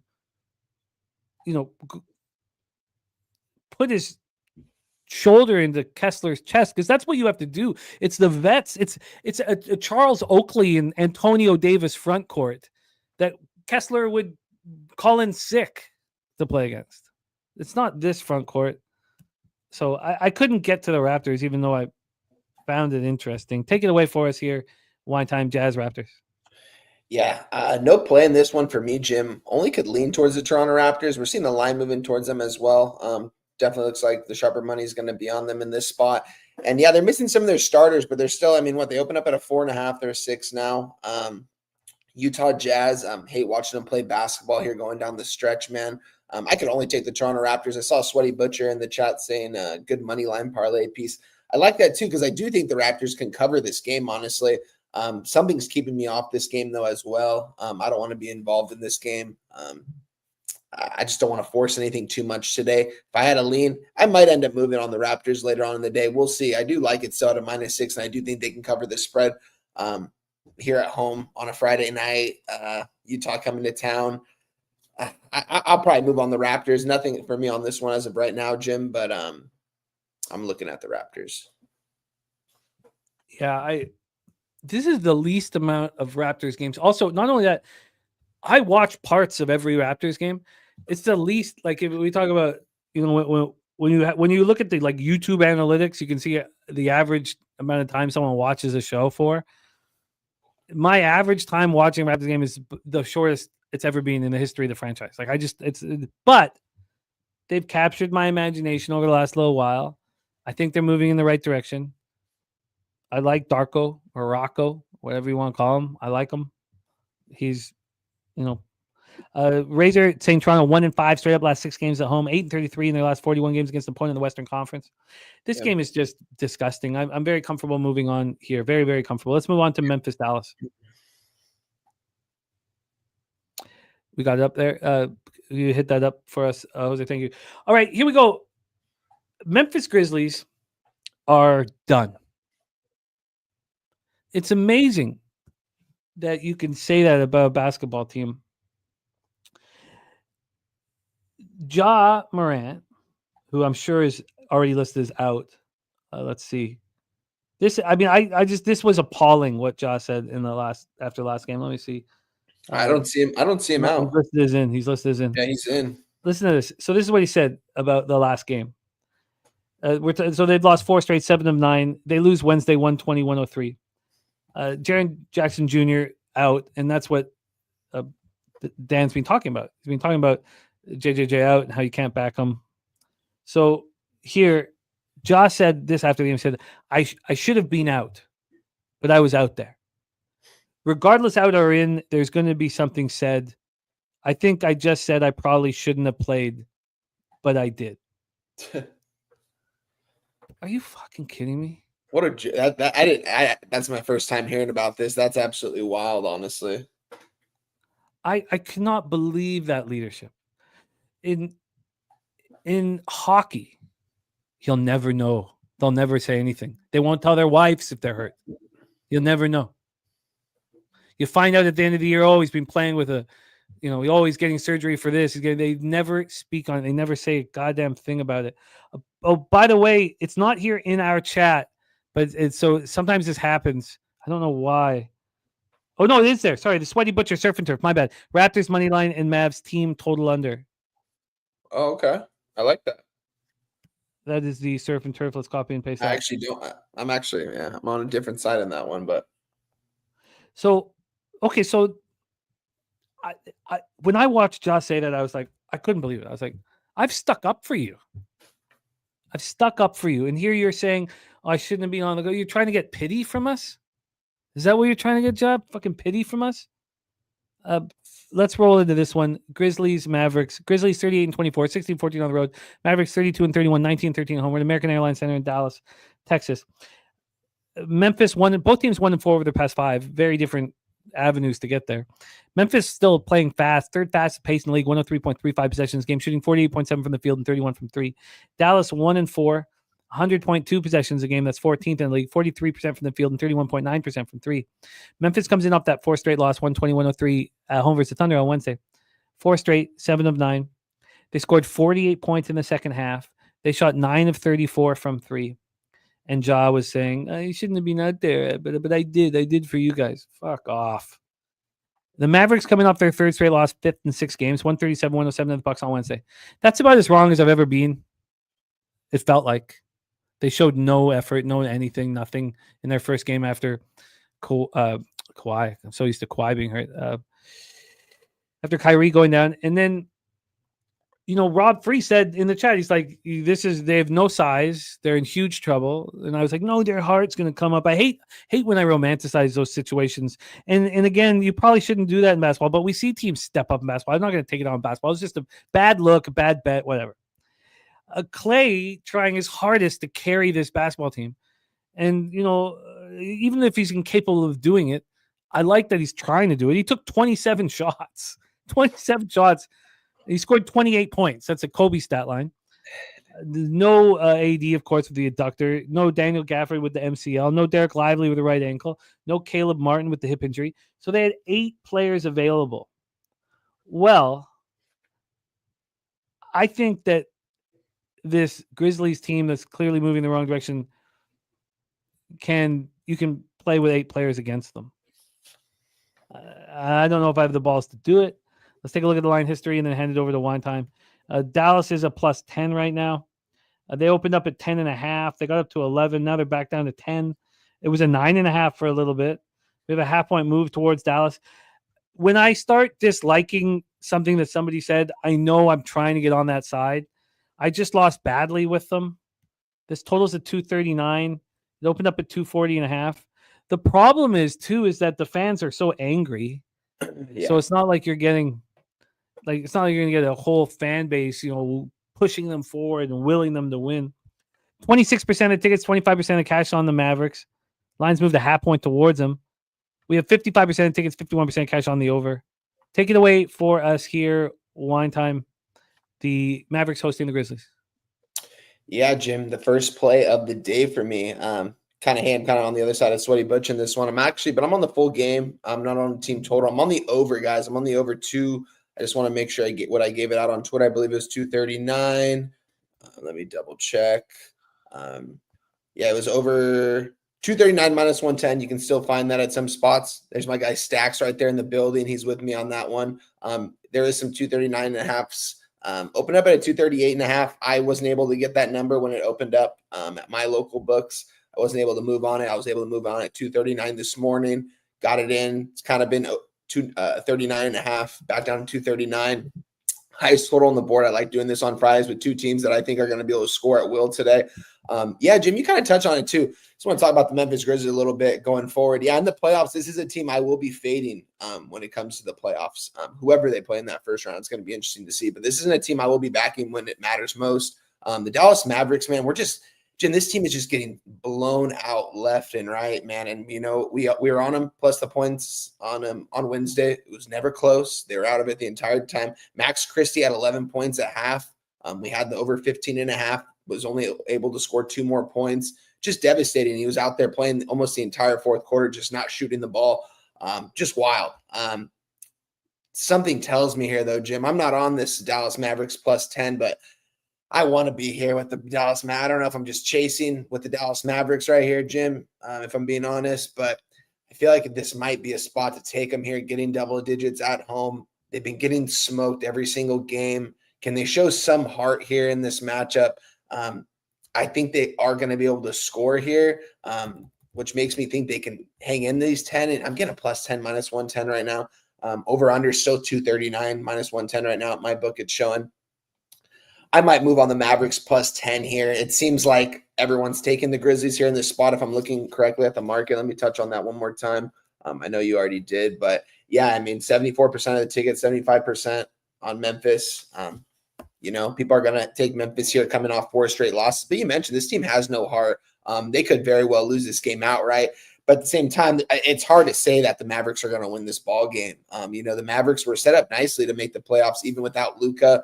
And now all of a sudden they're starting to think like, wow, we might not even make the play-in tournament if we keep losing these games. This game is very important to them.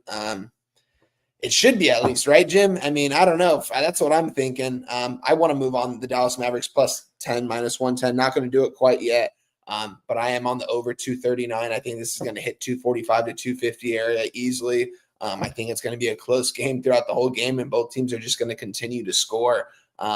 That's why I want to move on the Mavericks here. I don't know if I can do it, but I might.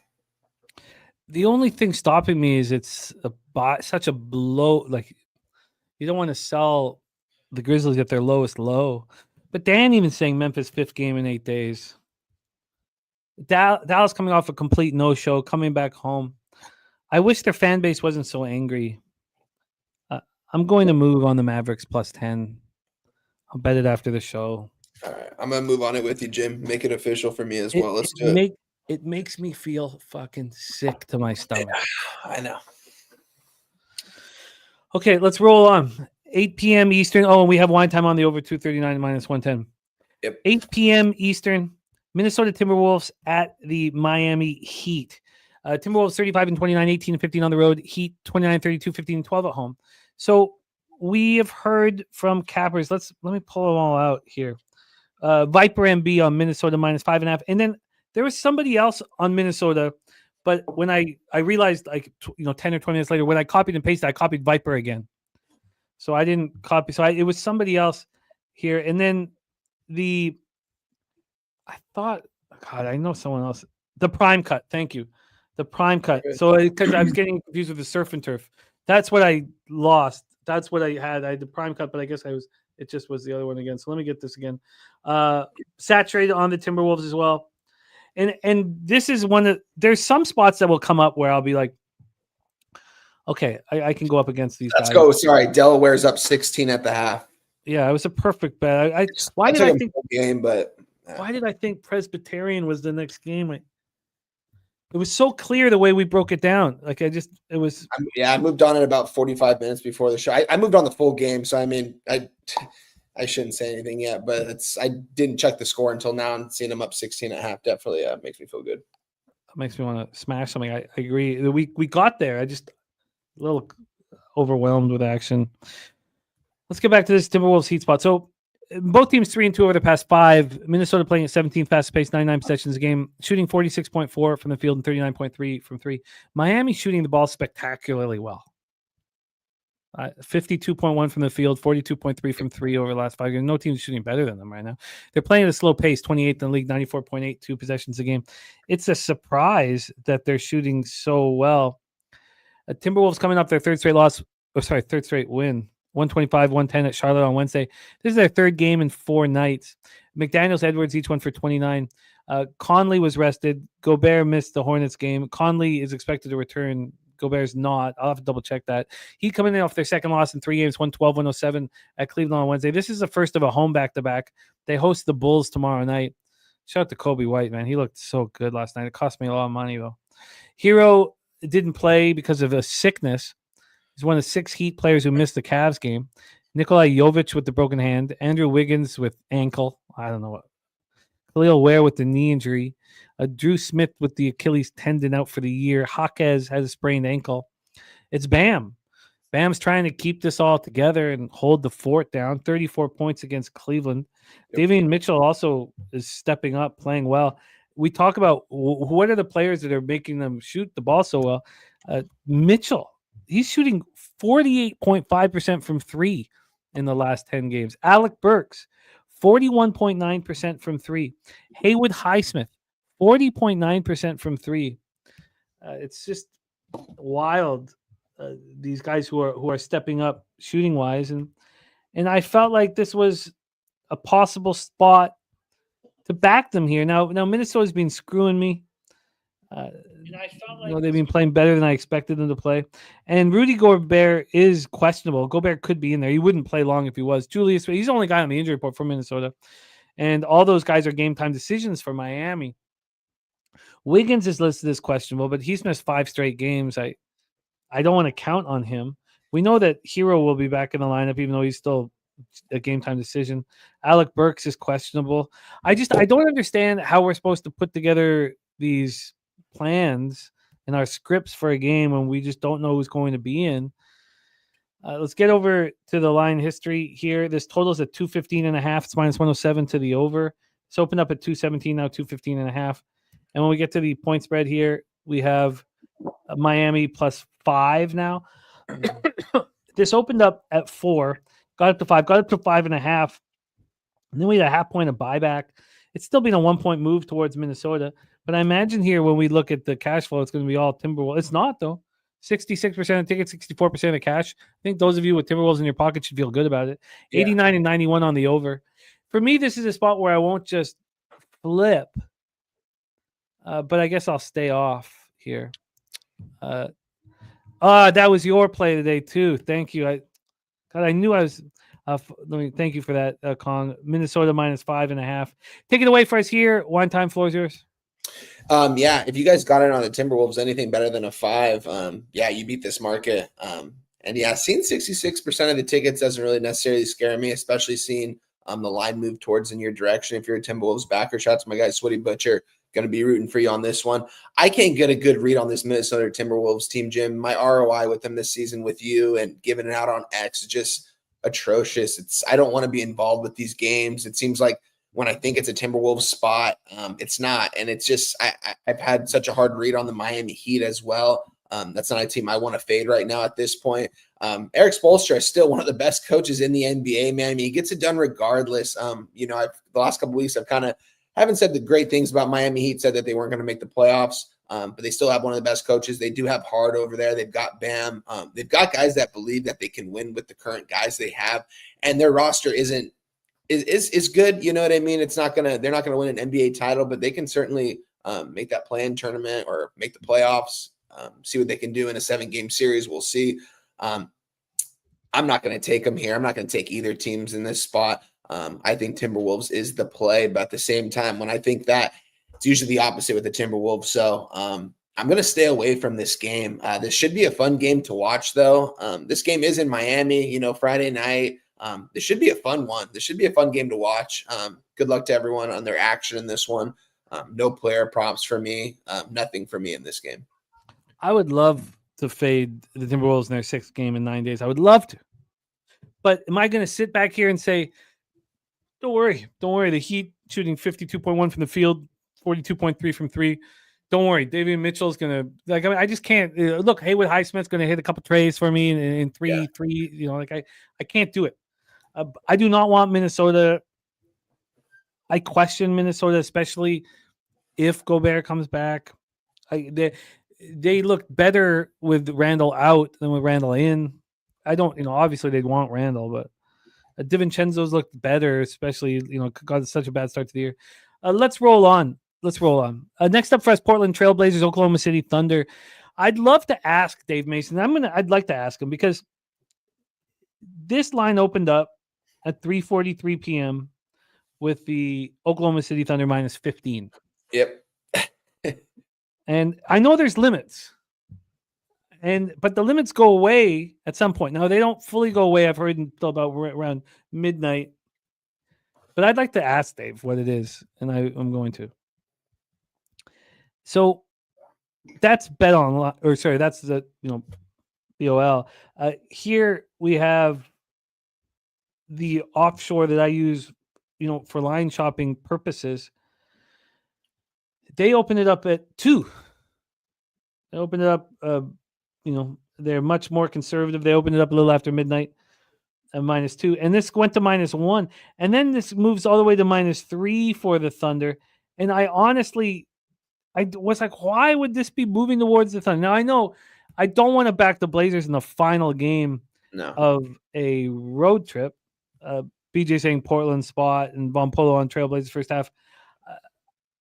I don't want to. I don't think this is a Portland spot, personally. The final game of a long road trip. I never think that's a good thing. Although in the NHL, we just saw a similar situation with the Flames, and they played great in their 7th game of a 7-game trip. So let's get into the line history here. But more importantly, let's talk about who is missing from the lineup and then go over it again. We'll start. Why don't we go through it all here? Portland 3-2 over their past 5, 12th fastest pace, 100.31 possessions a game, 48.5 from the field, and 36.2 from 3. I was just bragging about the Heat's shooting. Oklahoma City is shooting 51.7 from the field their last 5 games and 42.1 from 3 with the fastest pace in the NBA, 104.70 possessions a game. Portland comes in off their second loss, 3 games, 128-118 at the Celtics on Wednesday. Jabari Walker played a season-high 30 minutes, 22 points, 6 threes. It was impressive. It was great to see. Avdija left the loss with a quad injury. They were re-aggravated. It had kept him out of the game, out of the game last week, so he's going to be out. DeAndre Ayton, Jeremy Grant, Robert Williams all being out. That's not the issue. The issue is the Thunder. Another part is the Thunder have beaten the Blazers 15 straight times. The last time that Portland beat Oklahoma City was in April of 2021. And of course, the final game of a 7-game trip. The Thunder come in off a 120-103 win at Memphis on Wednesday. They won 5 straight, 14-16. Since the All-Star break, they're 7-1. And since the All-Star break, they're averaging 132 points per game. Now it'll be tougher with the NBA scoring leader, Shai Gilgeous-Alexander, out. He scored 92 points over the last 2 games. He's sitting out. This is just the second game of the year he's missed.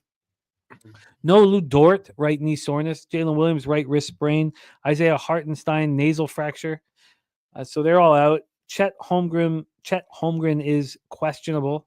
So let's take a look here. BJ says this line is telling. I don't agree. I think, okay, so you know what, BJ? I think this line is telling us that Oklahoma City is going to take care of business because it's moved towards Oklahoma City. If you look, is Chet going to be in? I mean, that's the big question. You have Wallace out, of course, as well. So, I mean, this is a pretty ugly starting 5. Kenrick Williams going to be starting at the 4. Holmgren is going to be so needed in this basketball game. We don't even know if he's in. Holmgren against Klingon would be fun to watch. You're going to have Aaron Wiggins at the 3. So, and then at the 2, Isaiah Joe, at the 1, Caruso. So, yeah, Simons should take care of business, but I don't think Avdija or Grant will be in. One thing that you don't see, and I really mean this, is you don't see a player come back from injury on the final game of a road trip. They come back at home, with their own comfort, with their own doctors in the building, all that stuff. So, BJ, it's possible that they don't give a shit, and it's totally cool for us to disagree.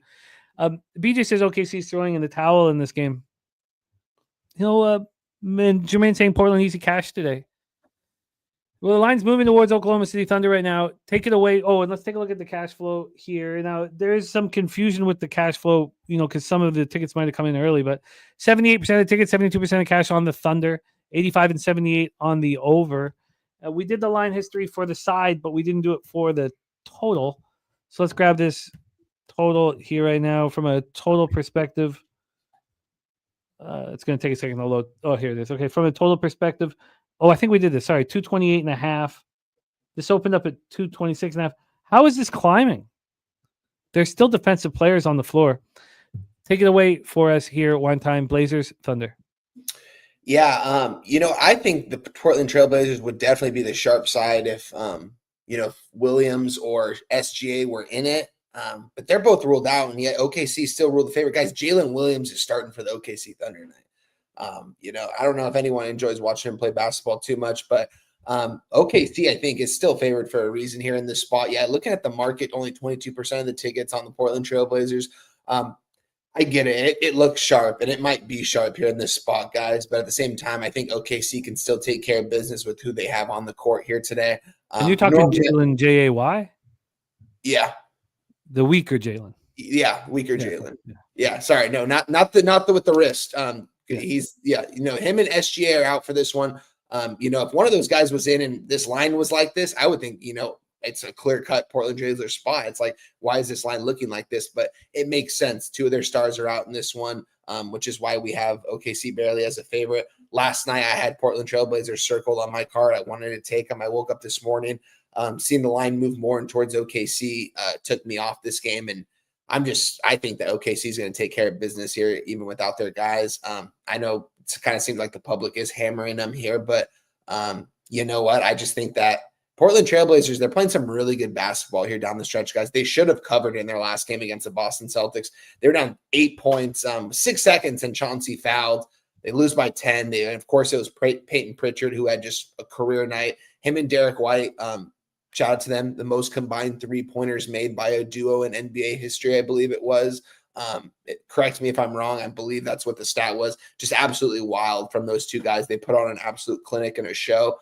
I hated every single minute of it because I was on the Portland Trailblazers, and they still somehow, as my guy Nasty Nate, I knew I was going to see those, see him in there, and they still almost covered that ball game. And yet they're 2.5 dog against OKC without their two best players. You know what I mean? I think OKC is the clear-cut spot here. I think even OKC might be the sharp move in this after breaking this one down because I don't know. It makes sense to take Portland because the OKC's two best players are out. But at the same time, this team has a lot of heart. They're going to be playing at home here. I'm not going to move on this one. Good luck to my guy BJ in this chat. He's a sharp. He's not moving on it. He's not moving on it. Okay, I was saying he's sharp. So I can totally see it. You know what I mean? Like either way in this game, guys. That's why I want nothing to do in this one. But if I had a lean, it would definitely be the OKC Thunder. Who knows? I might end up getting there as the day goes on. There.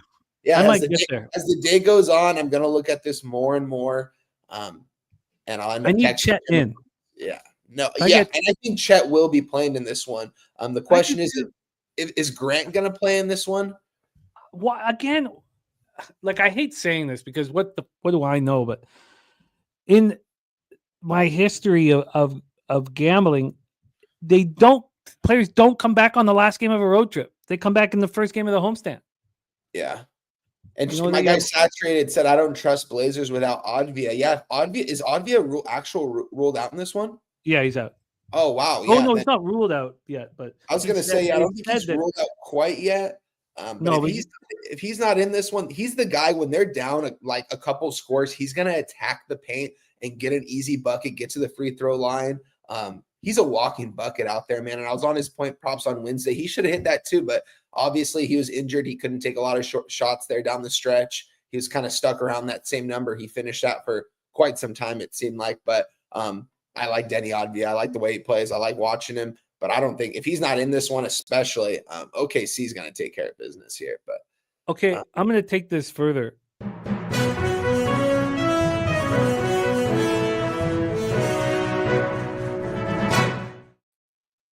God damn it. Brad Marchand to the fucking Florida Panthers. Perfect. It's so good for hockey. It's so good for hockey, man. As a hockey fan, how do you not like that? I mean, how much fun is it going to be to see him out there? Fun for him. It's good for the game. It's good for the game.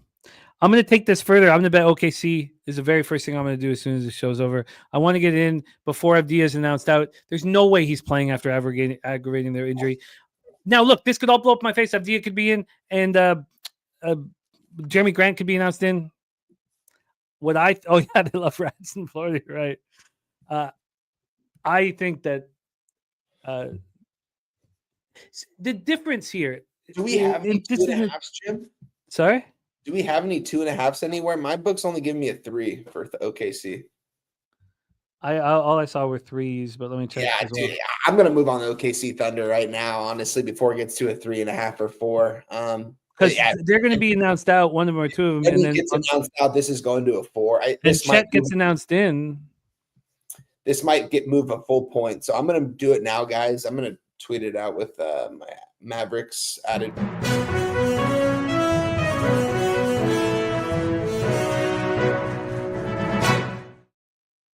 Brandon Carlo to the Leafs. Oh, that's not enough. But I don't want. I mean, I hate saying when I told Ella that I wasn't a Toronto Maple Leafs fan, I don't cheer for them. She teared up and started crying. You know, it was so I loved it so much. I mean, it's the only time I'll ever kind of smile when my daughter's crying. Like it was so great. It was so real. It was so. Okay, I'm gonna bet OKC as soon as possible, and this will be fun. It's just to add layer with Von Polo. Now BJ believing the other side, not betting it, but believing in it. That's gonna be fun. MMA, we got Mills now. Said dropped off kids at school. He graduated from school, came back home, and the bag's still on. Respect, my man. Simon's over 22.5. Now Simon's will be taking every shot here. I feel like I should bet this real soon. I just moved on it right now, Jim. Before, yeah. I mean, if you want, I can go over the cash flow in the next game if you want to get your action in. Okay, sure. Yeah, let's do it. Yeah. Okay, set this up. So we're gonna move on then to Suns Nuggets. Take it away. Yeah, Phoenix Suns here going to be heading out to Denver here, 7 p.m. My time over here on the West Coast. This is going to be the ESPN game, guys. This should be a good one. Phoenix Suns, playing at least a little bit better basketball here the last couple of games, at least winning some basketball games, I guess you could say. They were playing some horrible basketball going down the stretch. I really question how this team is going to do in a 7-game series, if they can even get there. With that being said, they're going against the Denver Nuggets, the team that's kind of the team to beat still in the West. I know OKC and the Lakers are above them right now, but Denver Nuggets are still, I feel like the team to beat right now in the West. They're every year. They've got the best player in the league, and Nikola Jokic. Looking at the market, guys, I believe this opened up at a 9, guys. It's down to a 7.5 right now for the Denver Nuggets here. Just looking at the market, 42% of bets, 52% of the money is on the Phoenix Suns, and we're seeing the line move a little bit towards them. I'm not sure if a lot of people were actually able to get a 9 on the Phoenix Suns. You're probably limited on it. When I actually saw, I never got anything better than an 8, I believe. It's now to a 7.5. And I think this might get to a 7, guys. But yeah, looking at that, now we're going to go to the total. We're looking at a 238.5. This total opened up at a 237.5 at some books. I could never get that total, but I moved on this total. Looking at the cash flow situation, let's see, pulling it up. 64% of bets, 61% of the money on the over. So that means 36% of money, 39% on the under. Looks like some of the smaller bets are coming in on the under. I like the over though in this spot here for sure. I just think that these are two teams that aren't going to play a lot of defense here going forward. Neither of these teams do play a lot of defense. So I'm honestly leaning towards the Phoenix Suns as well, because I think that they can put up enough points to stay in this game for this to go over and for them to cover this game, maybe even win this game outright. Maybe they might surprise some people here in Denver. I'm not moving on the Phoenix Suns plus 7.5 quite yet. I did move on the over 238 though, minus 110. We're sitting at a 238.5 at some spots right now. But I moved on the over, guys, here in this spot. I want to get to the Phoenix Suns here. We'll see if I end up moving there. I want to see right now 7.5, 230.5. Yeah, so it's still the same numbers right here. It hasn't really moved the last couple minutes, but definitely seems like maybe the Phoenix Suns here can rattle together some tough games here, tough wins here going down the stretch. They have to. We saw KD and Bud get into a little bit on the sideline there. Bud came out and said, it was nothing. He told me something that I was doing wrong. You know what I mean? They definitely have that mutual. He has that respect for Kevin Durant. He's a veteran. He's been in this league a long time. He knows what it takes to win, and he definitely gets frustrated out there when the team's not performing. I mean, listen, guys, going to this team had a lot of expectations. Now sitting 3 games under 500. At this part of the season is just, it's pretty crazy when you got two of the better players, two of the better offensive players in basketball on the team. It's just the rest of the guys, if they can get those guys involved, if they can make their open shots in the corner. We know D-Book and KD are going to go out there and do their thing, but it's tough to beat this Denver team. This Denver team doesn't like to lose. Jokic, like I already mentioned, the best player in the world. Jamal Murray, when he's on, he's one of the best players in the game shooting. When he has that confidence, he doesn't stop shooting, and you feel like it's going in every single time with him. Aaron Gordon, I believe, is Aaron Gordon I think he's on the injury list still. So is Jokic, though. Oh, wow. Yeah, so maybe that's wow. Yeah, they both are questionable, and oh man, that's tough. I mean, I think that you would expect here Gordon not to be in. I mean, anytime you miss 4 straight games, you want to see probable rather than questionable. If you have the consecutive games missed spot, it's Jokic that wouldn't you want to know? A few years ago, I would bet on injuries. I would think, okay, I think Jokic I'm going to take a bet here that Jokic doesn't play. I take the 7 now, and then if he does play, I'm likely going to lose. The bet is a mistake, kind of thing. I don't do that anymore. Things are a little more important now, but I don't know if he plays. And Phoenix is shooting the ball very well. 50.9 from the field and 43.2 from 3. And this is, game 1 of a 4-game road trip. It's so important to start off a road trip positively. I also think that the KD thing and his explanation, I mean, I didn't hear Bud's explanation. I only heard KD's explanation. I kind of liked it. It's like, look, if I didn't care, I wouldn't be screaming, I didn't care. And I was like, I kind of liked it. In teams, things like this happen. It just happens. I don't understand why Rutherford didn't say that about JT Miller and Elias Pettersson, because these things happen. They happen in teams. Sometimes teams don't like each other. We'll work it out internally. Instead, they throw him under JT under Miller under the bus, and we get nothing for him, which is a travesty. But I think the Suns come to play tonight. I think they come to play on the first game of their trip. What did we say the cash flow was? I mean, it looks it's about 50-50, but Jim, looking at it, it's 42. No, it's 42% of bets, 52% of money on the Phoenix Suns. It's almost contrarian. It's pretty much contrarian. Looks very sharp. This might be a must bet for the Phoenix Suns plus 7.5, guys. So Aaron Gordon's not. So is Porter going to be defending him? I would assume so. Yeah. Looking at it right now. I mean, is Christian Braun? No. Brown will get skunked, man. I didn't think I was going to end up here, but God. I mean, if you bet the Suns now, you're really hoping that Jokic doesn't play, because if he is announced in, does this move back to 8.5? 8. I would say 8.5, maybe even a 9. Who knows? We'll see. Maybe not a 9, probably 8.5 more so. But for sure. I think the Suns come to play here. Now, the spot for McKelvey on KD over 26.5 points, I like. But I also find when you get into a spot like this and you tell people how much you care, that it's PRA. I think he shows fight across the table here, and I think his RA goes up.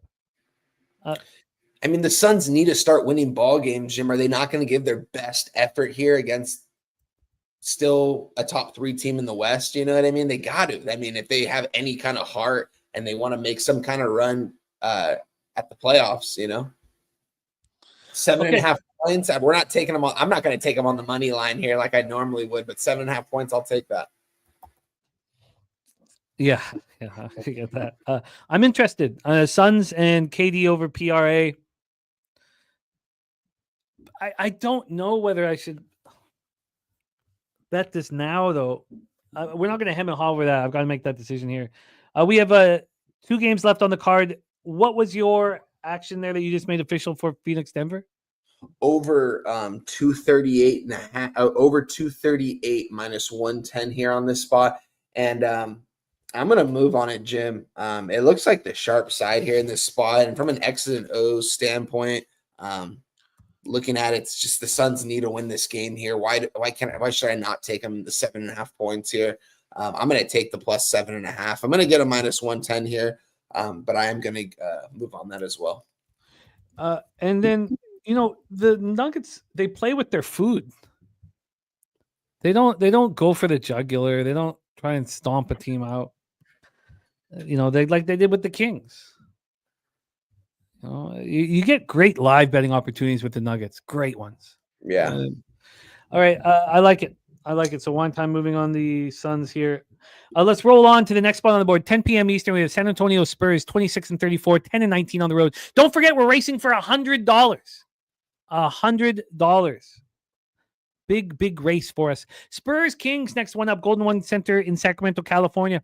These Spurs 26-34, 10-19 on the road. Kings 32-29, 15-14 at home at the Golden One Center. San Antonio 2-3 over their past 5, 8th fastest pace in the NBA. 101.5 possessions a game, shooting 49.1 from the field and 34.8 from three.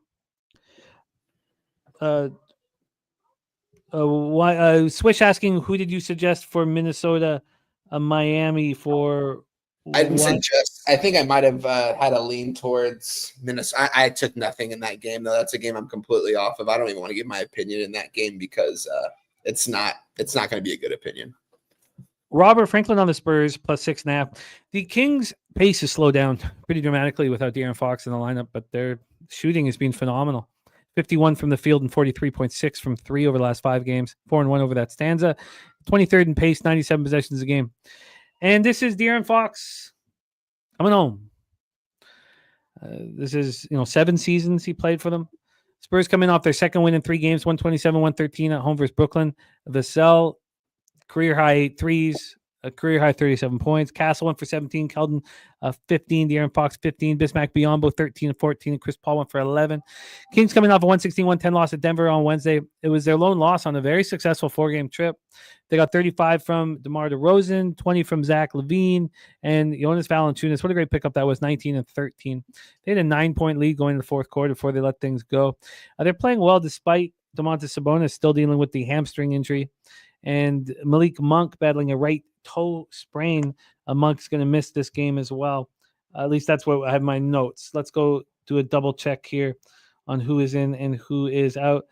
Spurs out, yep. Monk, Sabonis out, Bassey out. Everything pretty clear here, which is refreshing.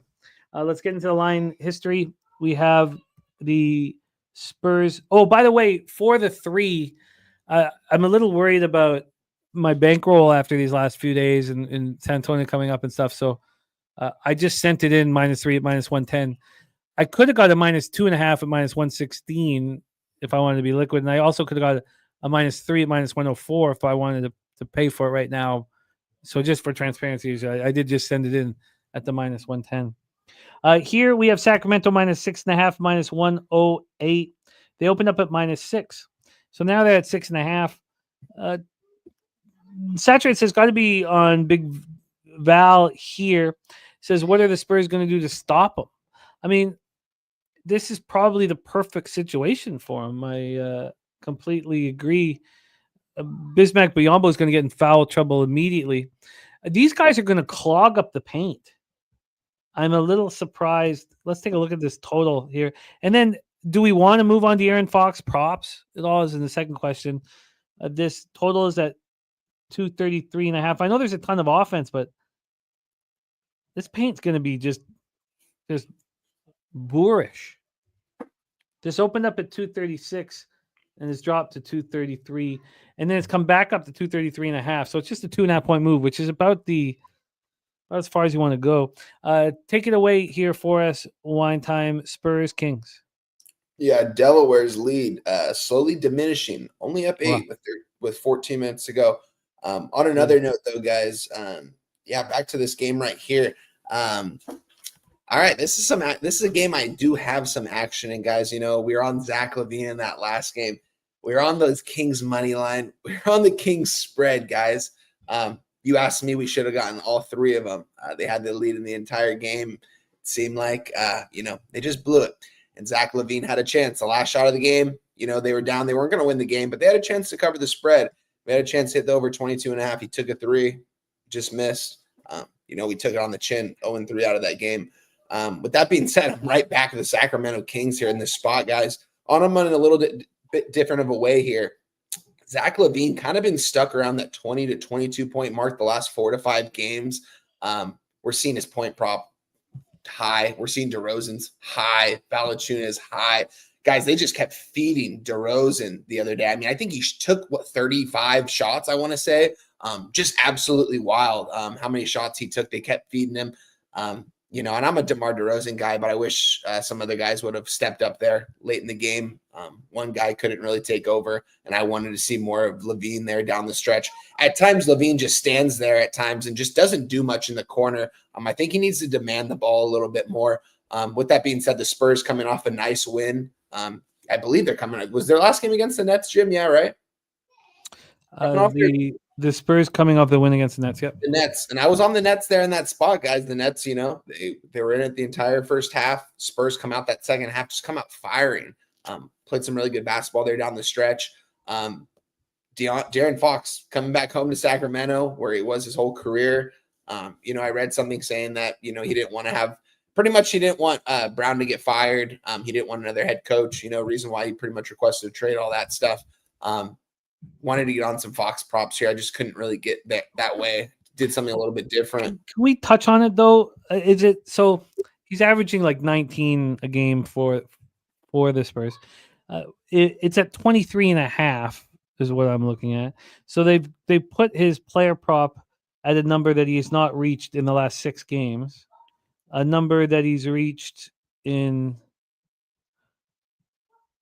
4 of 19 games, is that right? Let me grab this again.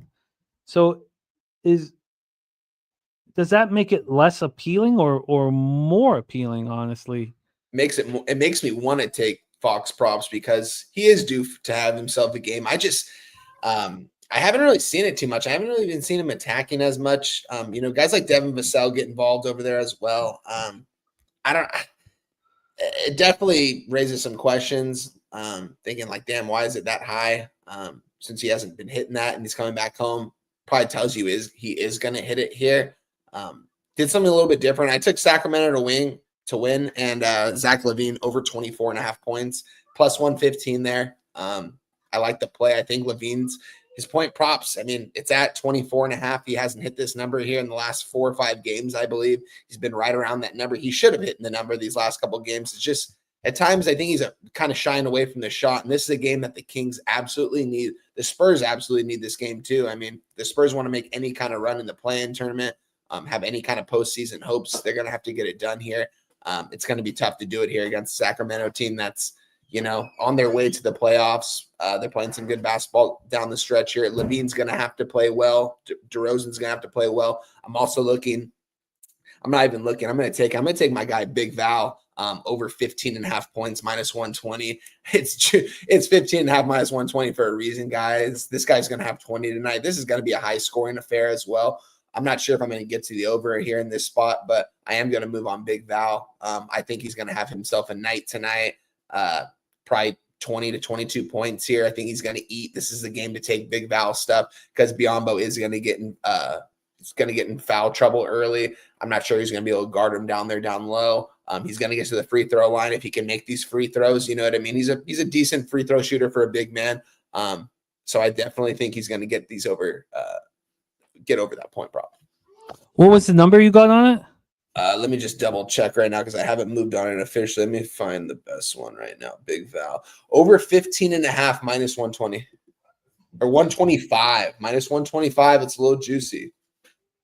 Yeah, I got here at 365, which I'm trying to focus on sending everything in. I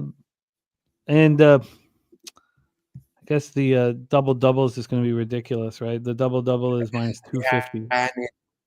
Yeah. Oh wow. Yeah, I'm going to stay away from it. So the market has his points at 15.5 juice to the over, and his rebounds at 12.5 juice to the under.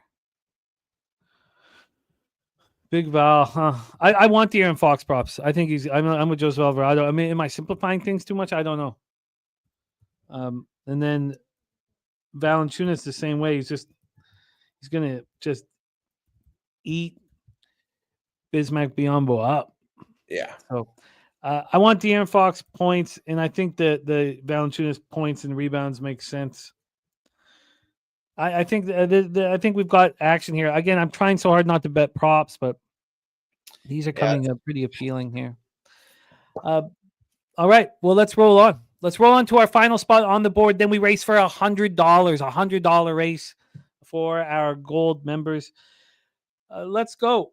New York. Oh, and Big Zoe is on Kings money line and Big Val. The double parlay. Let's roll into Knicks Clippers here. We all watched Brunson go down, and this game immediately, I couldn't stop thinking about. Yeah. So when I was trying to figure it out, I was saying okay, so Cat just did nothing, didn't take a shot in the fourth quarter, didn't take a shot in overtime. Bridges had the over the back foul, was not playing well. So I was like, okay, so who's going to lead the offense? I mean, it's going to be McCall. Is it Hart? Is it OG?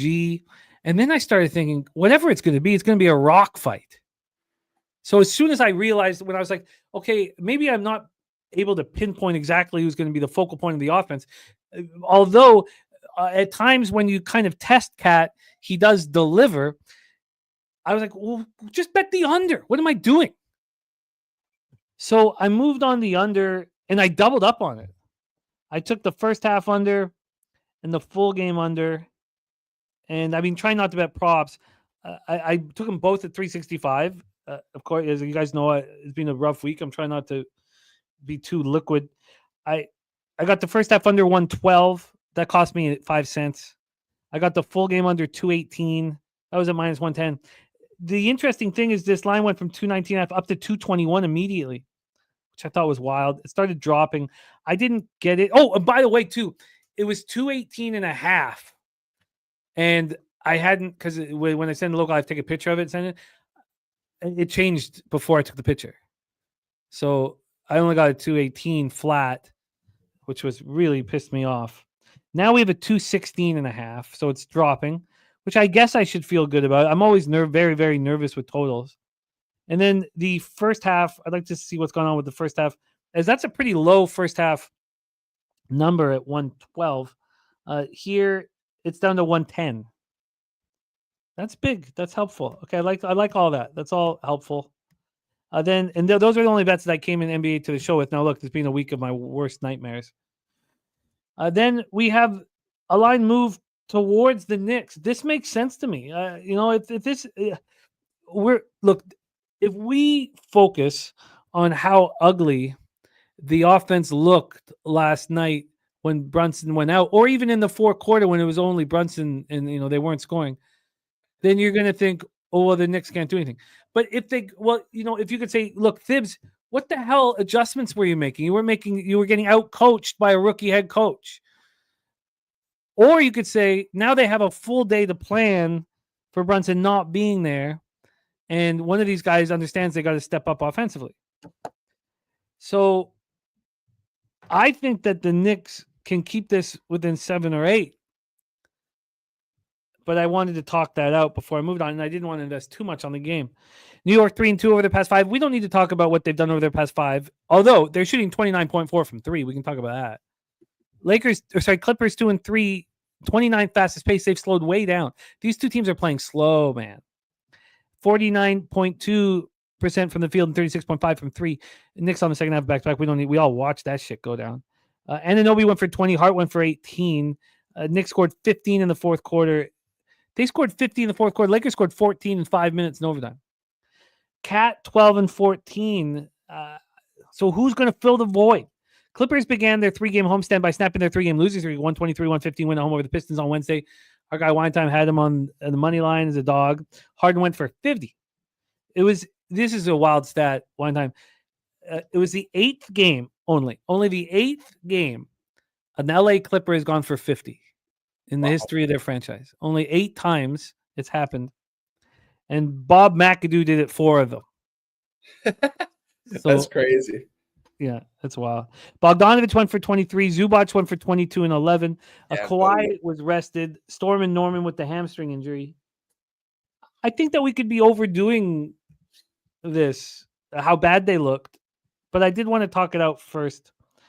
So Brunson obviously not going to play. I don't know if I'm not even going to bother clicking on whether he's obviously not going to play. We have Robinson is now. Oh no, that was yesterday. So I think Mitchell Robinson will be in. He's not looked very good. Of course, we don't have any shoot around information. Precious Achua missed yesterday's game. I doubt that he's able to play today. And if he was, he's not going to get much run. Storm and Norman out, Simmons out, but everybody else in. Take it away. One time, our final game on the board. Yeah, the more and more I look at this, I want to move on the New York Knicks. I wish I could have gotten a 7.5 just a little bit ago. It's now down to a 7 at my book. I'm still going to take it, though, guys. I mean, if you guys watched the game yesterday, I mean, the first quarter, I believe OG and Brunson scored 95% of their points, something crazy like that. Brunson, the entire game, was just playing with a lot of heart out there. That was the guy I should have been on points props with yesterday, not Bridges, that bum. Guy wasn't taking any shots. Couldn't believe it, man. The guy took, I think, 6 or 7 shots the entire game. Brunson goes down. They couldn't get anything going. When he was off the court, they couldn't really get anything going.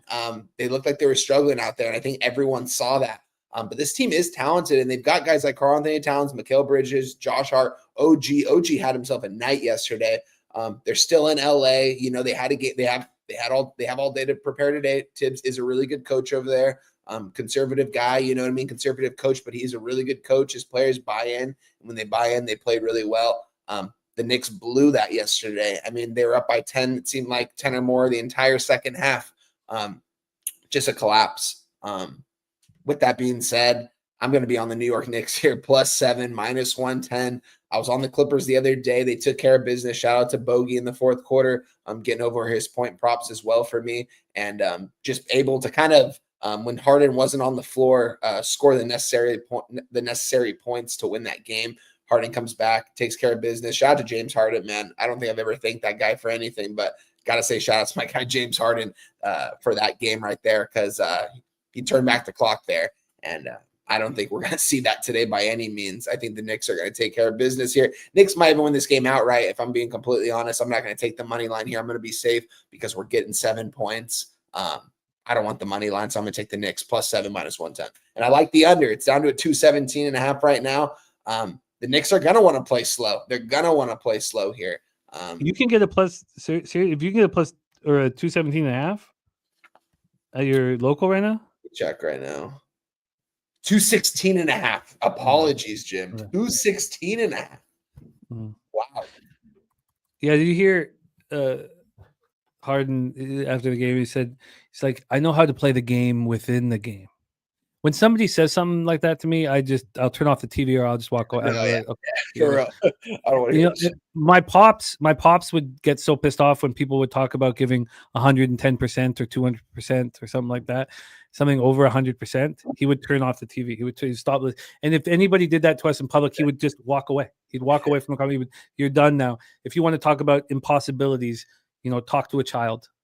But when he said that you got to play the game within the game, I was like, all right, come on, let's just come on. I mean, no one's ever said he's a very smart guy, that James Harden. Very intelligent, really gifted. This spot here, I'd like to join you. Did we talk actually on a Friday night, man? Oh, man, this is gonna be a good one. 59% of the tickets, 42% of the cash. That does surprise me a little bit. Me too. I thought it was lower earlier, though, I believe, at least. I hadn't looked at the market this game before I got on here, but I could have sworn it was seemed a little bit more contrarian. Maybe some more people are taking the Knicks. I mean, it's down to a 7 now. I swear it was 7.5 just a little bit ago. It was, definitely. It was 7.5 when we started the show for sure, but the show's been on for a bit. I like it. So we just leave the player props alone because we don't know who's going to step up. We can't trust Cat to step up. Is that right? We can't trust Cat to step up. I'm not going to trust Cat. I'm not going to trust Mikkel either because I lost with him yesterday. Maybe this is an OG type of game. I mean, he looked good last night, man. But when he missed that foul shot, I was like, there you go. Yeah, I know. I've seen that. I've seen him do that so often. I was nervous. I was like, oh no. Everyone freaking out because it's a 3-point play. I'm like, God, I've just seen it before. He does something so well and then something so, he is so capable of being a phenomenal basketball player. Oh yeah. But when you have him, plays both sides of the ball. Yeah. All right. Knicks +7 here. I think I'm going to add the Knicks and then just have the unders and not bother trying to. Now, Cat's being really called out. So if you were to pick one player to control or if you're going to pick one player on a player prop, it can be points and boards. Who do you think? Now, and I don't want to play this guessing game, but personally with money, but I would be curious here. Who do you think steps up? Who's the Nick that? I mean, honestly, it might be a hot take right here, but I mean, is Cameron Payne step up today and score maybe 15 to 17 points starting at point guard for them? I mean, when he attacks the bucket and he gets the free throw line and when he takes those step back threes and knocks down one or two of them in a row, he's really starting to feel it. But the only problem with that is if he's not scoring early and he's not feeling it, I say there's no way he gets over that. I think he might have to have a big game here. His point props is 11.5. I'm not going to take it, but looking at it, I mean, Karl Anthony Towns is the highest player prop for the Knicks at 24.5, juice to the under at -105 at my book right now. OG's is only at 16.5. I did one thing for us though. Here, I did this thing. I took pictures of everything. Yeah. Because I know that like Spanky and some sites will give you the line movement on player props, but I just took pictures of everything. So from a point, but damn it, I don't have. God, I should have. Maybe he wasn't available at the time. But here, yeah, I couldn't get anything on Payne. It wasn't offered to me. But here, so for points over and under, Anunoby was 17.5 plus 105 to the over. That's what it is right now. Bridges was 15.5 minus 115 to the under. This is before the show started, 10:30 or so. Hart was 13.5. That's where it is right now. It's moved 5 cents to the over for Hart. Yeah. And then Cat was 25.5, juiced heavily to the under. Now he's 24.5 at a pick'em. So there's not been much changes.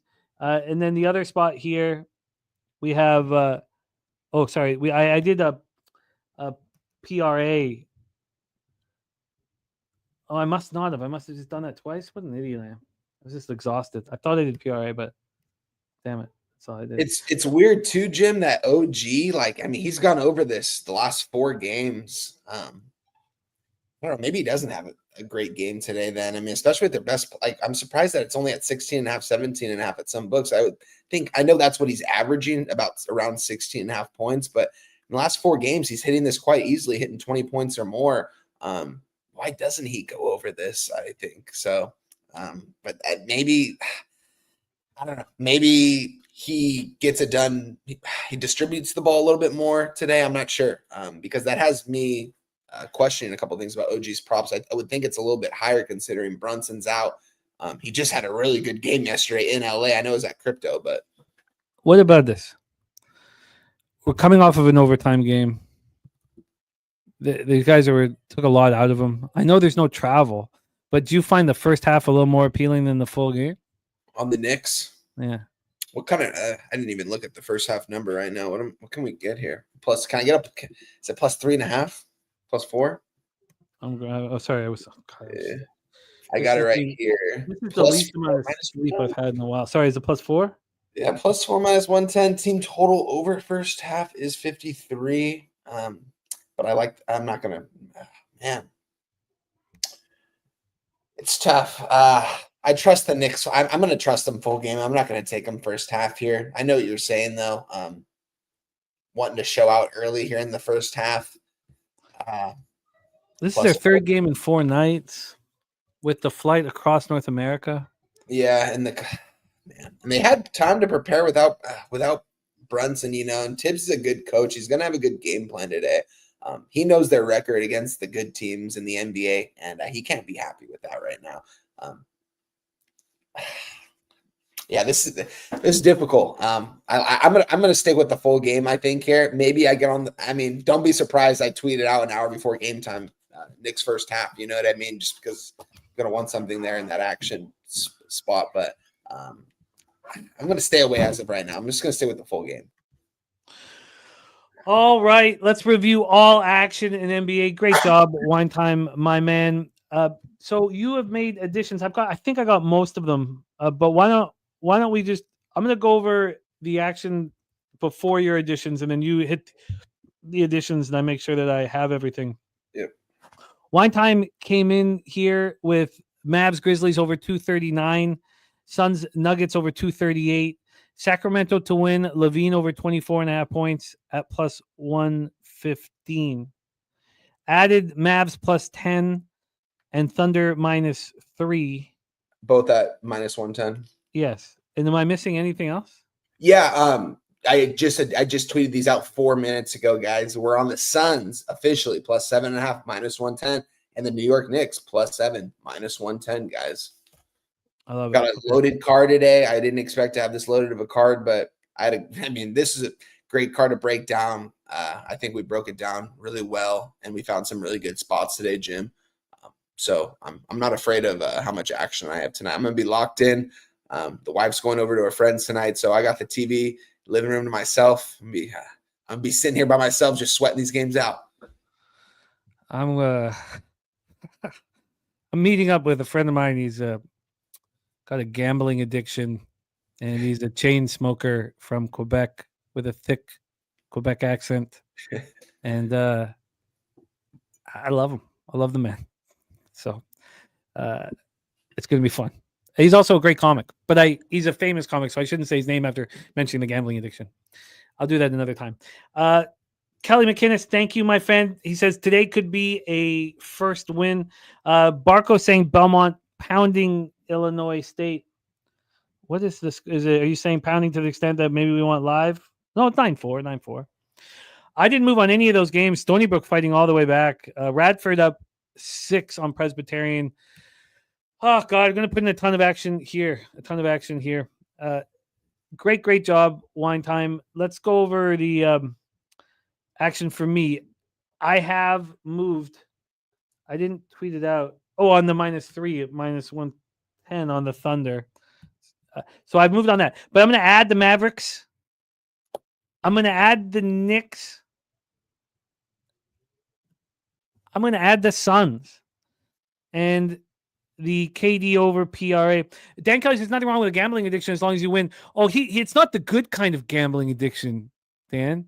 It's $5 a spin on slot machines. That goes for like $2,000 swings every 15 minutes. It's horrifying. I can't bring him to a casino. Now I can meet him at a bar, but the swings give me so much anxiety, and I'm a pretty cool, calm guy.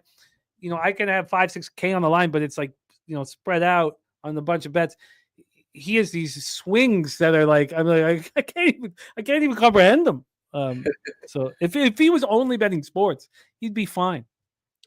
And Billy Friedrich says Commander Kane will not return to the lineup during the regular season. Yeah, interesting. I guess financially, I got so much to learn about with what's going on the card. So what do you think of this KD over PRA? I like it, especially after what we saw from the last game. He knows how important this game is, Jim, and he's gonna want to get his teammates involved. I'm sure he's gonna get his boards. He's gonna make those shots that he always makes too. What's his PRA at right now? His PRA. Let me just move back to it here. I had it up. So he had the 26.5 point prop. He had the 26.5 point prop, and I bet it a week ago or so. And it went to overtime, and he landed at 26. You don't deserve it if you can't get it in overtime. So I didn't feel like that's not a bad beat. You got 5 extra minutes, and he couldn't get there. This is now a 7.5. Was it a 7.5 when we were talking about it? His no, rebound? just the Suns. It was a 7.5. Yeah. Okay. Yeah. The PRA here for KD is 35.5, and his points prop is 25.5.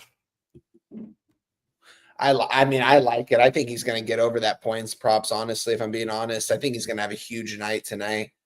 His assist right now is at over 4.5, and it looks. I mean, I like it. It looks good. I definitely like I that. think he hustles tonight. Yeah. All right. So I've got a bunch of bets I've got to make here. There's Justin McKelvey. He's moving on KD over PRA. He's already on his points. See, I was. Oh no. I only had his points in that game. I'm thinking of the. God, when McDavid hit the post, I didn't realize that it cost Billy Friedrich $2,000. I didn't realize, but I knew that Justin was on it. He hits the post with a wide open net with 4 minutes left. It was tough, man. It's fucking tough. Tough to take, man. Shit. There's nothing comfortable about what we're doing. De'Aaron Fox points, Valanciunas points, and rebounds. And then next, I'm gonna have a huge NBA card. This scares the shit out of me after what we've been through this week. But shooters shoot. Wine Time, you're the man. Thank you so much for rocking with us, dude. I can't wait to thank you in person, and it won't be long from now. Wine Time, let me get this up for you. Hit Wine Time. Anybody watching right now, if you could support our guy Wine Time on X, here's the link. Please support our guy. And let's get that cash. Saturday says, do the Kings just smash the shit out of the Spurs? I don't think so. Now I know they lost their last game on the road trip, but it was very successful. And you have De'Aaron Fox playing, back in Sacramento. I don't think they smash them, but maybe they do. DD on the Grizzlies -3.5 and the Cavs -6.5. Nuggets money line for the points cashed. Oh, but you tailed the goal. But that first assist was one of those phantom second assists I was fortunate to get. Let's roll. Thank you guys for rocking with us, and thank you, Wine Time. Any last words for the Captain Sport and Show, my man? Yeah, Jim, appreciate you for having me, man. Yeah, in 2 weeks from now, we're going to be in San Antonio. We're going to be drinking at the bar, watching these games, locking in. I'm excited, man. It's going to be a great time. I've been looking forward to this. I need this trip. I need it too. Excited to kick it with the fellas, guys trip, man. It's once in a year type thing. And yeah, I'm looking forward to it, man. I get there on that Wednesday at noon. I'm going to be waiting for everyone at the bar when they get in. You might have a drink waiting for you guys when you get in there, courtesy of Wine Time Sports. So shout out to you guys for having me, man. Give me a follow on X, Wine Time Sports. Tweeted out my NCAAB basketball today, NBA action for today. And I'll be with, I think we're doing the starting five tomorrow. So I'll be with Debbie Cab and the crew tomorrow. So shout out to you guys. There he is, Wine Time Sports in the house. Let's bring Jose Bouquet back and put a bow on this show because there's $100 up for grabs, Jose. $100. Now, you told us this is new race. Let's see it. New race. I want to see it. New race. Nasty Nate mentioned it is a certain ethnicity's day, St. Patrick's Day. So let's race leprechauns here, Jimmy. We've got them lined up, and they all want one thing, and that's that sweet, sweet pot of gold. And look at them go. Look at them go. These are horrifying things. My God. These are the ugliest motherfucking things I've ever seen in my life. Look at their little mosey. Wow, they won't even run. Here. I guess that's Philly Eagle Flyer. Up at the top, Salty Pete. Ebrook, this is the last time we'll ever do this because this is terrifying. Look at this guy. Look at that handlebar mustache down there. What a creep. And look, Nasty Nate's at the top. Also looking creepy. Here comes Fat Wally. Here comes Fat Wally. There goes Fat Wally. Kelly McInnes up there. Kelly McInnes, could this be the day? Chill Will fighting Nate Dogg up there.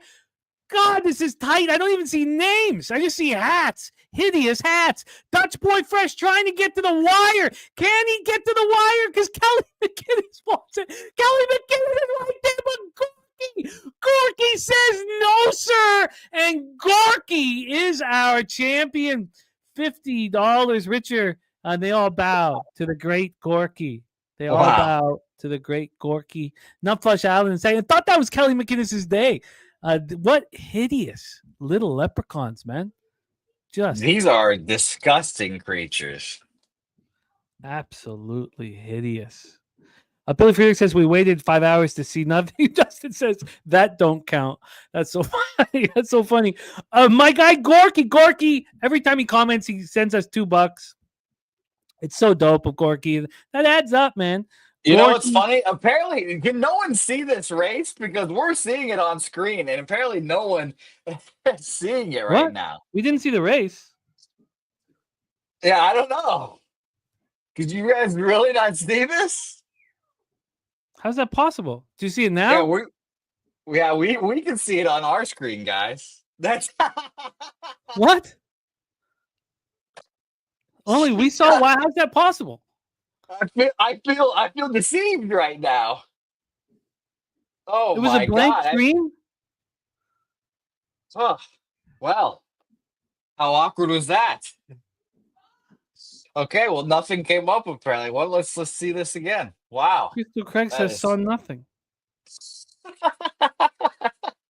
Okay, What about now, do you guys? see it now? Oh my God! Just two guys calling an invisible race. Just two guys going. Okay, they don't see anything. Okay. All right. Well, I'll refresh real quick, and if not, we might have to do this all over again. Yes. Wow. Or we might have to do it on Tuesday. Okay. Well, then now we can see it now. There she is. Now it's up. It's there now. How's it there now? I don't know. That was hilarious. Oh my gosh. See, Kripke says it was there and those things were ugly. So some people saw it. Oh man. Okay, I think we might have to run this again, Jimmy. We might have to. I feel bad for Gorky. Gorky, I feel bad for you too, buddy. But if you're not here to claim your prize as well, we can't feel pity upon thee. Or argue your case right now. Okay, well, set up the race and let's see if people see it. If not, let's do these leprechauns. I'm looking at what they were looking at right now, and it's fucking hilarious. It's just us two up there alone. Oh my God. Just in the corner talking about a race that's not happening? Yeah. Okay, let's try it again, I guess. Okay. I'm now looking at the screen myself to see maybe if we can see these Okay, things. set up the What new an race. interesting day. Okay, can you see it? Kripke says Gorky may never know. Don't start the race. Tell us if you see it. No, I don't see it yet. Let me refresh real quick. Jesus, what the hell's happening? All right. Jose's gone. Satcher says you get paid for this. These amazing imaginary races. Okay, don't worry. Jose's refreshing. Okay, we're gonna give it another try. You know, this has never happened before. I've never had performance issues like this. I guess it's Okay. Okay. The question is, can you see it? Can you see the leprechauns? If not, I mean, oh my God. Like I'm looking at it now. I still can't see it. This is hilarious. Okay. Well, then let's wait. Let's wait till Tuesday. Yeah, I guess so. We'll race for $100. Okay, we'll race for $100 on Tuesday. Thumbs up. I can't believe Gorky doesn't get that hundo, man. This hundo, American. It did. Those are no Yankee one friends. saw it. Yeah, no one saw it. What are we gonna do? Saturated blaming Elon. That's Makes some sense. good shit right there, though. The fact that neither one of us noticed is good shit. Now, another thing about Tuesday's race is Peter will leave before the race starts. So Peter doesn't give a fuck, dude. When the races start in real life, he'll just leave the bar. Like he'll just be like, "Oh, I'm out." It says I want for 5 hours. Now a race for now Tuesday. So what do we do? No one tell Gorky? Redbeard says. Do we hide this with Gorky? I would love to see how long we can go without Gorky knowing. That would just be a funny bit. Now. But why are you trying it again? Nobody can see it. I'm testing it one more time. I'm trying to get my man paid today, but yeah, it's just not working, I guess. That's really funny. Okay. All right. Well, that was anticlimactic. Is what that was. Let's review all. Oh, we could start. No, we don't have time. I don't have time, man. I've got my shows when I'm alone are 5 hours. I can't keep Peter past 3 hours. Nice job, Nutflush. Great job, man. Let's review all action here. Stacks play today. Number 1, Illinois State +1.5. You know what I need for the outro today, Jose? As I need some LJ. I need the LJ song. I thought you were gonna say my tits. No, I don't need those. They didn't. I was. Oh God, I didn't want to talk about it. You were hoping that the tits brought you luck. Not hoping, but if it worked, it worked. Illinois State plus 1.5 stacks number 1. Purdue over 159.5 stacks number 2. Pig Milk play today. Winnipeg minus 1.5. Also Amanda Lemos plus 120. Then we have Minnesota minus 5.5 for Viper. Also NBA play today. It's a prime cut from Sweaty Butcher. It is also Gorky. Oh my man, he's my guy. He's my friend. What are we gonna do? He puts so much energy into the show. What are we supposed to do? I say we do this. I say we split it in half. He gets 50 and we do a new race. I mean, Gorky puts so much in the show. I don't know. I don't know what to do. I know if we put up a vote, they're gonna say Gorky doesn't get the money. No visual proof. What are we gonna do? Oh, he says, did my horse gimp out? What a good guy Gorky is, eh? No, the very opposite. Gorky, Nasty Nate says, split these nuts. There's Dylon in the house. Dylan, what up, man? 5 greatest rappers of all time right there. Oh, shit. I just don't know what to do. I don't know what to do either. It's a tough decision. How about we just keep the suspense? We'll leave it. We'll let Jeff decide. We'll give the weekend, and we'll see if Tuesday we're racing for $100 or $50. South Dakota money line, Boise State, Ball State, and the Citadel for. Yeah, Gorky says, but there was no race on the screen, so even Gorky doesn't think he should get the cash. Gorky, we tried. The respect play today, VCU first half minus 4.5. My NHL card. Oh, God, I'm going to have so much action tonight. It's just nuts. My NHL card is as follows. I have Jets minus 1 and plus 150. Winnipeg, New Jersey under 5.5. Utah, Chicago over 6. You know what? If you don't mind, I would just like to see what these lines are right now. No rush. I'm trying to get the horses or the races to come back, so we'll see. All right, so I got the over or the under. Look at that. Winnipeg, New Jersey under is now 5.5 minus 150. Oh, yeah? 150. But again, that doesn't mean you cash. I beat that line by 31 cents. The over 6 is now minus 115. I got minus 105. Then Minnesota, Vancouver under 5.5. That's now minus 125. I like that. Wilder just plus 115. I can deal with that.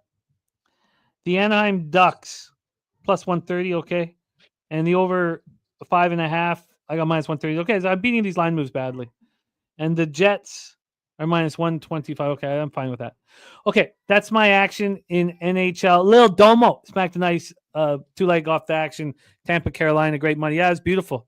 I should have done that myself, man, looking back at it. Now, I did move on both of them live. Not Carolina. They were never down a goal. But Tampa and Dallas live. The Dallas was lucky. Then let's go into action here in college basketball. We went over Spooner's action already. Skunk Blaster, Toledo money line. Jeff Slaughter, Toledo money line. Dabby Cap, Fletcher Lawyer over 1.5 threes.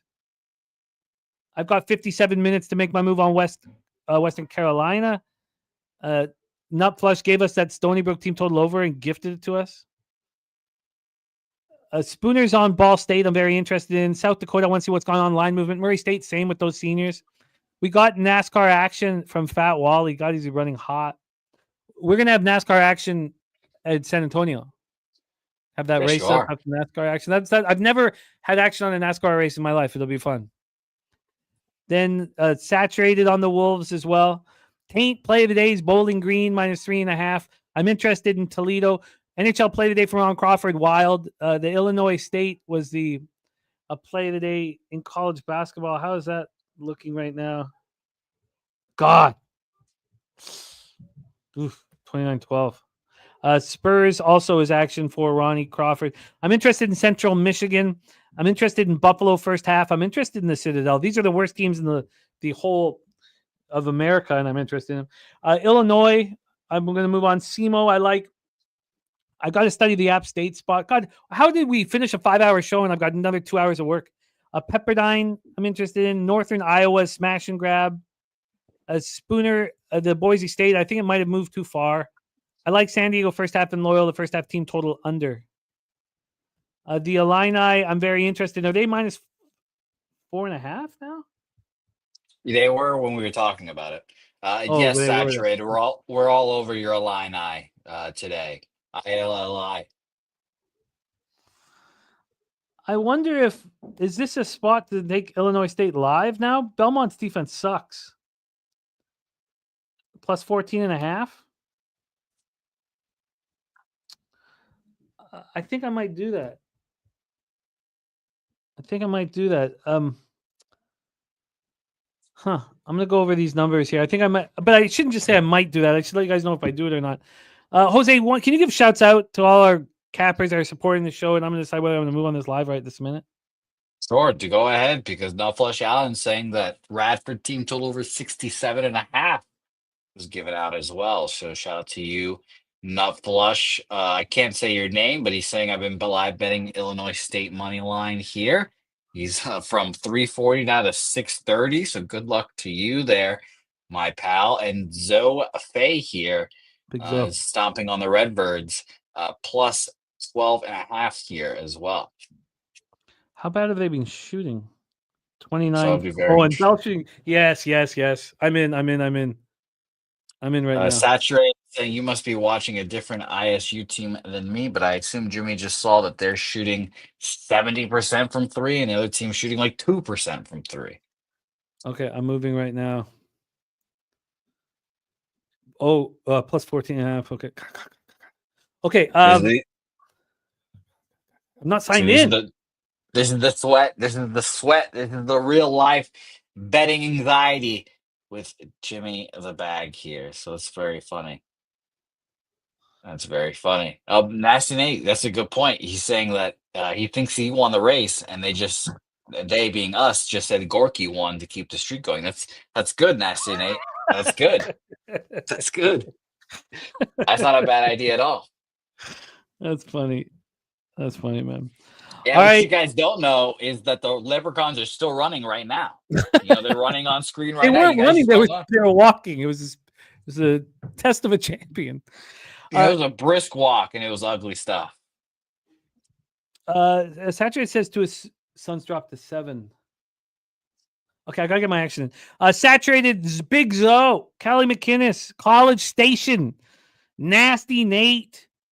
Thank you guys. Barco, you were money in the bank, man. Redbeard, Nutflush, Allen, Justin McKelvey. Thank you guys, man. Thank you all so much for supporting the show. Lil Domo, shout out to your pops, Chill Will. Can't wait to hang out with you guys in San Antonio. Swish, Dylon.